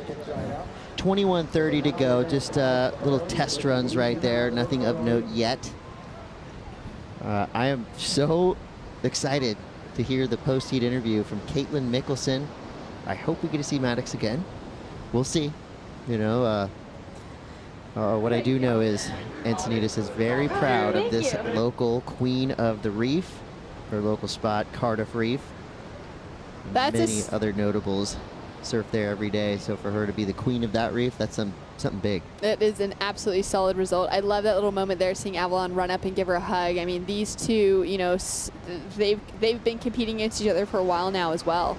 And for Caitlin, this is a really solid result for her. She's into the semifinals. She hasn't made it to the semifinals in a few events here. And for her to find some momentum like that behind her is really, really impressive coming into finals day. Yeah, now we're looking at 20:40 on the clock. It seems like a lot of time, but trust me, blink and we're going to be down to 5 minutes. These heats have been flying by. Bunch of waves ridden that last one, and there were some seriously wild finishes. The shore break taking no prisoners right now. So these surfers have to be on their toes, mind the pun, if they want to ride completely to the sand. Priority right now is with surfer in blue, Caity. Have you seen Priority really come into much play or focus at the beginnings of these heats? Usually not at the beginning. I mean, kind of same as any heat, you know, surfers wanting to get in the lineup, kind of a little bit of the luck of the draw of who's sitting in the position when the right wave comes through, and maybe is that wave coming through with a clear right or a clear left will determine which surfer is going to take that draw. But as far as that priority conversation is concerned, that's been a part of the Longboard World Tour for many years, for probably going on 20 years. I believe it was introduced back in that kind of 2007, 2008 range, something like that. So in those mid-2000s, priority came into play in the longboard scene, as well as these head-to-head matchups. So these are something that the surfers are really familiar with. The only really unique thing in the conversation is the fact that the World Tour for longboarding doesn't have tons of events. So they don't get to surf heats like this all that often just because there aren't as many events, but they're pretty used to that kind of space anyways. So with 19 minutes to go, our surfers get themselves set up in the takeoff zone. That gives us the chance to catch up with the winner of that last heat. Caitlin Mikkelson is with Louisa Florence. Yeah, and I know on the heat before, she was telling me that she was swallowing some water, and now on this heat, she was like dealing with fishing lines. So that was like beyond, you know, hard work, right? Yeah, definitely. On the paddle out before the heat even started, me and Avalon were like dodging fishing lines, and the winds were pretty heavy, and it was a little nerve-wracking, but then once we got over to the south side of the pier, it was a lot more calm and manageable. And then we saw you like doing some really good moves there, and it was luck, but I would call skill. So tell us what happened in your eyes. I felt like pretty confident out of the gate, but like Avalon surfed so beautifully and like graceful that once she got a wave, I was like, oh man, that was a really great one. And I was like, okay, you're just gonna have to like pull out some power and like really like try to like maneuver some waves and get to that inside section and just like go 100%. Otherwise, she was gonna just take me out, no problem. And you were telling me that semifinals was your goal. And then everything else that comes now is going to be the cherry on top. But what's going to be the cherry on top for you, and what are you going to do to get there? Oh man, I'm just gonna keep staying in the positive mindset and just knowing that I'm here for a reason and that I can do it and win it. I definitely had the goals of semis, just knowing with Malibu you want to be in one of those top positions in order to win a world title. But now that I've passed that goal, I'm just ready to go all the way and take it out. Go Mama, you go. Congrats. Thank you very much. Congratulations, Caitlin Mikkelson. And I wouldn't say that Caitlin Mikkelson was a name that at the very beginning of this event that you would have kind of called out as a favorite, but how she surfed today, watch out, finals. She's coming. What a great performance by Caitlin Mikkelson in quarterfinal heat number 1, and she is our first semi-finalist of the 2022 Vans Duct Tape Invitational, which we will see on Sunday.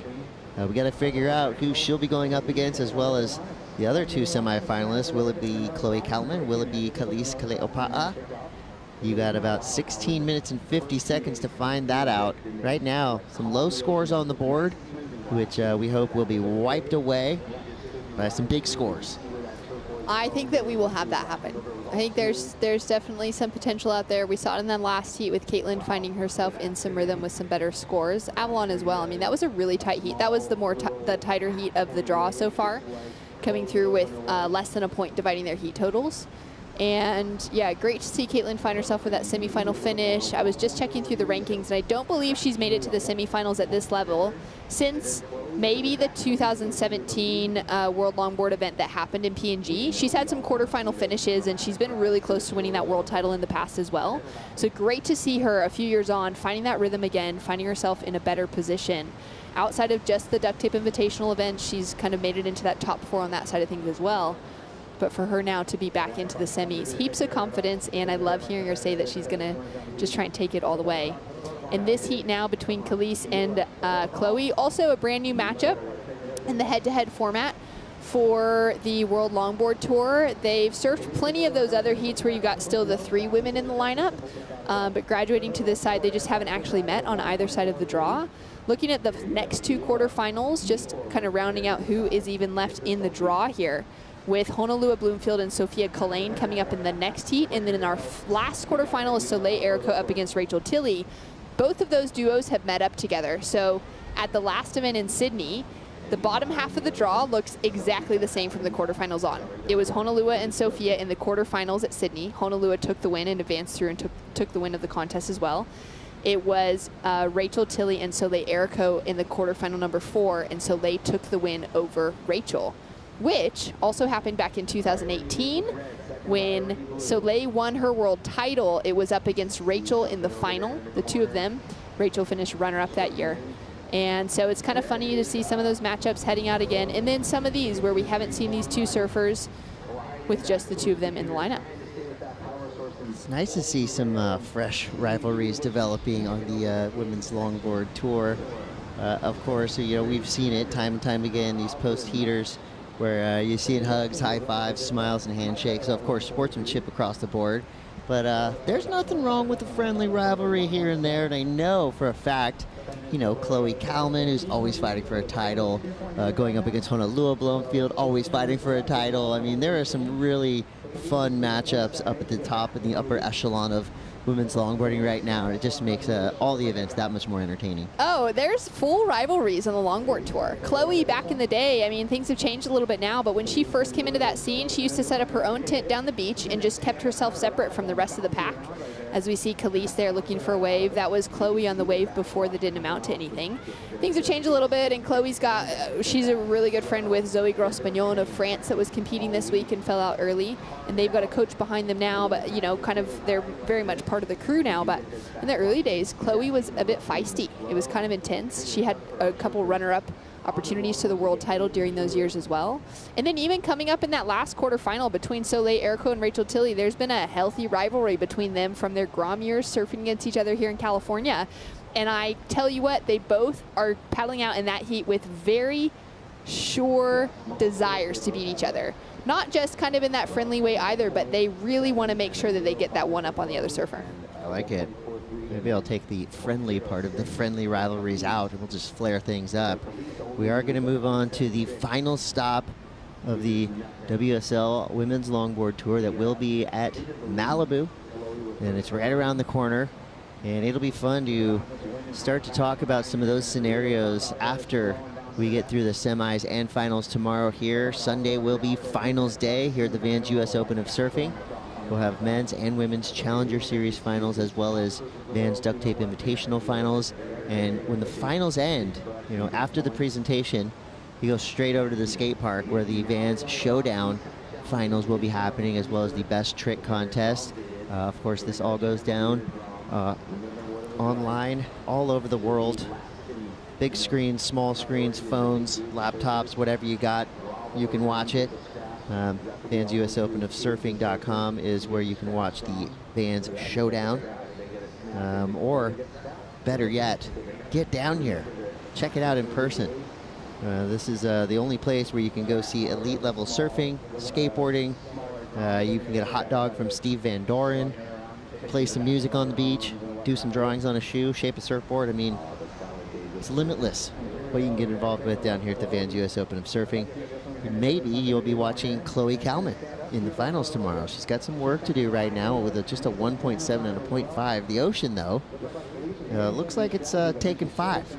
It is definitely taking 5. You can see her repositioning herself in the lineup there as well. She's now slightly farther inside. She would also be under priority, so better decision to just catch a wave on the paddle back out maybe rather than sitting and waiting for one of those sets. That's another missed opportunity. It is still seriously so challenging out there. Even though we heard that little report from Mitch on the wind changing just slightly and maybe keeping those lefts a little bit cleaner, it is extremely difficult conditions today, and to be able to see some of these surfers find multiple waves that actually they could get some nose rides and some nice kind of rail work all the way through to the inside has been pretty surprising. Yeah, as usual, the best female longboarders in the world make things that are very difficult look very easy. And you know, even just getting out there, we talked to Caitlin Mikkelson after that last heat, and she said, yeah, you know, there's much more going on than just wind and chop and waves that are hard to find. You're also dealing with fishing lines, pier pilings, glare, I mean, all kind of things happening in this lineup. So 10:25 to go. Having a paddle now on potentially a good-looking left-hander. It is Khalees. She's got to fight to get into this wave. Is it going to let her in? It does. So she gets up, a nice little redirect, weaving down the line, getting up to the nose. Quick 5 there, airdropping down to the bottom of this wave. Gets a nice high line turn with a proper finish, and she rides out clean. Some bonus face to work with on the inside. A little 5 to the sand. That's exactly what Khalees Kale'ipa'a needed. She only needed a 0.98 to get up into the top spot, but she's going to want to delete both of the numbers in her scoreline right there, and a wave like that is going to help her in a huge way. Oh, that was huge. That was the moment we've been waiting for this entire heat. Let's take a look at the replay here. I like that little fade takeoff as well. It didn't rush anything. Nice little S-turns to set herself up. Found a really hectic, quick nose ride, and then a nice bowly section with a lot of speed. Nice little roller coaster over the foam there. Keeps that momentum moving forward as well, which is what we want to see with that nice kind of engagement of turns, and then gets that last connection to the nose. In comparison to what we're seeing from the heat so far, obviously going to be the best wave because we have nothing over a 1.70, but also very impressive given the conditions. Well, we got 9 minutes left here in quarterfinal heat number 2. We're going to take a quick break, but we'll be back with more action. You're watching the Vans Duct Tape Invitational. Stay tuned.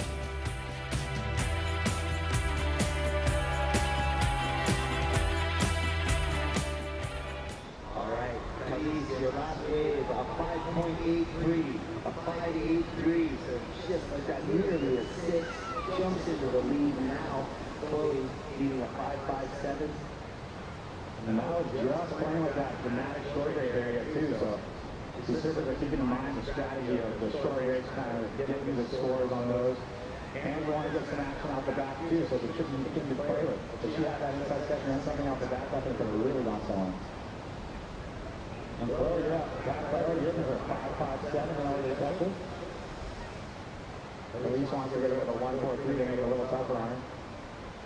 It looks like Chloe kind of paddling in a little bit. Yeah, it seems like Elise is. She probably wants to grab one of those as well.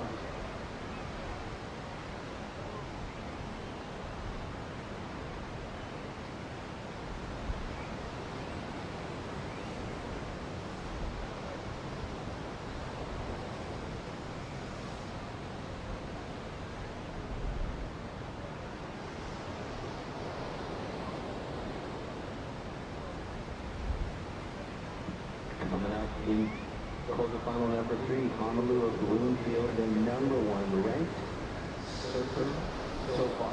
She won the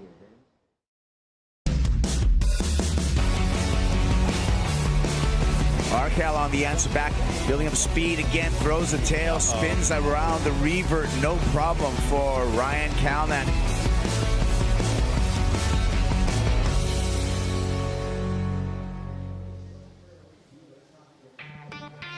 Well, it was a close call between Caitlin Mikkelson and Ryan Callanan for the air of the day, but Ryan Callanan just a little bit higher, a little bit more radical, but was not an easy call for our judges. The Flying Embers' second place air of the day goes to Caitlin Mikkelson, and that was super cool. I loved that wave right there. That was awesome. And as you called it out, at least 10 inches out of the air, that full fin was showing.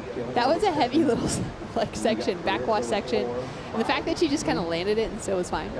Yeah, it was a rare case of an acceptable aerial on a log. Definitely not what her intention was, that's for sure. Accidental airs are totally fine. Yeah. 6:11 to go here in quarterfinals, heat number 2. Things are heating up.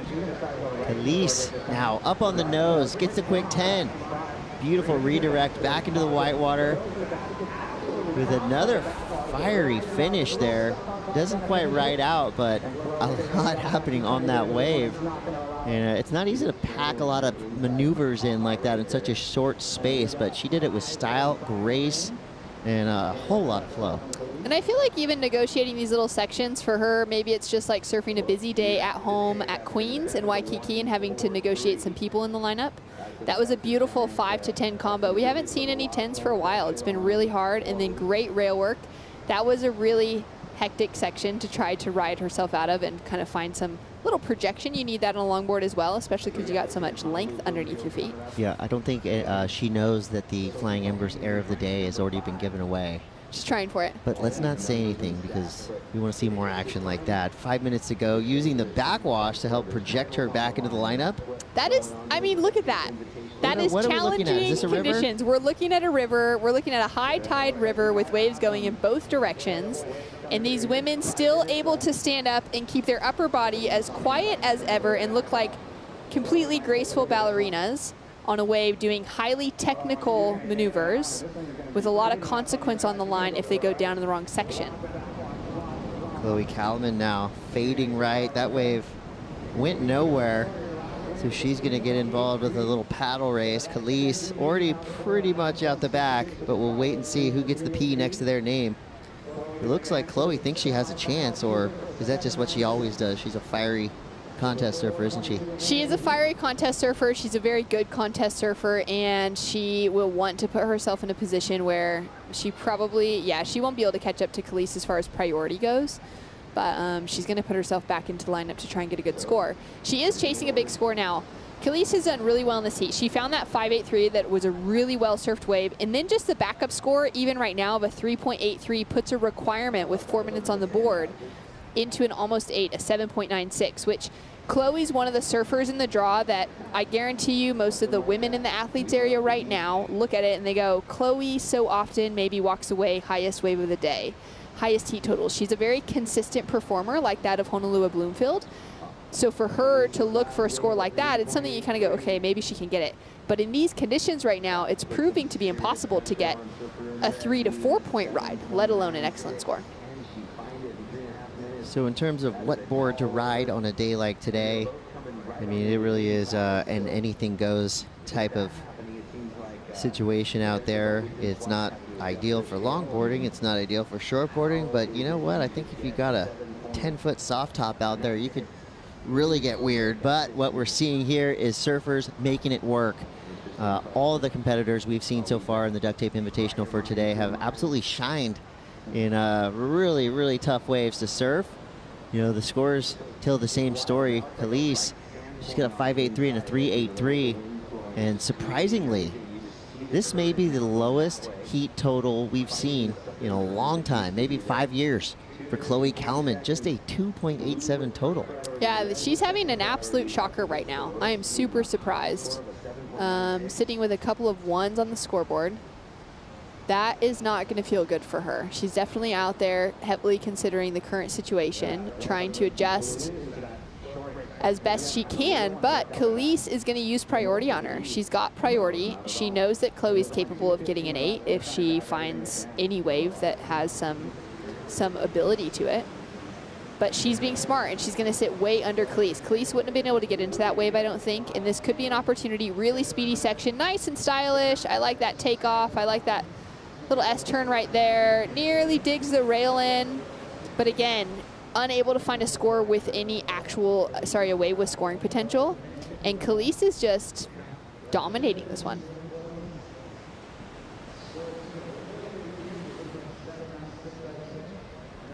Caity still super young and just finished high school. As we see this replay here of Chloe, beautiful, graceful style, lovely little drop knee cutback.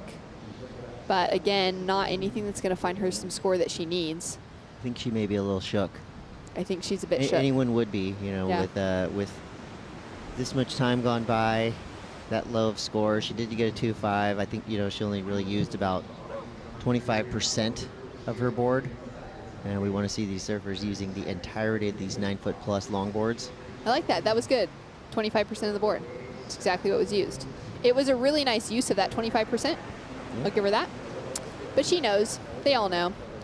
Word around the athlete zone is checking in between heats here. They all know they need to find the wave with the scoring potential out the back. And every one of them is going, how do we do that today? Yeah, I don't think, you know, coaching, all of those things, they're going to help you. But this is one of the instances where luck is playing a factor, and right now Chloe is playing a factor. Yeah, Chloe's kind of on the side of bad luck. Oh man, in this heat. 30 seconds on the clock. Caity, the princess of Waikiki, following the footsteps of the beautiful Kelia Muniz, 2-time world longboard champion, and making Hawaii very proud with a beautiful performance out here in challenging conditions. There's her mom, her cousin there, and the whole crew. Ready to cheer her on, and some great sportsmanship as we would expect from the ladies.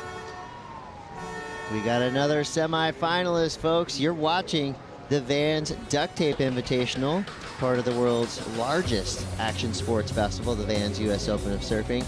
We got 2 more quarterfinal heats to come. We're going to bring Kaipo Guerrero and Pete Mel in on the call. We'll be right back.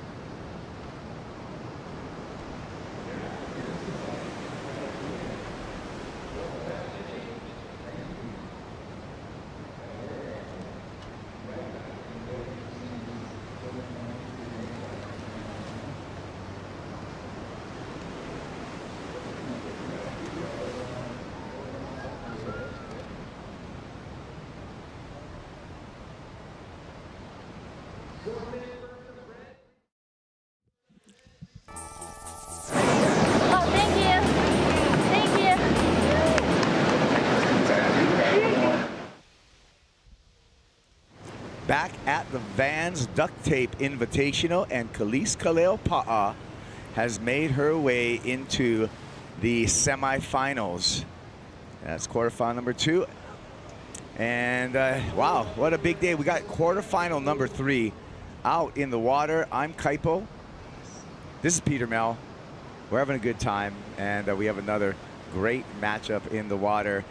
Thanks for making our company. This is all on the lead to our finals day tomorrow. This is day number 8 of 9 at the Vans US Open and the Vans Duct Tape Invitational, and we appreciate you watching. We're going to talk about some longboarding right now with Honolua Bloomfield and Sophia Kulhane out in the water. So North Shore of Oahu and South Shore of Oahu all represented in this quarterfinal number 3, Peter. 2 quarterfinals left of the day as we see Honolua, a little tap of the 5 next to the pier. See what she's going to do for an inside connection here. She's going to stay with it. And will we see her shoot the pier? Probably just a paddle through, but already earned the 3.67 for her first wave.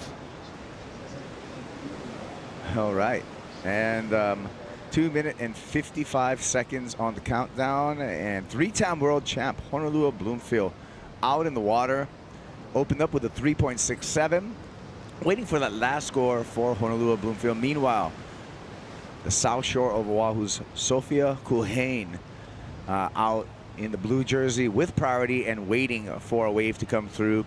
Wind-swept conditions, high tide. We're just right about at the high tide mark right now, Pete, or just a little bit past. So a 5+ high tide, and it slowed down conditions, but it makes for a really steep shore break. Well, we had touched on it earlier in regards to what you need to do in order to get the scores needed today. Well, a little switch foot action. That was a 3.67.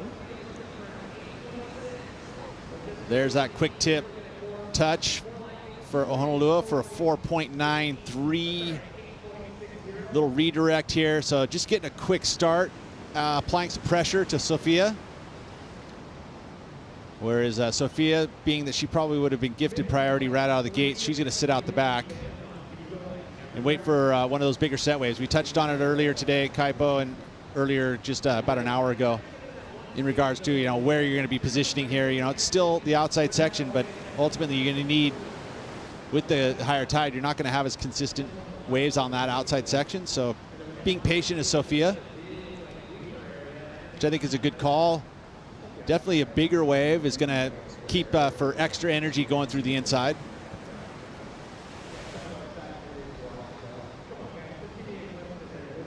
Ooh, she might be a little bit inside here. It's going to see, that's what I mean, Kaipo, right in this zone. You can kind of get a cap on that outside section, and maybe, yeah, if you're not far enough outside, you're not going to be able to catch it. You got to either be all the way in on the shore break or outside far enough to catch the little mid peaks that'll break out on the, you know, almost at the tee.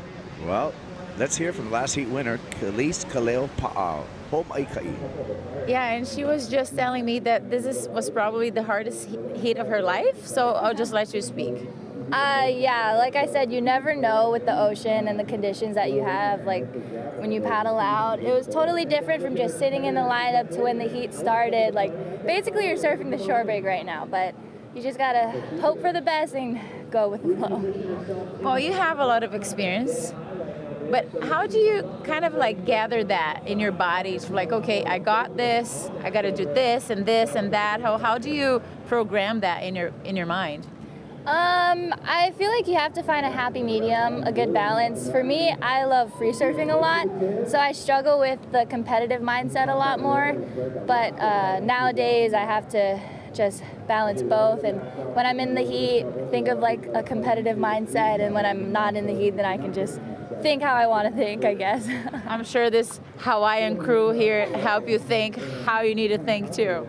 Oh yeah, I love traveling with my family from home because we're such a tight community back in Waikiki, and I travel with my cousin all the time. I'm here with my best friend Sophia, and it's just really good vibes, I guess you would say. We're always like supporting each other, even at home too. We always like push each other for us to do better. Like, it's a really nice feeling having them here. Amazing. So carry that on, because you're in the semifinals, girl. We'll see you tomorrow. Thank you so much. Thank you. All right, yeah. It's been really I don't know, pretty much through a lot of surf history, the Hawaiians kind of hang together and have a good time. I think some of the funnest groups in surfing and traveling around the world is when you get a bunch of Hawaiians together, Pete. I would agree, for sure. They know how to have a good time, good jokesters, good storytellers. You're bound to have someone who can cook it up, too. Yeah, no doubt, right? How are you on the grill?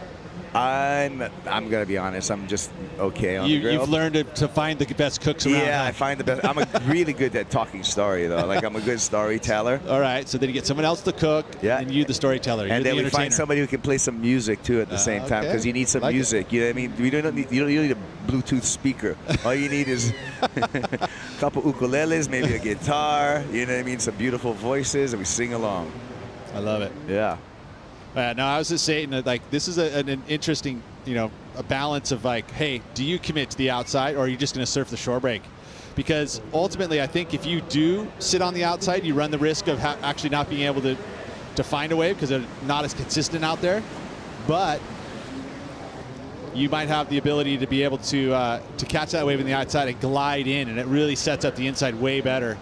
Because you just saw an example right there. That was on the shore break, and so it's going to lift really quickly. It's going to be really hard to get any kind of speed going, and it's going to break so quick that committing to the shore break is a tough one for me, strategy-wise. Well, I mean, on a longboard for sure. Yeah, and I've had a few high tide heats, and like I just went, you know what?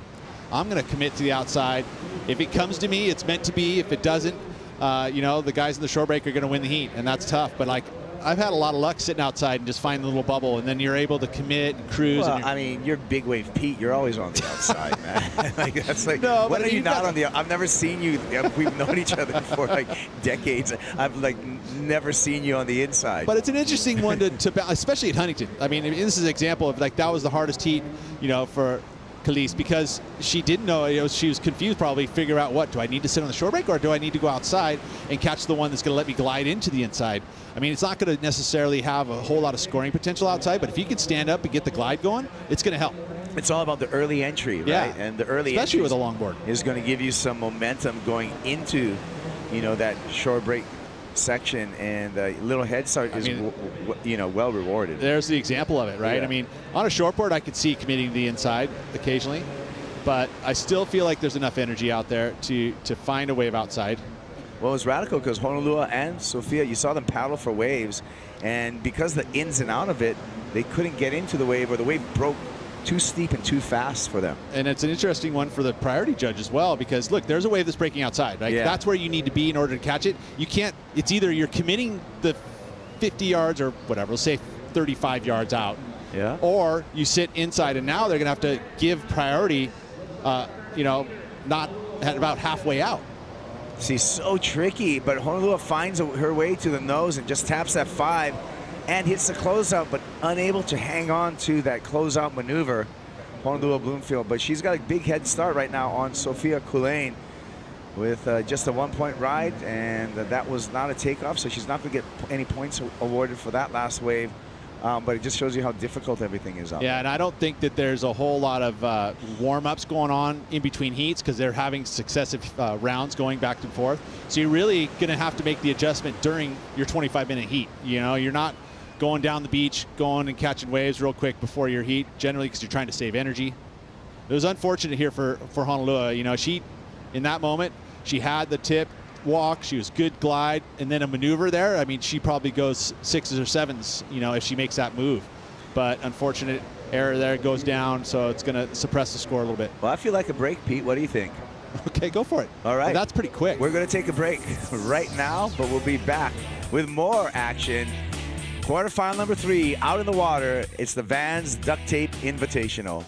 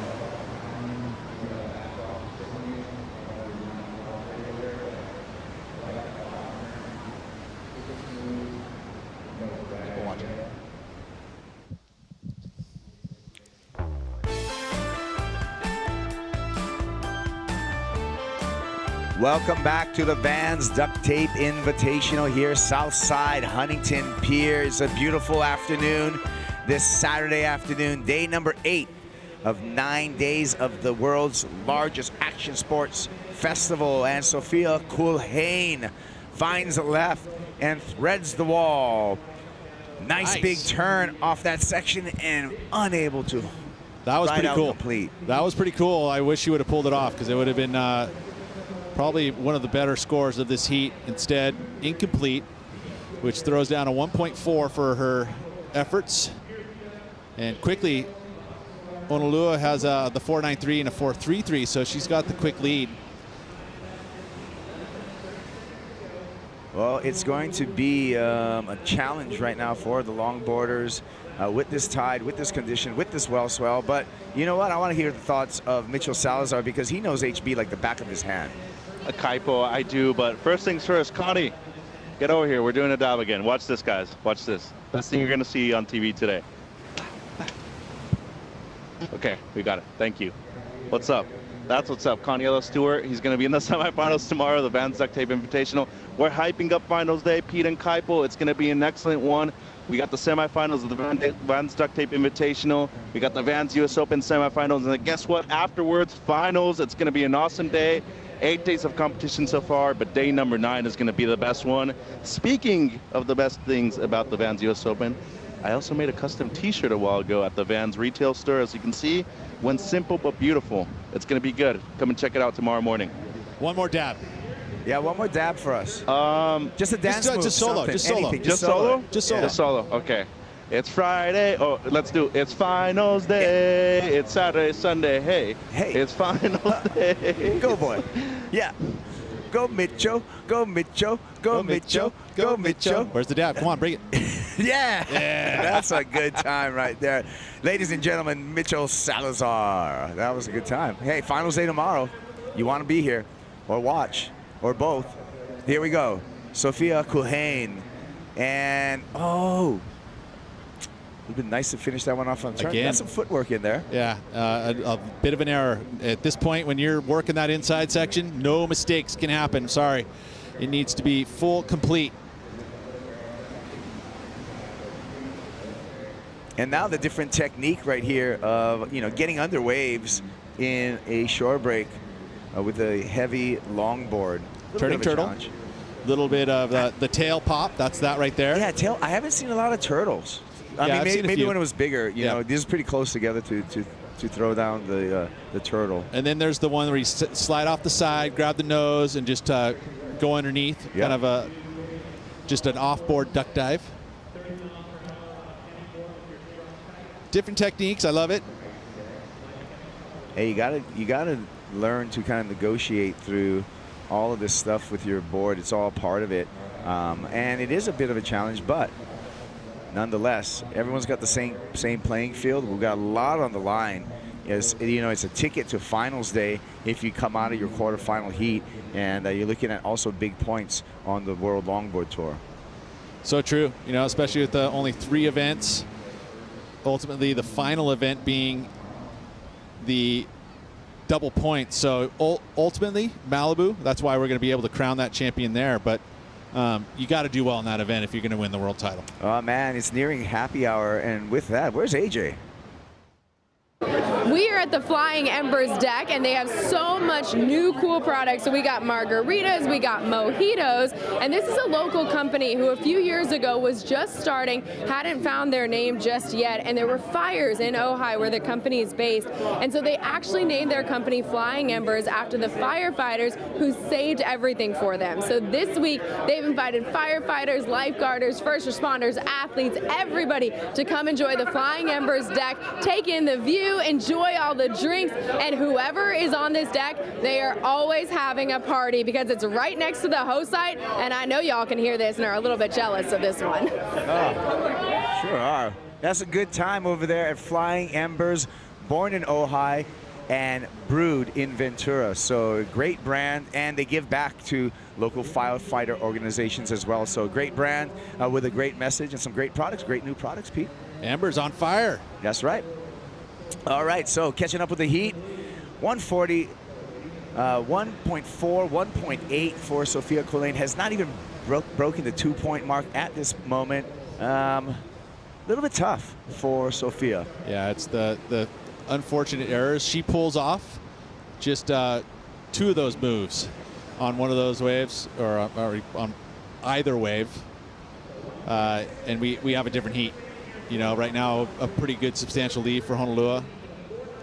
And Honolulu is able to do that, right? So that's how you win 3 world longboard titles, is that you're still the surfer, no matter what, that is able to adapt to the different conditions on offer and really, you know, put your head down. Now, so I think of Honolulu not as like a tactical surfer, but it's just a surfer with just great natural ability. I mean, she's harnessed that, but she has a real natural ability to understand the ocean. Reading the ocean. Yeah. It's a big, I mean, it's almost like, reality is riding a wave is one thing, but being able to catch it and position yourself for the best waves in a heat, that's an ability that kind of comes with, I mean, obviously experience in the ocean. You know, time spent traveling, I think, is a huge aspect of that. Just being able to, you know, try out all the different, different types of waves. But yeah, she's very comfortable in whatever the ocean throws at her. And here she is, taking a look at that.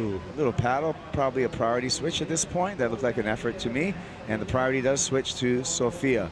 Sophia now with a little whitewater rolling on her side. She's taking a look at that one, decides not to go. Honolulu says that one's way too double up and steep. There's no opportunity there. So both surfers maintaining position and really in kind of sitting in a way just right there in the shore break. In the shore break. That's what you got to do. But I mean, I see that wave breaking outside on the main, portion of it. Yeah, no, I'm agreeing with you. Yeah. I know. Roll my thoughts, get outside. Get outside right now, especially if you're going to want to pick up a bigger number. At this point, she's got a 493, a 433, and Sophia, the same thing. If you're going to get a bigger number, showcase something different. We haven't seen anybody ride from the outside yet. And although it's 5 minutes left, so not a lot of time. So I guess that the inconsistency, you got to move to that inside because that's where you're going to see more waves more waves to be caught. Yeah, that's wasabi. You got to know what's up out there. You got to pick your part and pick your peak and really navigate through all the rolls and peaks and valleys, flat spots. A little bit of this wind chop. You can get a little wind roll in, but it really is all about, its wave selection is key right now, more than anything. See what happens in quarterfinal number 4. Soleil is up there against Rachel Tilley. Last heat of the day, but another opportunity right there. I mean, you could have been outside, catch that one. It is a little bit tougher to find that wave on that outside section because, once it gets the inside, it seems like there's going to be more opportunity to catch a wave. But there you go, quickly. Charging. Look at this double up right here from Honolua Bloomfield, but recognizes there wasn't any time to get to trim into a nose ride, so she just kicks out.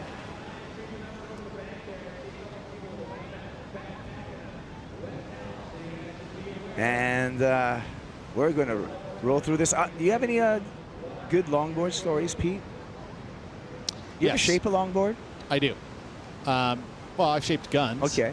Those are long boards. Yeah. I mean, how big's your Mavericks gun? 10 foot. You could ride that in this competition. I could. I wouldn't, though, being that I can't really walk on a gun.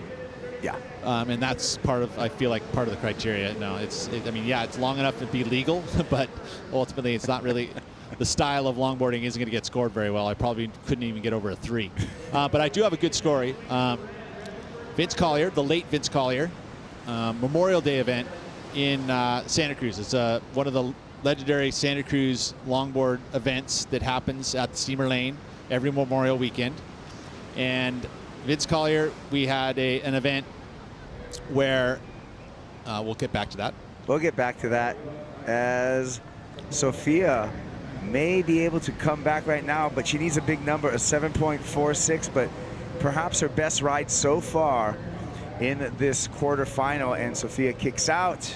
But put that together, that may reduce her requirement, although the clock's working against her. Yeah, it will definitely reduce her requirement. But I mean, again, paddle out's only about, what, 10 seconds, and she can get back out to this inside portion that they're surfing.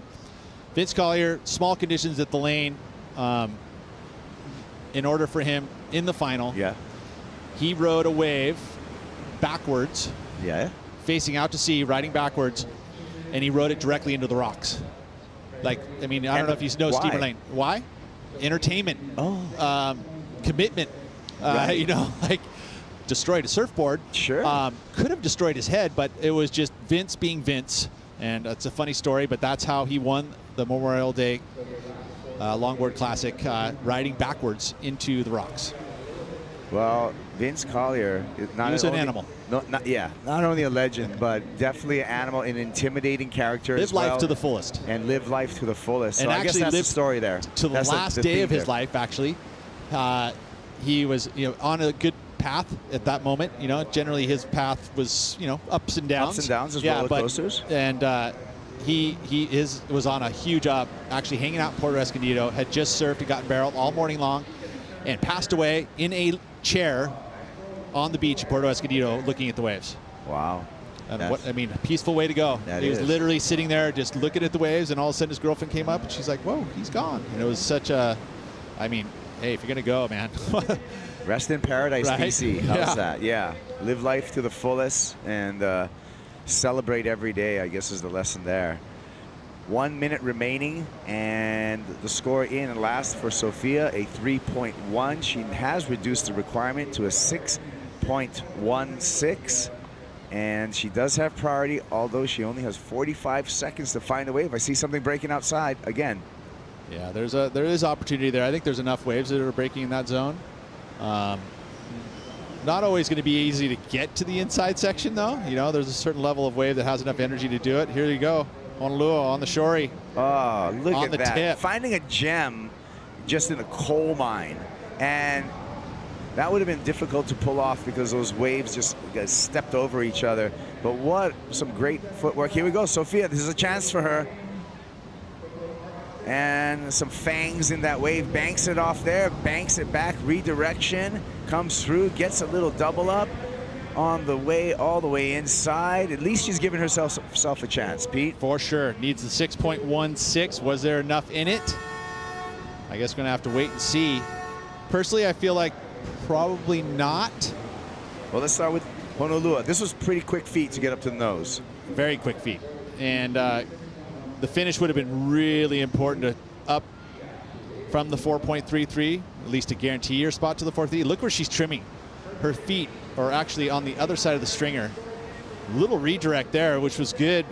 Great footwork of Vin having to be very, very quick. Yeah, that was a 3.87, not enough. So Sophia is going to leave Huntington with an equal fifth, and Honolulu is going to stamp her ticket into finals day and a semifinals appearance when we return tomorrow for finals day here at the Vans US Open, as well as the Vans Duct Tape Invitational. Last heat of the day coming your way right after this break.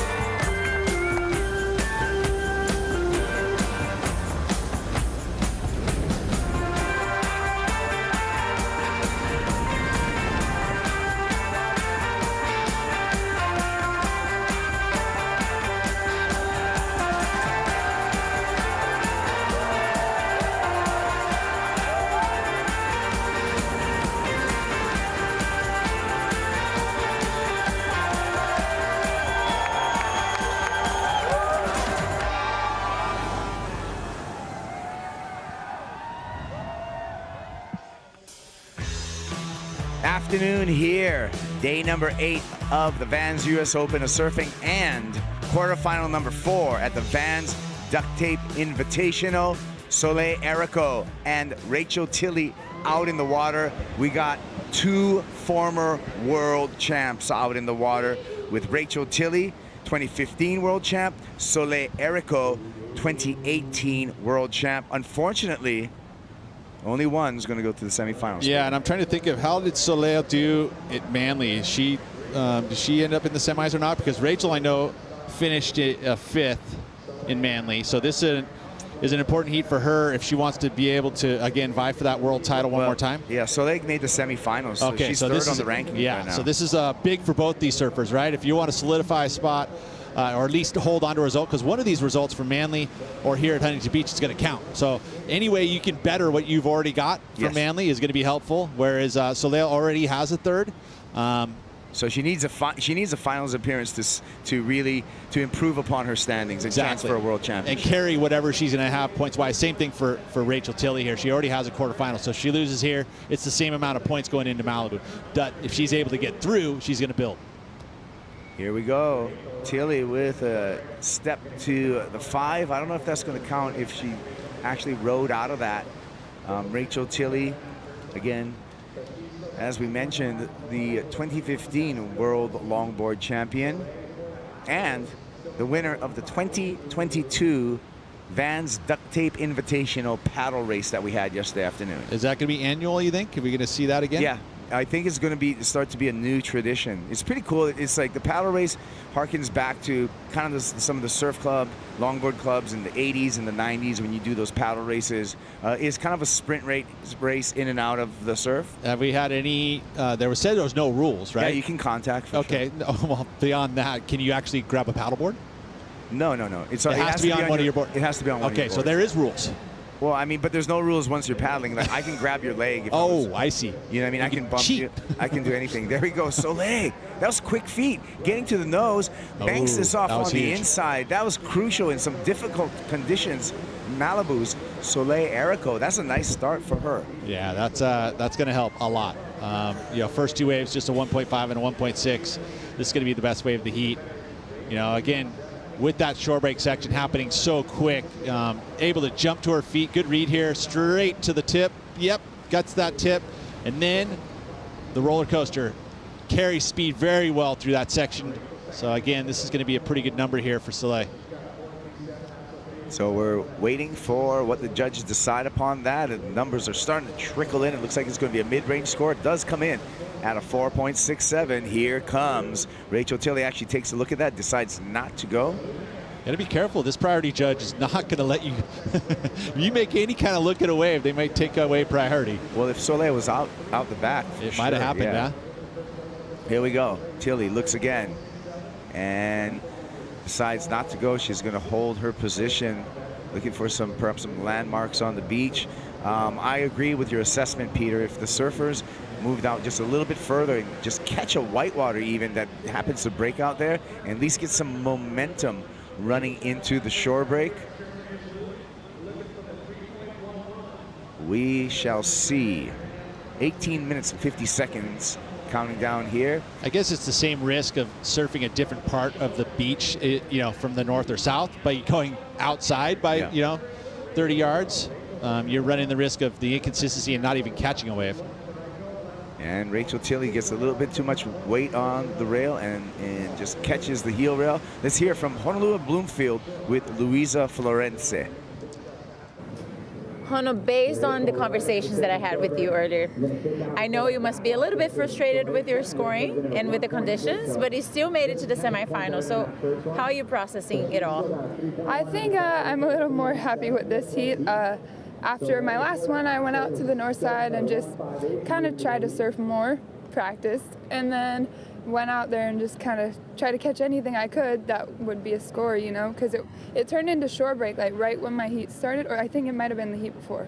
But anyway, I got a couple right off the bat, which I'm super stoked on because there wasn't much out there. And I also know that you and Sophia surf a lot together in Hawaii, and you guys are friends, but then in the water, the game is completely different. And you guys just faced each other in the quarterfinals in Sydney, so it's a completely, you know, same scene, new place. What did you take from that experience to the water today? You know, it's always really hard, like, surfing against your friends, let alone, like, an amazing surfer like Sophia.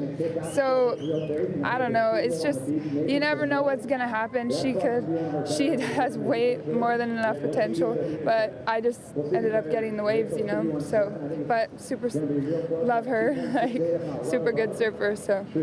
Well, you made it to the semifinal. I'll see you tomorrow. Go have some fun, rest, and see you tomorrow. Right, thank you. Yeah. No surprise, Honolulu Bloomfield into the semifinals.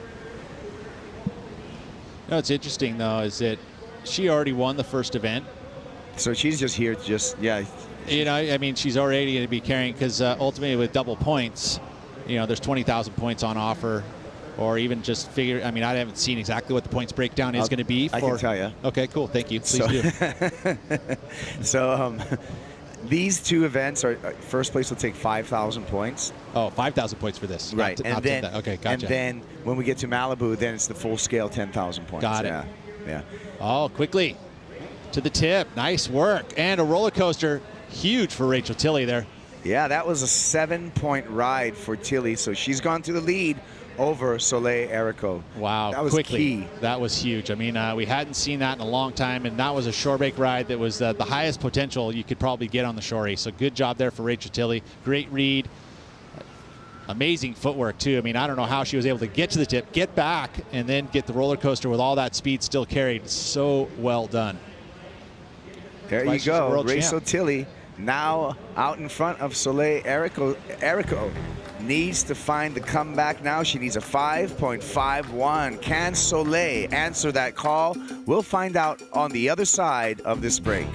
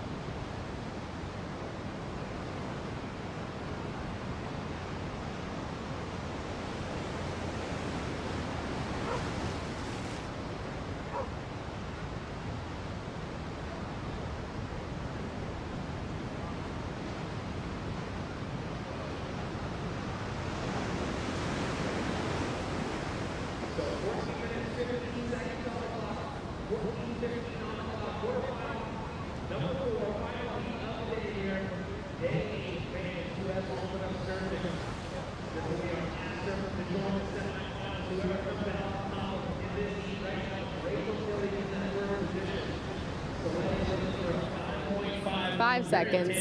With 13:50 on the clock.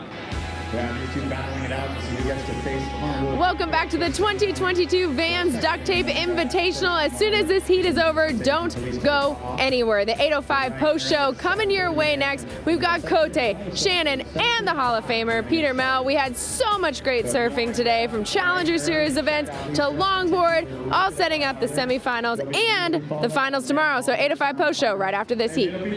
All right, that's right, AJ. I'm going to be hyping it up. I'm hanging around for that thing. Are you kidding me? You guys are going to be like unwrapping everything that happened today.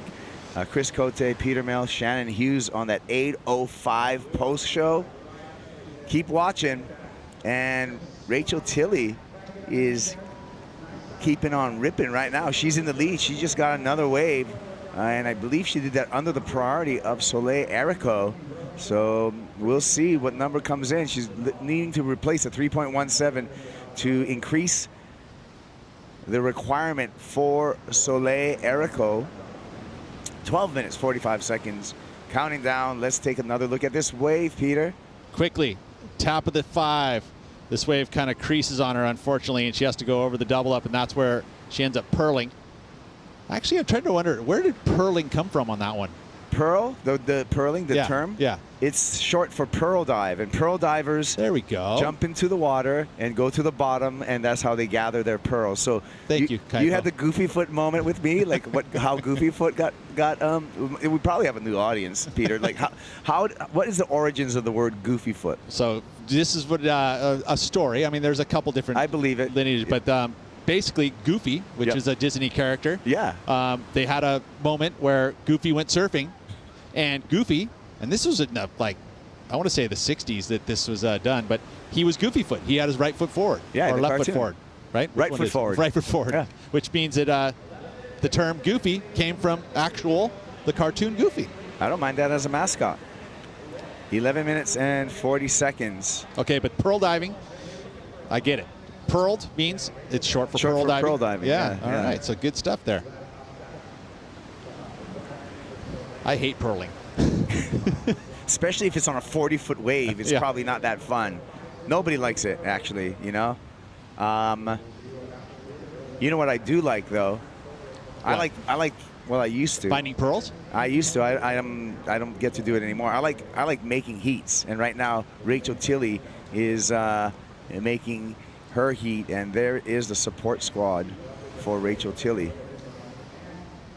Well, she ended up adding a 0.1 to her total, which is a 1/10 of a point. Every 1/10 of a point counts. Makes it that Every much 100th harder of a pound. for your competitor to catch up. So Soleil Erico now needs a 5.61 to get the score and get the lead off of Rachel Tilley. The time in the water, 10 minutes and 40 seconds. Here we go. Soleil Erico on her heels right there. Gets the nose, gets a nice little 5. She's gifted with a little double up on the inside. Redirection there. Hangs on through the difficult shore break in the shadow of the Huntington Beach Pier. Keeps it. One more tap on the nose on the way to just scraping her fins on the water. That was a great effort by Soleil Erico. 5.61. What do you think, Pete? I think that she actually put some time on the tip there, too. So that wasn't just a quick little tap of it. She actually put on a full second where she was actually on there. That comes into play, especially in the shore break conditions, you know, being able to get all the way to the tip and hold it for the amount of time that she did. She waited till the right time to be able to get there, and once she was there, look at it, she held it there for quite a bit, and then the redirect off this foam.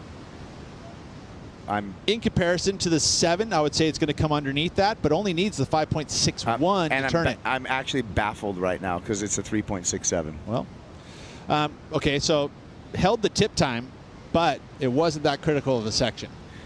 Not as critical as we saw Rachel grab the tip there. So there you go. I think that's... I mean, we get to analyze stuff, and that's what we do. And, of course, we're on a set. The judges can't hear us, but I'm pretty baffled by that number. You thought it was better than the 4.67? Yeah. And you thought it was the 5.61? I thought it should have been closer to the 5. If not the 5.61, I think it should have been closer. But, hey, let's roll on. 9 minutes and 10 seconds on the countdown. Soleil Erico continues to trail Rachel Tilley in this heat. Soleil still requiring a 5.61. Now she's under the priority of Rachel Tilley. Rachel's going to spin it on this one, decides to go, utilizing her priority. Here goes Rachel. 5, shuffles back there, another 5, double up on the inside, putting together really nice wave. She's going to be putting more pressure on Soleil Erico with this ride. And a little bonus section on the inside. Such a great competitive surfer. I mean, even Glenn Tilley, Dad, he was one of the best constructing heat, tactics, going through it, finding good waves, all of those elements that you need to have. Rachel has it, DNA. Watch this again, quickly to the tip, back again, and then even gets back to the tip. And she did it to keep the trim going. Like, that was necessary. That was exactly what you needed to do in order to keep the trim and keep the board moving nicely, not going too far on the tail, not getting too far on the nose to pearl. Yeah, and the team likes it, and she's going to improve. She will be adding points to that total. Yeah, she will make it the need even larger for. Here we go. Excellent. Yeah. Oh, and decide not gonna hamper priority for Soleil Erico, as she's the lone surfer out in the lineup. She's maintaining first priority, doing a little bit repositioning, and needs to find a quality wave because her requirement now is a 7.5. Again, Soleil Erico, you see her on your screen in the red jersey. She needs a 7.5 if she wants to get out of this heat. Now, not quite excellent needed, but pretty darn close. 7.5 is a good number. Generally speaking, you're going to probably need it to be a little bit bigger wave. She's going to have a critical section on whatever part of the wave. She's got to be able to get to the tip. Maybe get a nice little roll. I mean, we have a great comparison. The 7.0 of Rachel Tilley. You remember that one? She was running to the tip. She actually was able to trim through a little section, a little steeper section, and then carried that speed into a nice little floater. So that's the comparison needed for Soleil. And, you know, she has that semifinal. These girls are going to be flip-flopping maybe positions here, although there's still lots of time. 6 minutes and 35 seconds counting down. And Soleil now taking a look, repositioning, getting closer to the pier, trying to find that little wedge roll in or a wave that's going to offer her a wall so she can work the entire length of the board. She can get some grace, style, and flow in her ride, get some footwork going, maybe a couple of turns. She needs to have some very good surfing because the 7.5 on the scoring scale is considered a very good ride. Go outside, grab an outside set. That's my vote. Well, here she goes. Fades left, turns right. Nice start. And kicks out, although no wall in front of her. Now she just gave up priority and is going to reposition herself in this confusing Huntington Beach lineup. And a big wall to go through here for Soleil. I mean, you know, just strategically, just a point for me. You know, if you want to showcase something different that's happened in this entire heat, you can go out there and, you know, if it's destined, that wave will probably come to you. Well, I think with the separation now, the fact that Soleil is under the priority, she may want to think about that.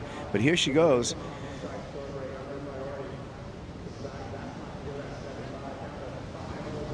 Wide shot shows the separation between the two surfers and really illustrates this mixed swell, Peter. Yeah, it's the wind swell seems to have taken over.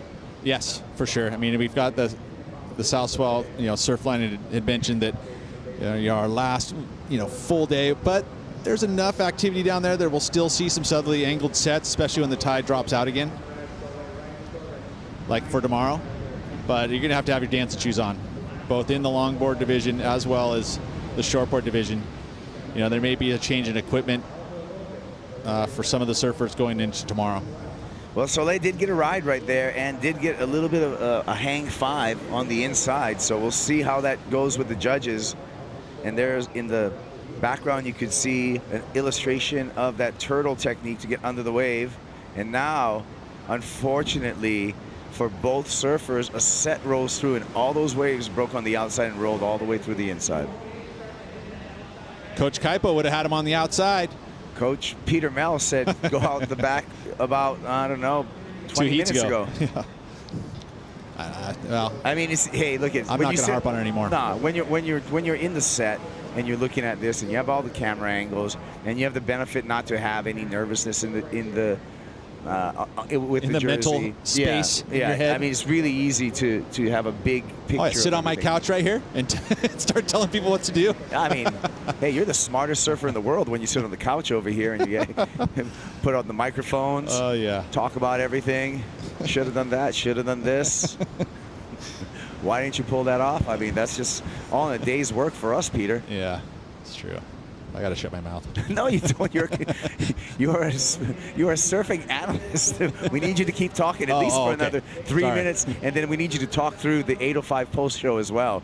So you got a whole lot more vocabulary on your way. All right, I'll keep the vocal cords going. Yeah, you're good at it. 3 minutes, 4.1 was last from Soleil Erico, so the requirement remains the same, a 7.5 for Erico out there in the red jersey.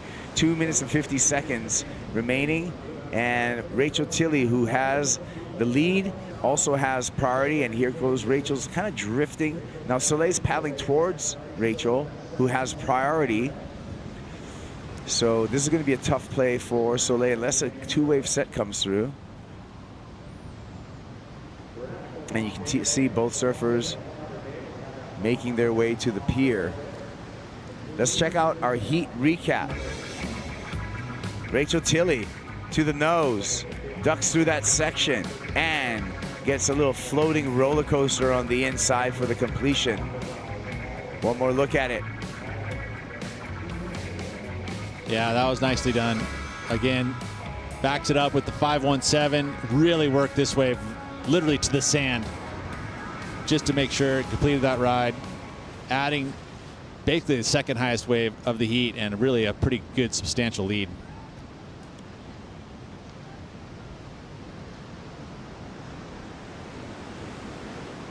Shadows in the afternoon from the Huntington Beach Pier, iconic symbol here at Huntington Beach.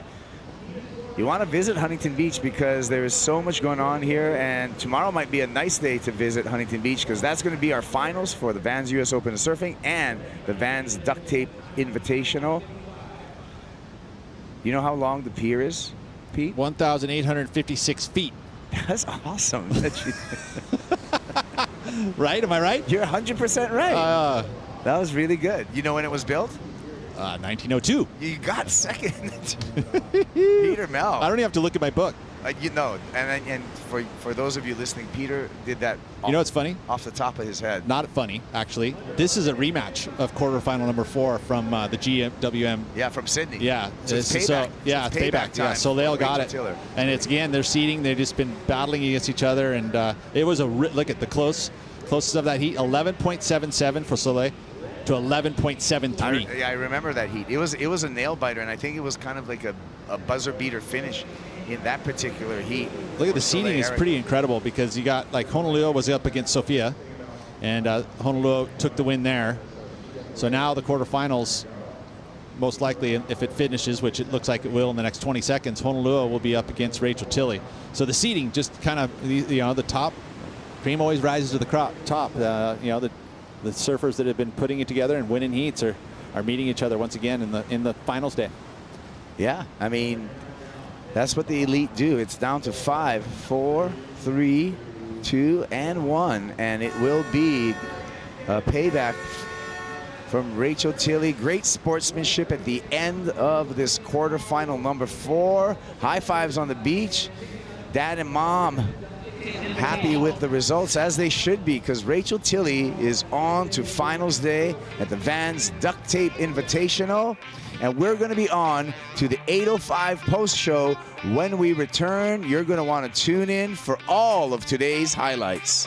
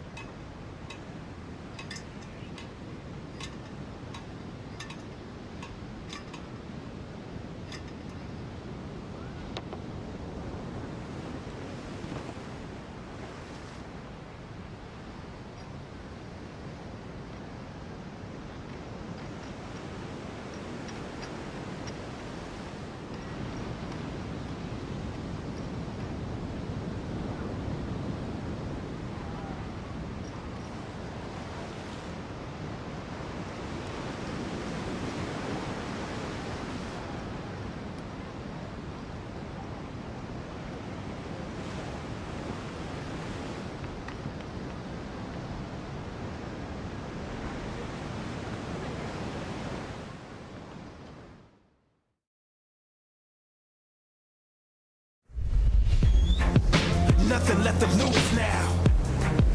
Everything to prove now. Long as I'm alive, I'ma fight back. My fire never cools down. I'm about to catch fire. Yeah, I'm about to catch fire.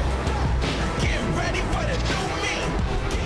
Get ready for the new me. Try to hold me down and I go higher. Try to put me out and I go louder. I'm a fighter, a survivor. Stand back while I catch fire.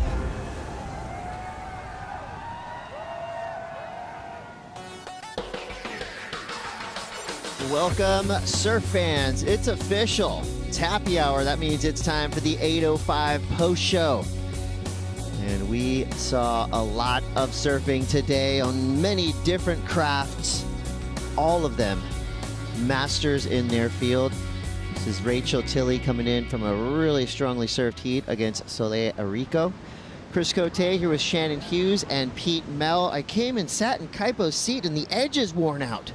That tells me that he was on the edge of his seat for the whole afternoon, and a lot of those heats went down to the very end. Obviously challenging conditions behind us, but all of our surfers made full use of every wave that came through this afternoon. Some big performances. The cream rose to the top.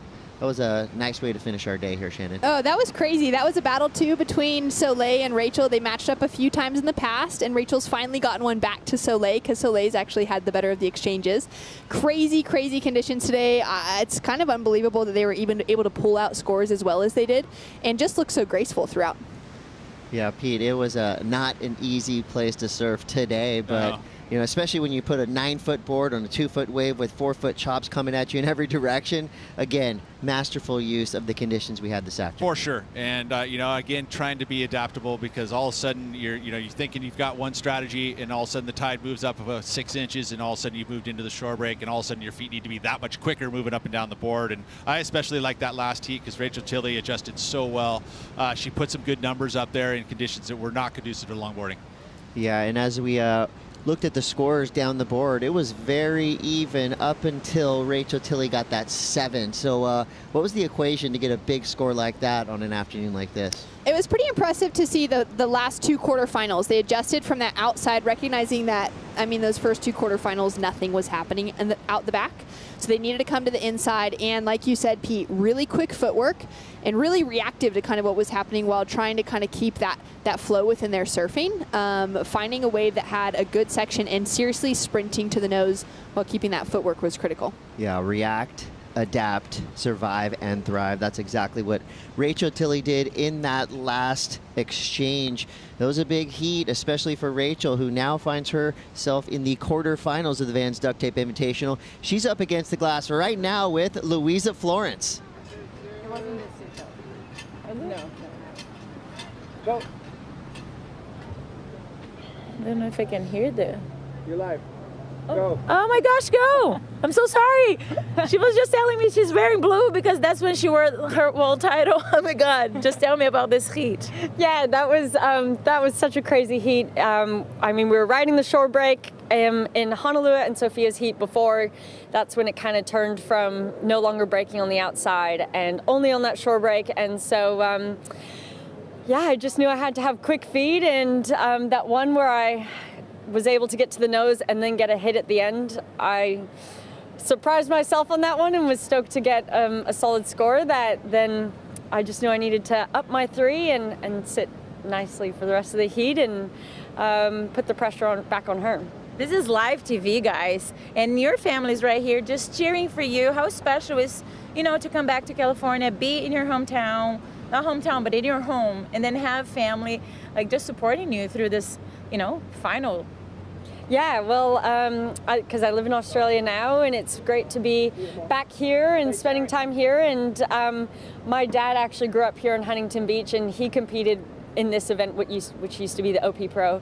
And so he has all of his experience here that he's giving me insight on, and using that to my advantage. And now I'm into finals day. Amazing! We'll see you tomorrow. Go celebrate. Thank you. Yeah.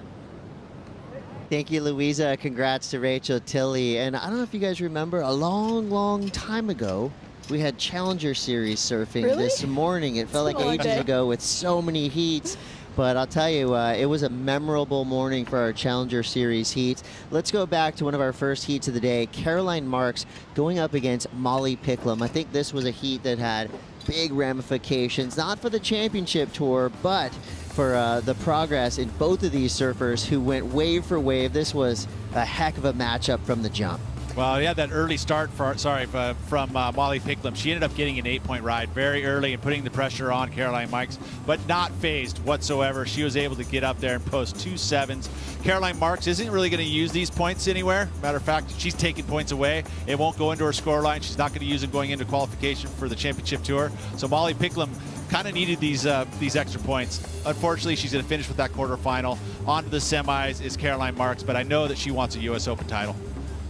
I couldn't agree more. I think that's exactly why Caroline is here. She flew in from Tahiti from a trip the day before we started. She flies out the day after we finish, which means she's here and she wants to take a win out before heading to the last stop of the championship tour. That was just amazing surfing from Caroline Marks. If I'm a competitor going against Caroline, my whole job is to not let her go right. You do not want to see Caroline Marks activate her backhand, and she did just that in that heat. So we are into the semifinals for our women's bracket here at the Vans US Open of Surfing. Semifinal number 1, Macy Callahan versus Caroline Marks. Semifinal 2, Betty Lou Sakura Johnson versus Sophie McCullough. I love those matchups. These are matchups that you won't see on the 2022 championship tour, but man, that is a really strong field for our semis. I mean, you'd have to say Caroline Marks considered the favorite going into this semifinals, but Betty Lou Sakura Johnson put on an absolute show in her quarterfinal heat as well. She did. Quick feet, youngster. She was able to post a big number as well, so I expect her to be looking solid for tomorrow. Being a little bit youthful and smaller conditions is always helpful. Yeah, and we're going to be running those semifinals quickly tomorrow morning because we want to get right to the action. Well, the men got involved as well here in the Challenger Series at the Vans US Open of Surfing. One of the heats of the day was right here. We had young surfers going wave for wave. It was a battle from the very beginning, and to me, this was a heat that was going to pretty much dictate who would be the favorite. It was Zhao Chianca going up against Ryan Callanan, and this was another wave-for-wave battle. Multiple 8s, big 7s going down, but at the end of it, Zhao Chianca got the edge. Yeah, it was a big deal for Zhao because right now, sitting very comfortably in that top 10 is Ryan Callanan. This is going to be a result for him, even though it's a quarterfinal. I know he wanted to go further, but Zhao, he is going to be able to pick up some big points, and he is in need of them right now, especially to start some momentum. But we head to his hometown in Saquarema, so you'd expect him to do well there for our Challenger Series event. We also have Ericeira, which I think Joao could do very well. But again, this is huge for him to get that semifinal result. So far, just the minimum. Yeah, semifinal finish in a Challenger Series, an absolute keeper. Here's the end results for that huge quarterfinal matchup. Zhao Chianca with an 8-4 and an 8, a 16-4-0 total, one of the highest heat totals of the entire event. Now that sets us up for a very unique looking semifinal. You've got Ezekiel Lau versus Eitan Osborne. I don't know if these two surfers have ever met up in competition, but semifinal 2, Evan Geiselman versus Zhao Chianca. I mean, we've got East Coast, West Coast, Brazil, Hawaii, air guys, power surfers. To me, this is one of the most exciting semifinal matchups I've seen in a long time here at the Vans US Open of Surfing. That foursome right there, so tough to call. I'd have to say Zhao Chianca, maybe with that electrifying edge, but Eitan Osborne coming through, the potential underdog to win this whole thing. I cannot wait for the men's semifinals. I mean, if Eitan can find the airs, I think he could seal it up, but Joao has been so hungry, looking for those huge breakthrough results after having such strong performances that I could see both of them easily meeting in the final, and I don't know who's going to take it all the way. Will it be power? Will it be airs? Will it be precision, Pete? Let's wait till tomorrow. We'll see what the conditions are conducive to, and then we'll talk about it. All right, that is, we'll leave it there. That is a wise decision there. Well, throughout today, we've had a lot of Vans Duct Tape Invitational surfing as well. And I'll tell you, these heats were heavily fought as well. This is your round 4, heat 5. And Honolua Bloomfield, always a favorite coming into any contest she surfs from 2 to 20 feet. And she proved yet again that she is a clutch performer. She had a heat with Haruka Yokosawa who is a threatening competitor, but it was Honolua Bloomfield at the end, getting the win, surfing her way into the quarterfinals. Yeah, really impressive performance from Hono, what we would have expected from her. A beautiful performance from Yoshikawa as well, from Hiroka, but she just couldn't find that momentum with the right waves. And for Honolua, she is seriously so steady on her feet. The girl never falls. She always performs well, no matter what the conditions are like. So she's going to be a tough one to beat come finals day.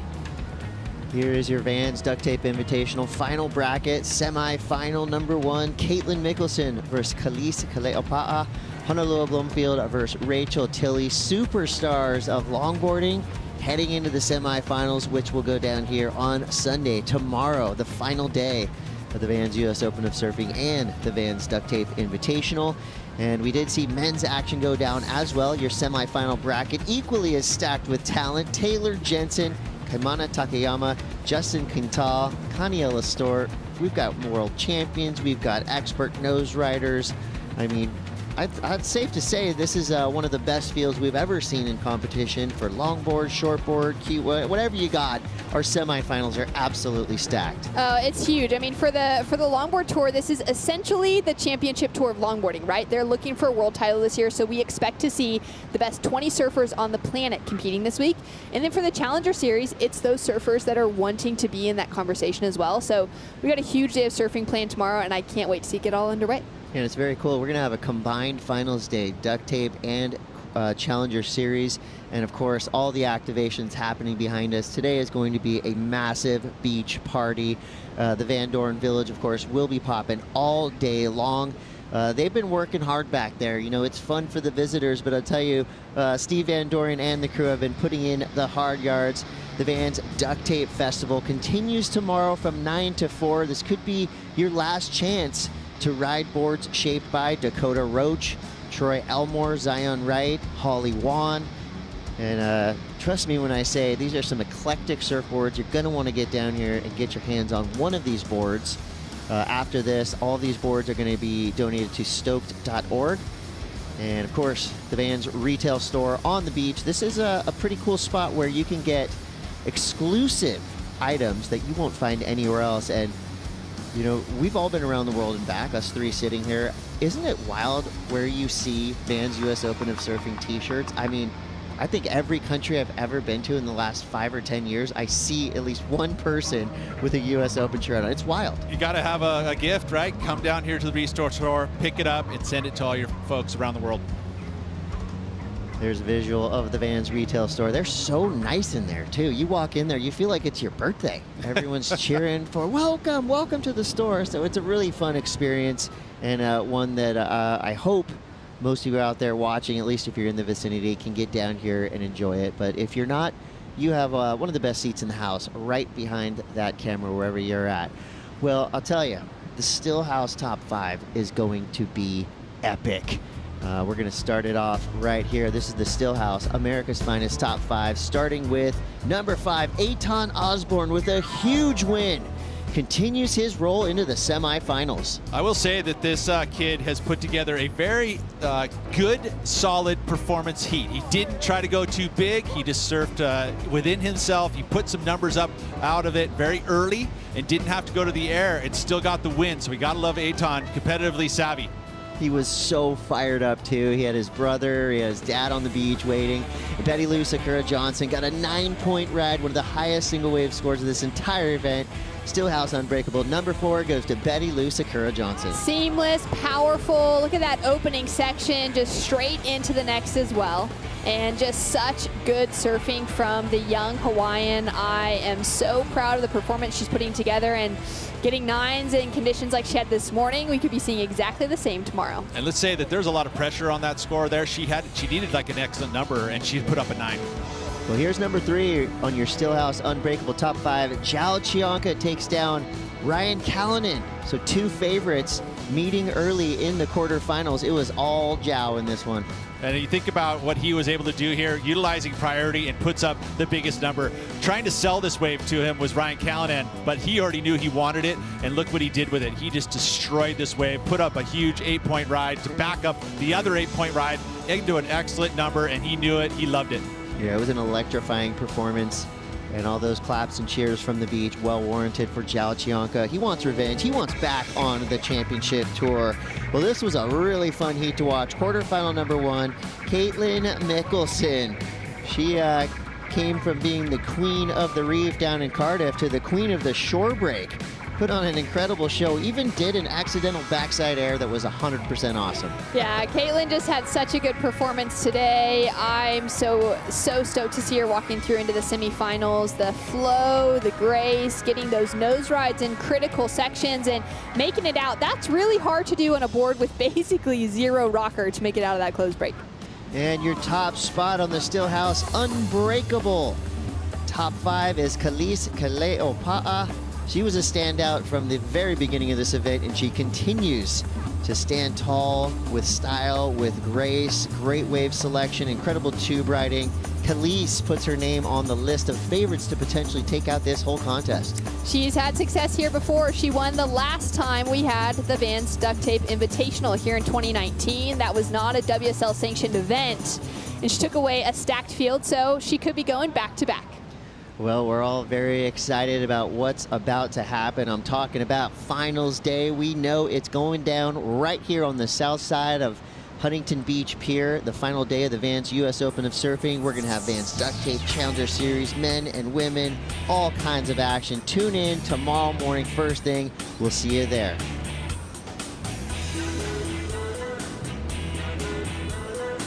Hometown. It's been a huge week here. Now we are into the quarterfinals. Great first turn, another great 2-turn combo for young Macy. That board looks great underneath her feet. Solid start for the Pickle. A huge come from behind win right here for Caroline. Needs something crazy. Caity Simmers is going to take away an equal 5th. There we go. 2 big turns on the outside. That's the recipe. It's an excellent ride. It is excellent.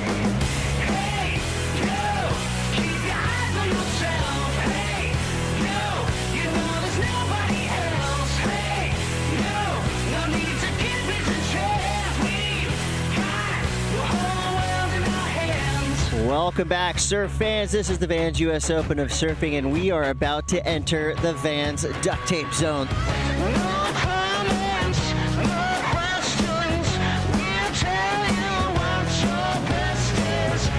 Caity Simmers, absolutely, is killing it. Here we go, it's Soleil Erico.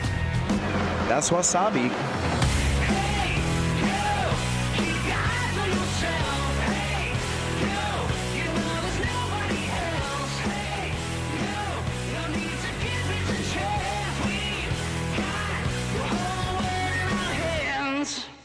This copyrighted event broadcast is produced by the World Surf League for broadcast around the world and may not be retransmitted, reproduced, rebroadcast, or otherwise distributed or used in any form without the written consent of the World Surf League.